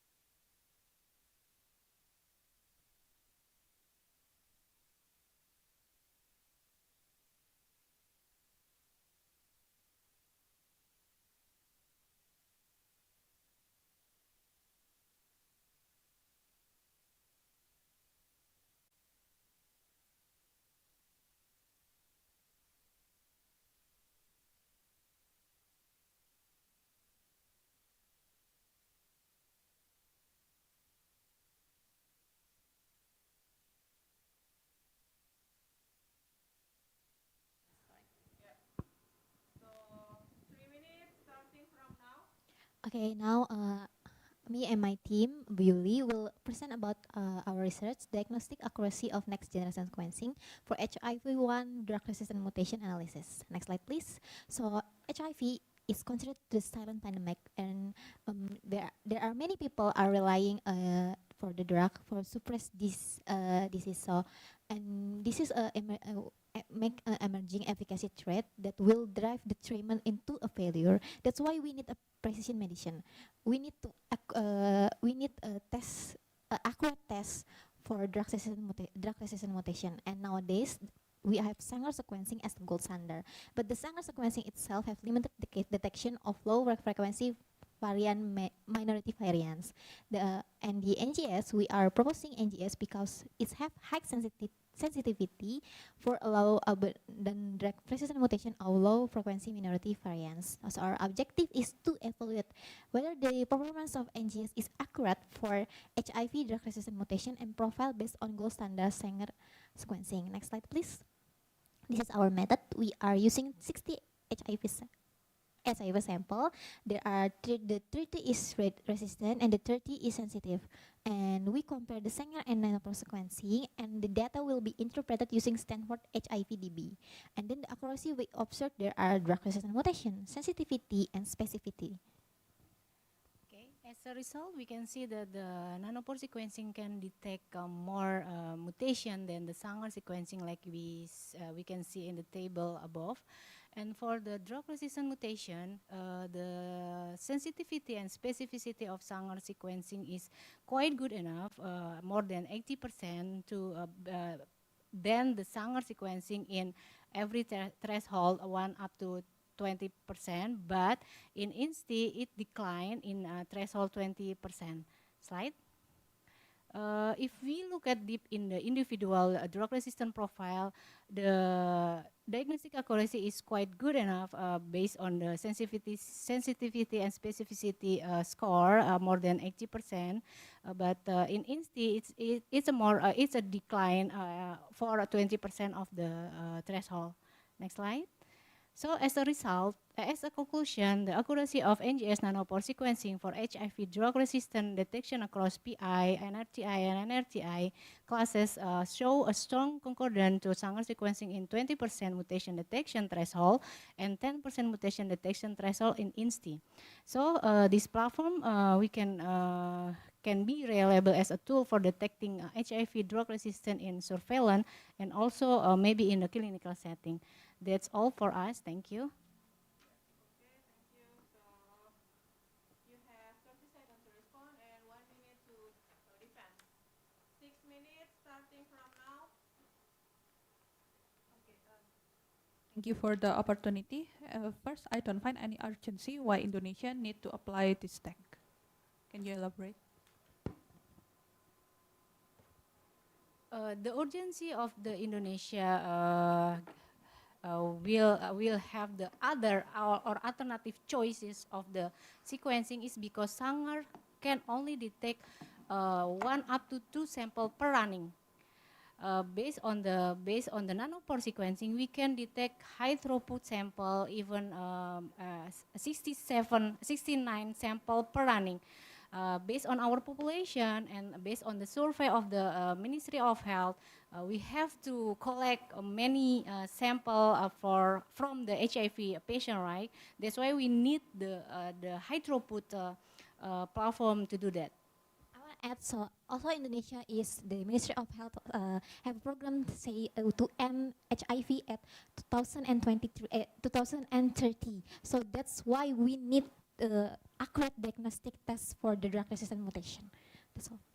Okay, I think learn about the COVID case. I think we must select the method how to detect of the something. For the first, COVID detect with PCR is so higher cost, and then so many methods offering by researcher. No, metabolomic analysis has become increased and interesting into develop to detect, to find the biomarker how to use evaluate the case. For the example, okay. Yeah, for clarifying, this is not metabolic analysis. This is the genomic analysis. Okay, So how we can choose the NGS nanopore sequencing as one of the tool, one of alternative tool, because maybe we can centralize the sample, and then we can do the HIV drug resistant testing in central laboratorium like COVID, right? Like COVID, we centralize the examination, the processing of the sequencing only in 1 up to 3 laboratorium. So the costing will efficient. Also, I want to add, so if PCR is used in viral load testing, but this study is about drug resistant mutation. That's why we propose next generation sequencing. Okay, I want to ask about methodological. You say that you use 30 samples of patients that are already confirmed resistant to HIV current medication. How do you confirm that 30 samples are really resistant? I mean, if it's only from drug screening, the genes that are mutated are not confirmed. I mean, your target in this NGS and the reality of the samples are not matching. Okay, I want to clarify. So our study using a biorepository sample that already surveyed at the 2017 survey, right?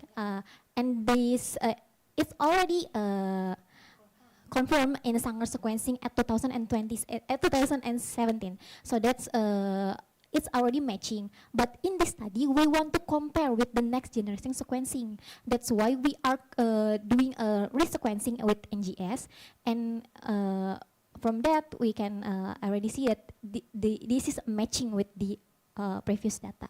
So we don't only using viral load testing or drug screening. And about the sample size itself, we have already calculated it before based on the sample size calculation for diagnostic testing, and that's why we came with the 60 sample of this research divided into 3 and 30 and 30. Okay, in the conclusion, you say that this tool is reliable for surveillance and clinical. However, even Sanger sequencing are expensive, and nanopore is even more expensive. I don't think that it is applicable in a medical or even in surveillance field. Can you elaborate? Yeah, for the surveillance setting, like in Ministry of Health did several times in every 2 years, we have to collect many samples from many clinical hospital, right?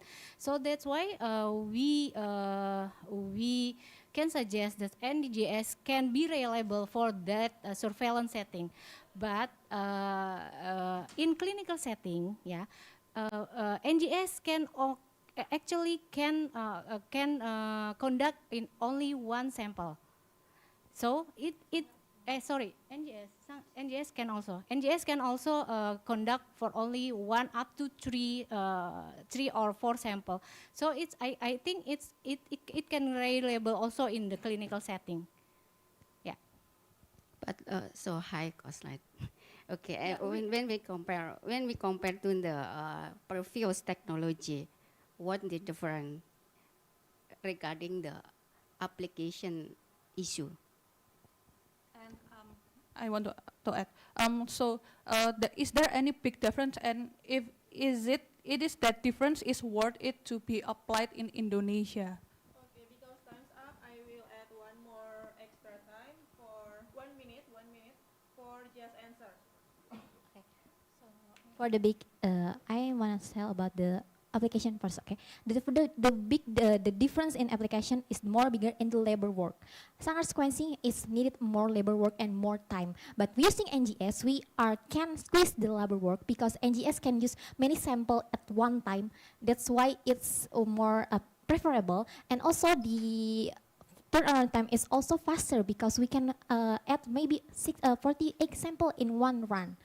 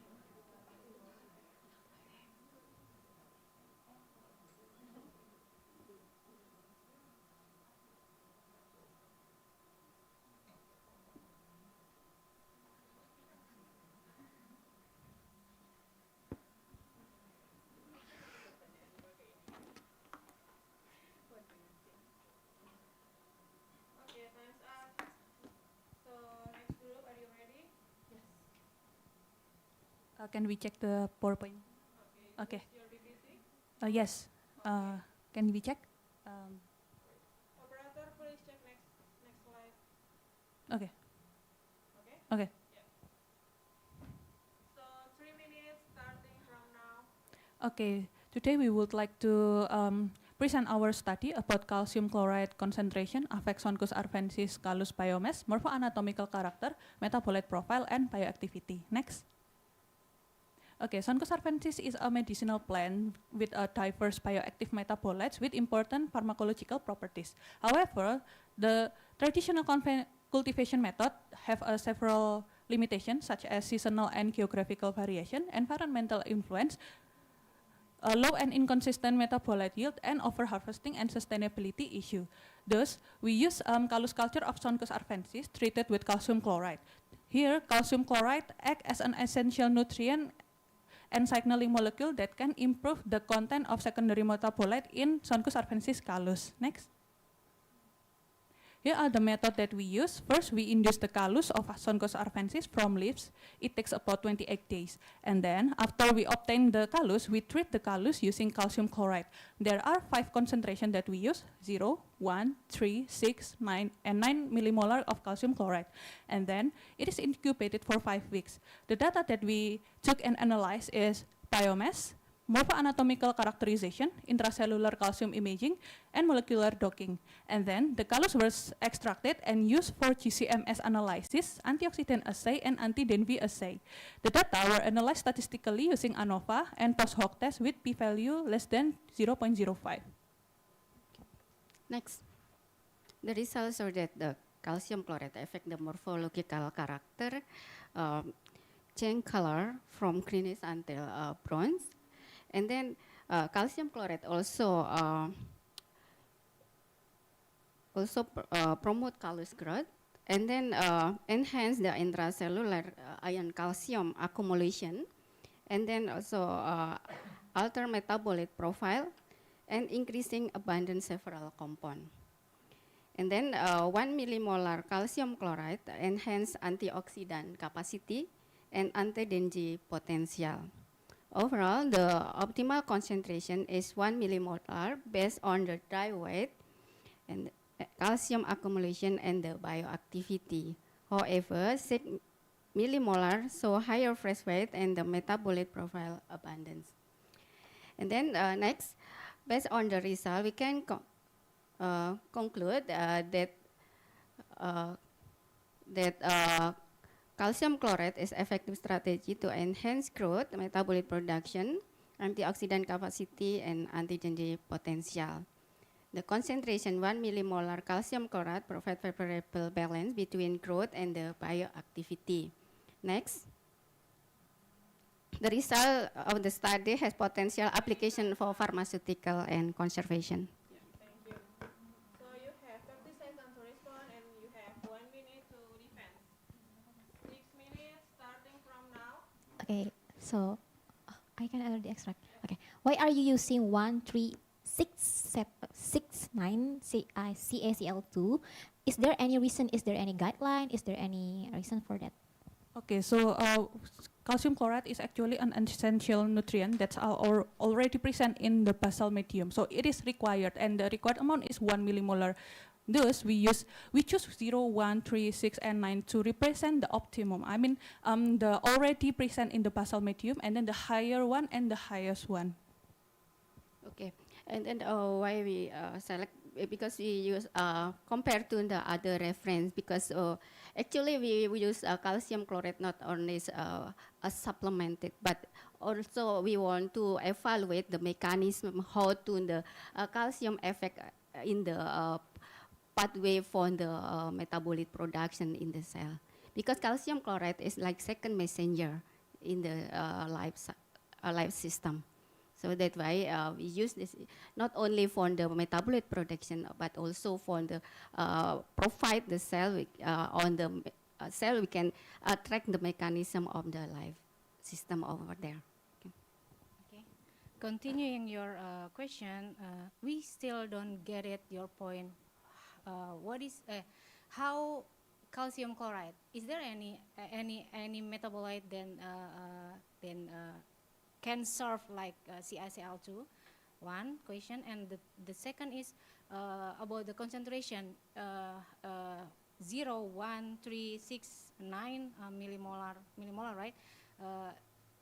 Based on what reference? I mean, how it can be 2, 4, 6. Okay, so why we choose calcium chloride and not another? Okay, so we choose calcium chloride because it serves as an essential macronutrient in the basal medium.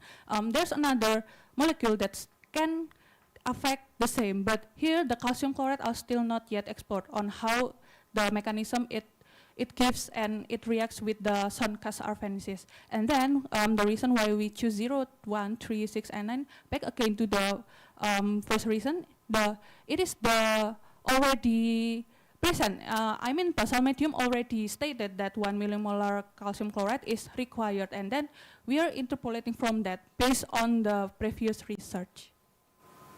Okay.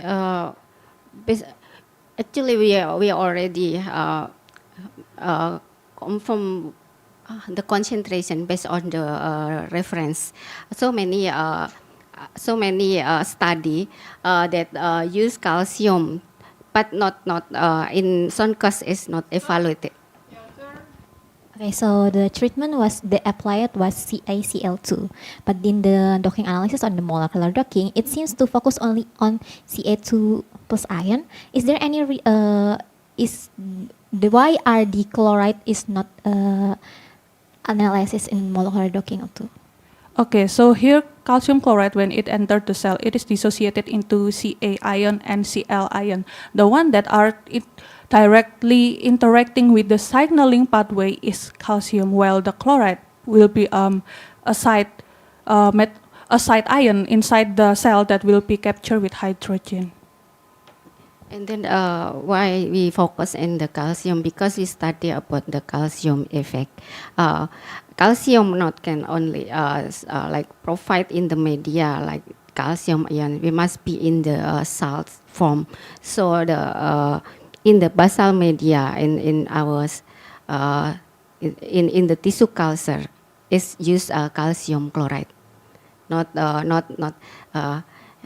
Cl. Not calcium ion, but in salt form, something like that. Okay, based on your poster, you didn't mention about the limitation of your research. Is there any limitation of your research? And the second one, what it can be further? I mean, what do you suggestion for the next research based on your data right now? Thank you. Okay, one of the limitation of this study, it is still conducted in vitro. I mean, to be able to be applied to the human or even in the animal or even in the human, it still required clinical trial and preclinical trial. And thus, to improve this study, we should explore more, and then we should obtain the permission to do testing of this extract to animal model. Focusing the develop the technology of tissue culture, calcium chloride is very important to the next step, because we must optimize the media. So we must evaluate some component of the media. Actually, not calcium chloride. Maybe for the first we use dolomite. Dolomite is a calcium source and also magnesium source. In the terms of the study, we use calcium chloride. Just want to evaluate how the calcium is influence the process. About the molecular docking that you have already done, you use several protein, right? Like you said before. Is there any reason behind that? I mean, what is the selection for the several protein that you have already picked for the molecular docking? Okay, so the selection. Okay, so the selection of protein were based on the role of those protein in the cell. So there are several, but there's three main category of the protein that we select first, its mechanism in stress response, and then its mechanism in building the cell wall, which is important in the growth of the cell, and third is the metabolism. So that's the reason and the justification we choose several amount of those protein and we use it in the molecular docking.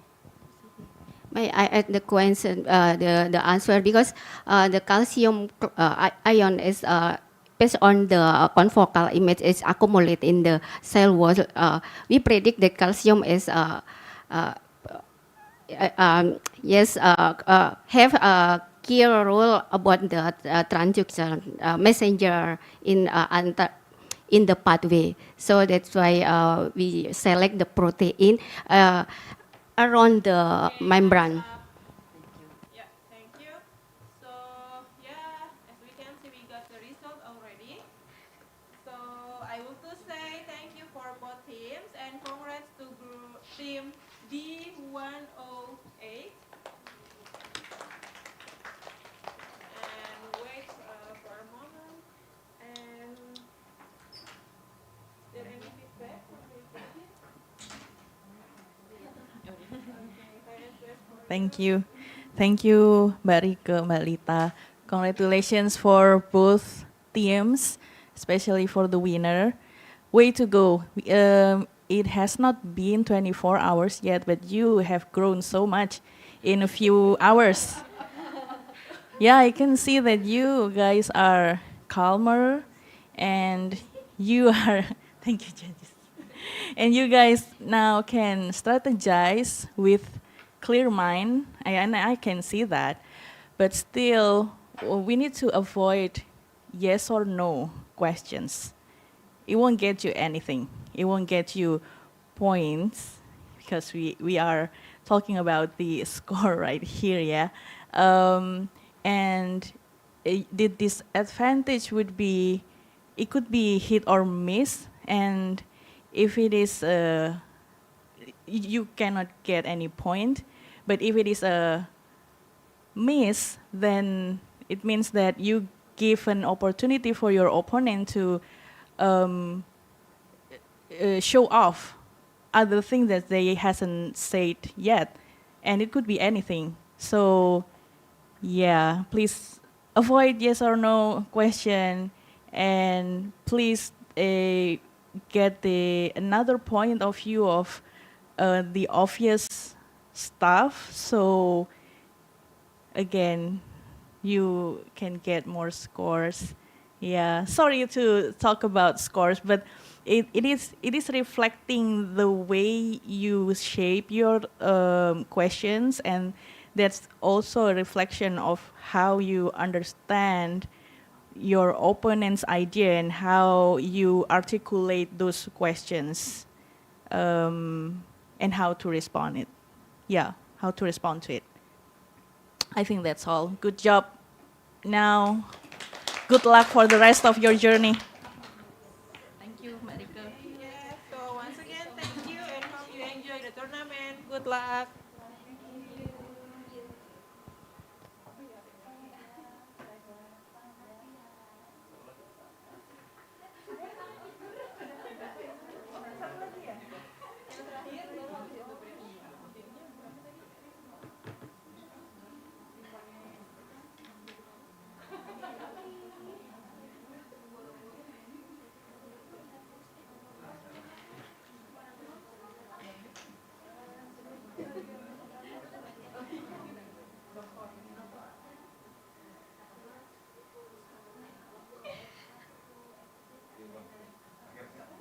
Okay, next group. B59 over here.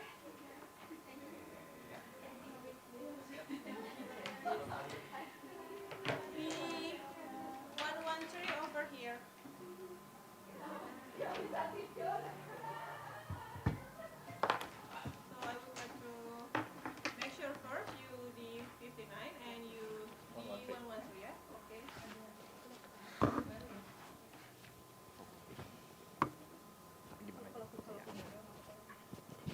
Operator ready?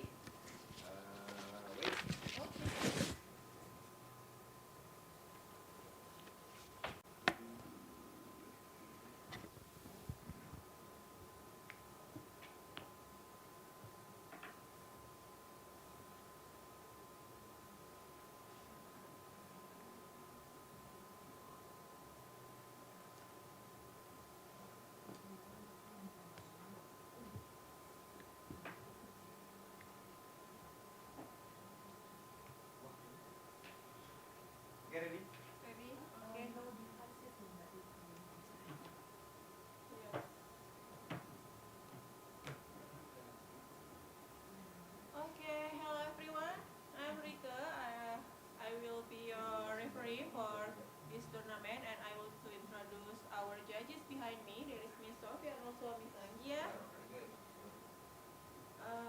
So I will inform about the rules. So you are not allowed to bring any gadgets. So I will put here. And then you are not allowed to talk to other team during the intermission between rounds. Okay, all clear? Yeah. So first, we will toss the coin, and the winner can decide either to present first or respond first. Who would like to pick the head side? Head side. Okay. Head side and tails, yeah.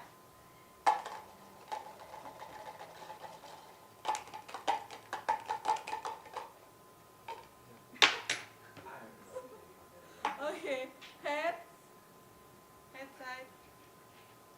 So, which one you prefer? You present first or respond first? Present first. Okay, operator. So, Check. 59 first. This is your PPT, correct? Yep. So you will have 3 minutes for present and after 6 minutes to debating, right? Yeah, 3 minutes starting from now. Okay, thank you. My name is Dani and my partner Felicia for UGM. We want to present our study about optimizing community tuberculosis screening in Yogyakarta next. So the background is, as we know, Indonesia is country with the high TB burden and ranks second globally. Please next.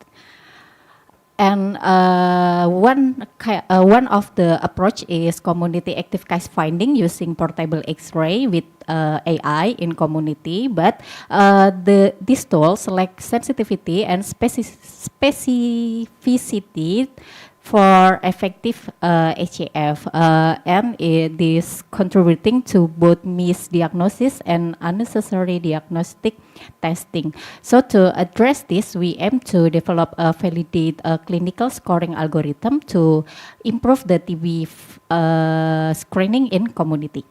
So next, the methods we using the participant data who attend the active case finding by Zero TB project, and we analyze the data with multivariate logistic regression on clinical predictor and AI CXR score, then convert the coefficient into a scoring system. Then the scoring is validate diagnosis accuracy using tenfold cross validation. Next, the result, this is the predictor selected to final scoring. We validate it, then get the height of UC number. There is the 0.97, which is this highly enough to validate the scoring. And when next, we use the score table 2, the proposed scoring system, and we use the cutoff is equal or above 11. We get the high and accurate sensi specie, which is offered than 93%. And the result of the scoring, we can decrease the total expertise compared to row 2 that currently algorithm in community screening. We just test to 5,000 gene expert with the high yield of TB, which is 7%.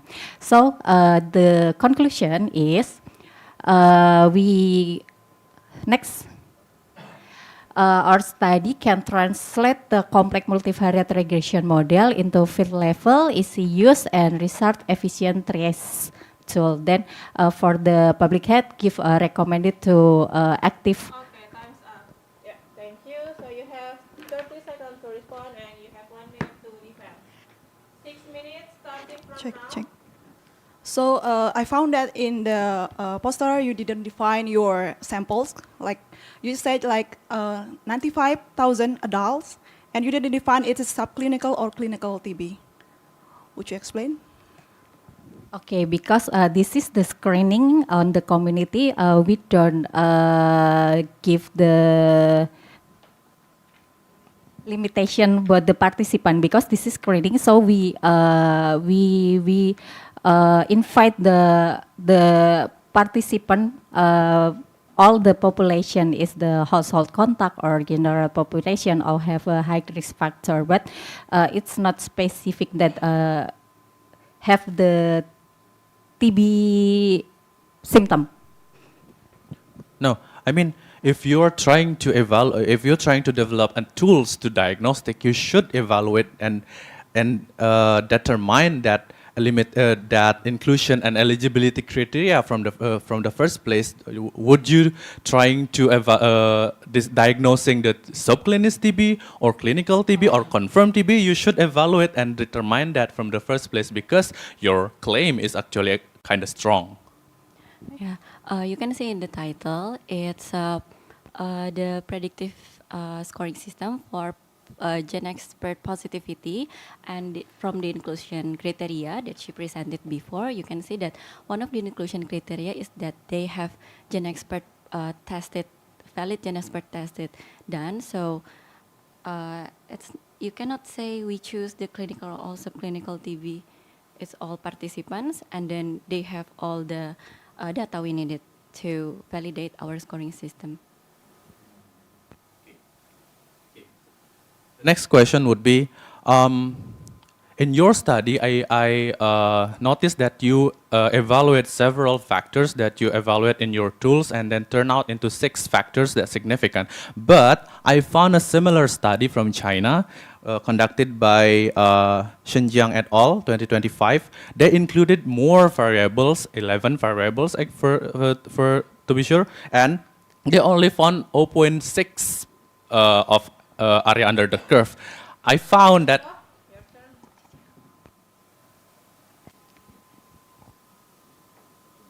Okay, actually for the clinical predictor, we use the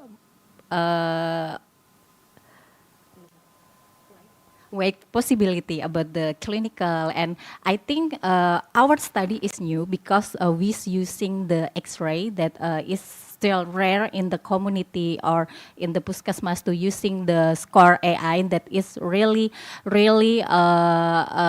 can help to defining the predictor TB. Okay. yeah, I understand about that. But the thing is, you found that male have the predictor value, and then which is that will lead to another factor, for example, like how the educational status, how the educational level, and then how's the health insurance status which is very relevant with our population. Yet you did not mention or include that variables in your study. We have some socioeconomic status in our study, just not presented because we only present the multivariate results. But in the bivariate results, when we screen 18 predictors, we have that socioeconomic status, and it turns out they are not significant in our study, so we do not include them. We only include those that has significant results into the multivariate analysis. Okay, you did not mention those 18 because that's kind of new for me, because in your poster actually did not mention that for sure. And then you just mentioned 18. My question is, how you did not mention the criteria of you used to determine those 18 variables, because if you did not mention that, it's kind of like cherry picking variables in your study. Our ACF study, it has protocols that align with the national TB screening protocols. We have the clinical predictors, risk factors, the WHO for symptom screening. We can conclude all that. Other studies may have added some predictors that we maybe don't have, but still our study is valid. Okay, and the next is, I find your result statistically intriguing because you found like 0.002, 0. Less than 0.001, and then it is 6 significant, right? That means 12 variables are not significant. how is that even possible?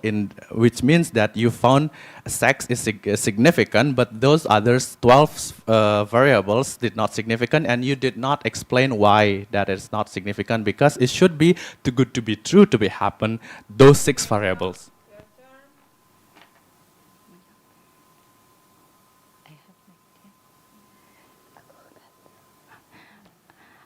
Yeah, but that's the result of our study, and we found similar studies with ours that have just little variables that is significant enough. Let's say you know the pediatric scoring system for TB, it consists only of 5 or 6 variables too. It's easy to use and it's still valid. It has AUC of 1.0.97. It's really a good result. Okay, time's up. Yeah, thank you. So now you have 1 minute to take a break.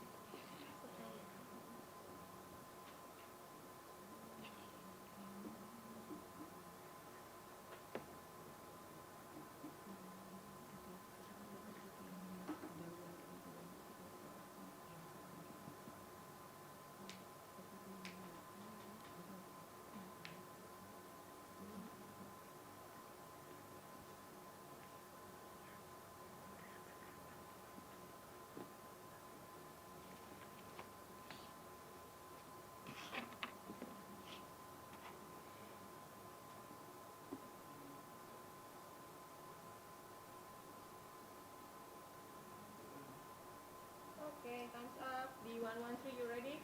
Yes. Operator, yes, thank you. That's your DPT. Okay, operator, please next slide.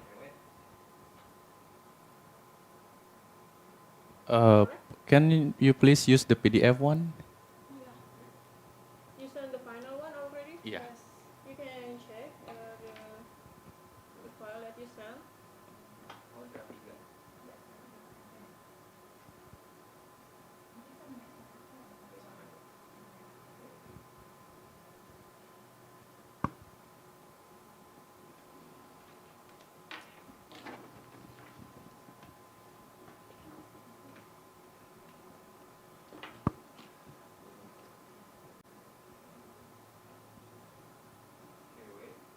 Yeah.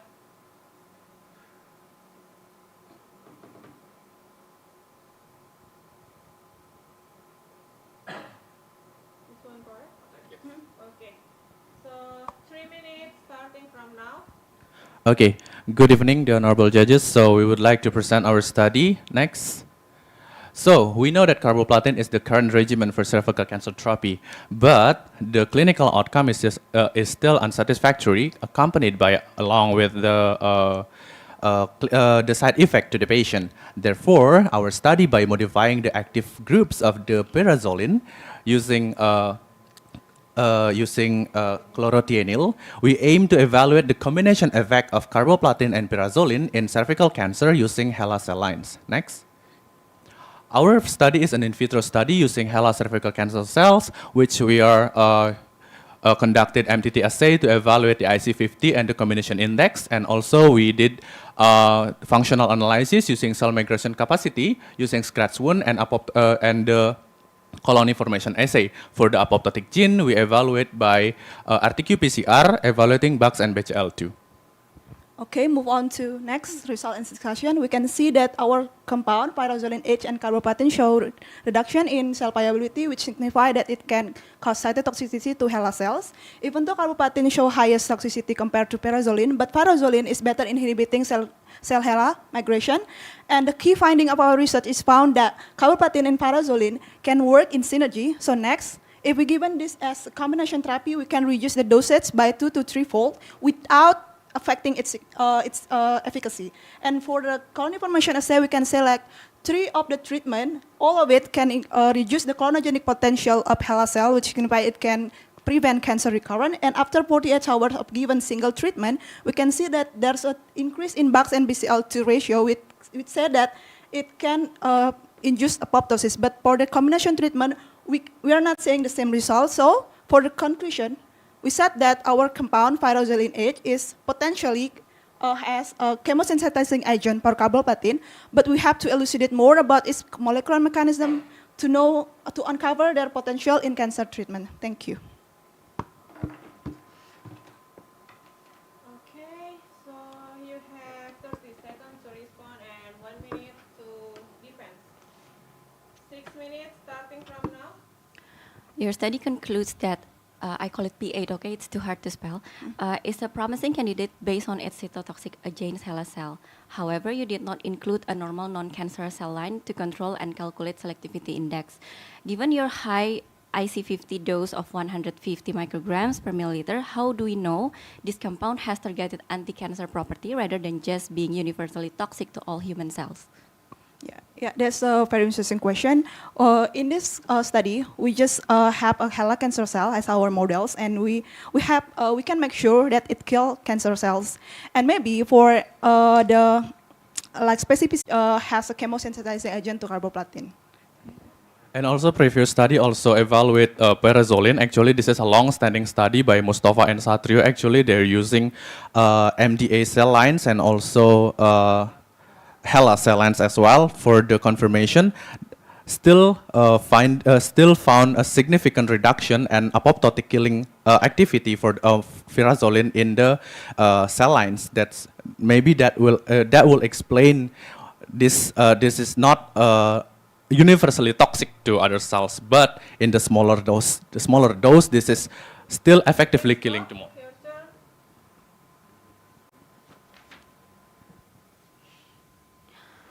Your study proposed P8 as a novel anti-cancer agent. However, the IC50 is 150, which is massively above the standard pharmacological threshold, which is 4, that I read from the NCI guidelines. Your compound is 40 times higher in concentration than that threshold. Aren't you just observing cell death dying from generic chemical toxicity and osmotic stress rather than a targeted pharmacological mechanism? I think 150 is in moderate toxicity. And if we can see like another previous study, it says that pyrazoline is selectively kill cancer cell with high EGFR expression. So if you said that our compound is killing like poor necrosis cell, inducing necrosis, I think it's not the kind of a problem. The problem is probably our compound need a little more adjustment to make sure that it can dissolve to the medium, because we have a kind of modification that increase its stability and also increase its interaction with protein, but we are not counting the effect of solubility. So the high IC50 is not because it is causing necrotic cells, but we believe that it still have a targeted effect. It's just because it's not soluble enough, so we have to make another kind of change in the functional group. Stop, your turn.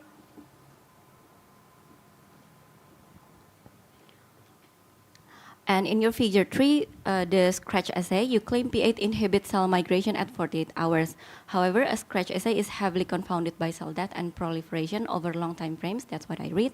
Given that you left these cells in treatment for 88 hours, how can you confidently claim this is an inhibition of migration pathways? Isn't it far more likely that the wound simply failed to close because P8 was slowly killing the cells or halting their proliferation cycle? Okay. For the record, we did not claim that this is a migration pathway for the record. So we evaluate the migration capacity, not migration pathway. Migration pathway, we're talking about the gene. But if we migration capability, migration functional analysis, we evaluate those in those assessment. Also, how can we ensure that it is inhibiting cell migration, not toxicity? Because we reduce the dosage, as you said, if you read it, we reduce dosage by 4, and it's we can sure that this is not because of cell death. You can see also in the picture, And how if it's not because of proliferation? Because we reduce the FBS. FBS is the compound that can cause cell proliferation, so we reduce the FBS, so we can reduce the confounding effect of proliferation and also cell death. Your total analysis in table 1 shows a CI of 0.959, which is nearly purely additive, and a CI of 1.27, which is antagonistic at lower effects, lower FA. Okay, great question. Given the extreme doses required to kill cells and the borderline antagonizing drug interactions, Okay, how do you understand. justify the conclusion that this is a promising therapeutic? I understand. So you have to read Cho Talale 2014. They have this kind of protocol, and they said it's clearly that for anti-cancer and anti-high FA agent, higher doses, lower doses usually is not sure enough. So if the result is higher than 1, is it okay? As long as the dosage, lower dosage, is still showing us synergism. I mean, like under 1. That's a Cho Cho itself said that. Yeah, you mean higher FA, not lower. I mean, like if you given lower dosage. Okay. You also did.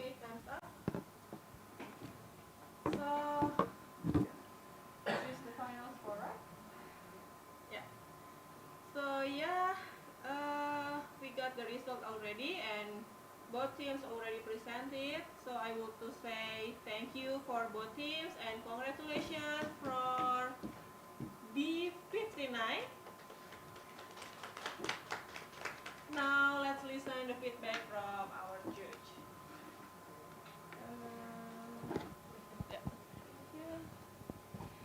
Okay, thank you. First of all, kudos to both teams for, it's quite late in the, well, it's nighttime now, and there's actually more fire in both of you than before, so kudos to that. And also, I'm really happy that the debate just now, the questions that either team asked to each other actually really good. The way that you utilize other references and also other knowledge outside of the presentation is actually quite good, because it means that you've actually explored different angles to answer and also to ask questions to your opponents. So I'm really, really impressed. So congratulations.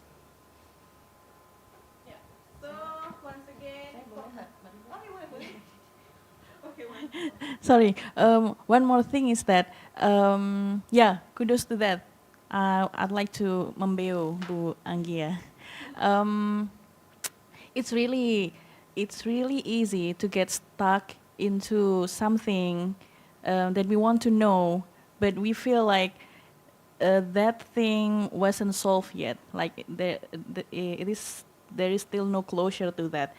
Like I can see you're a little bit frustrated while your questions seems like unanswered, and it is really easy to get trapped to that and trying to ask the same questions, but don't do that.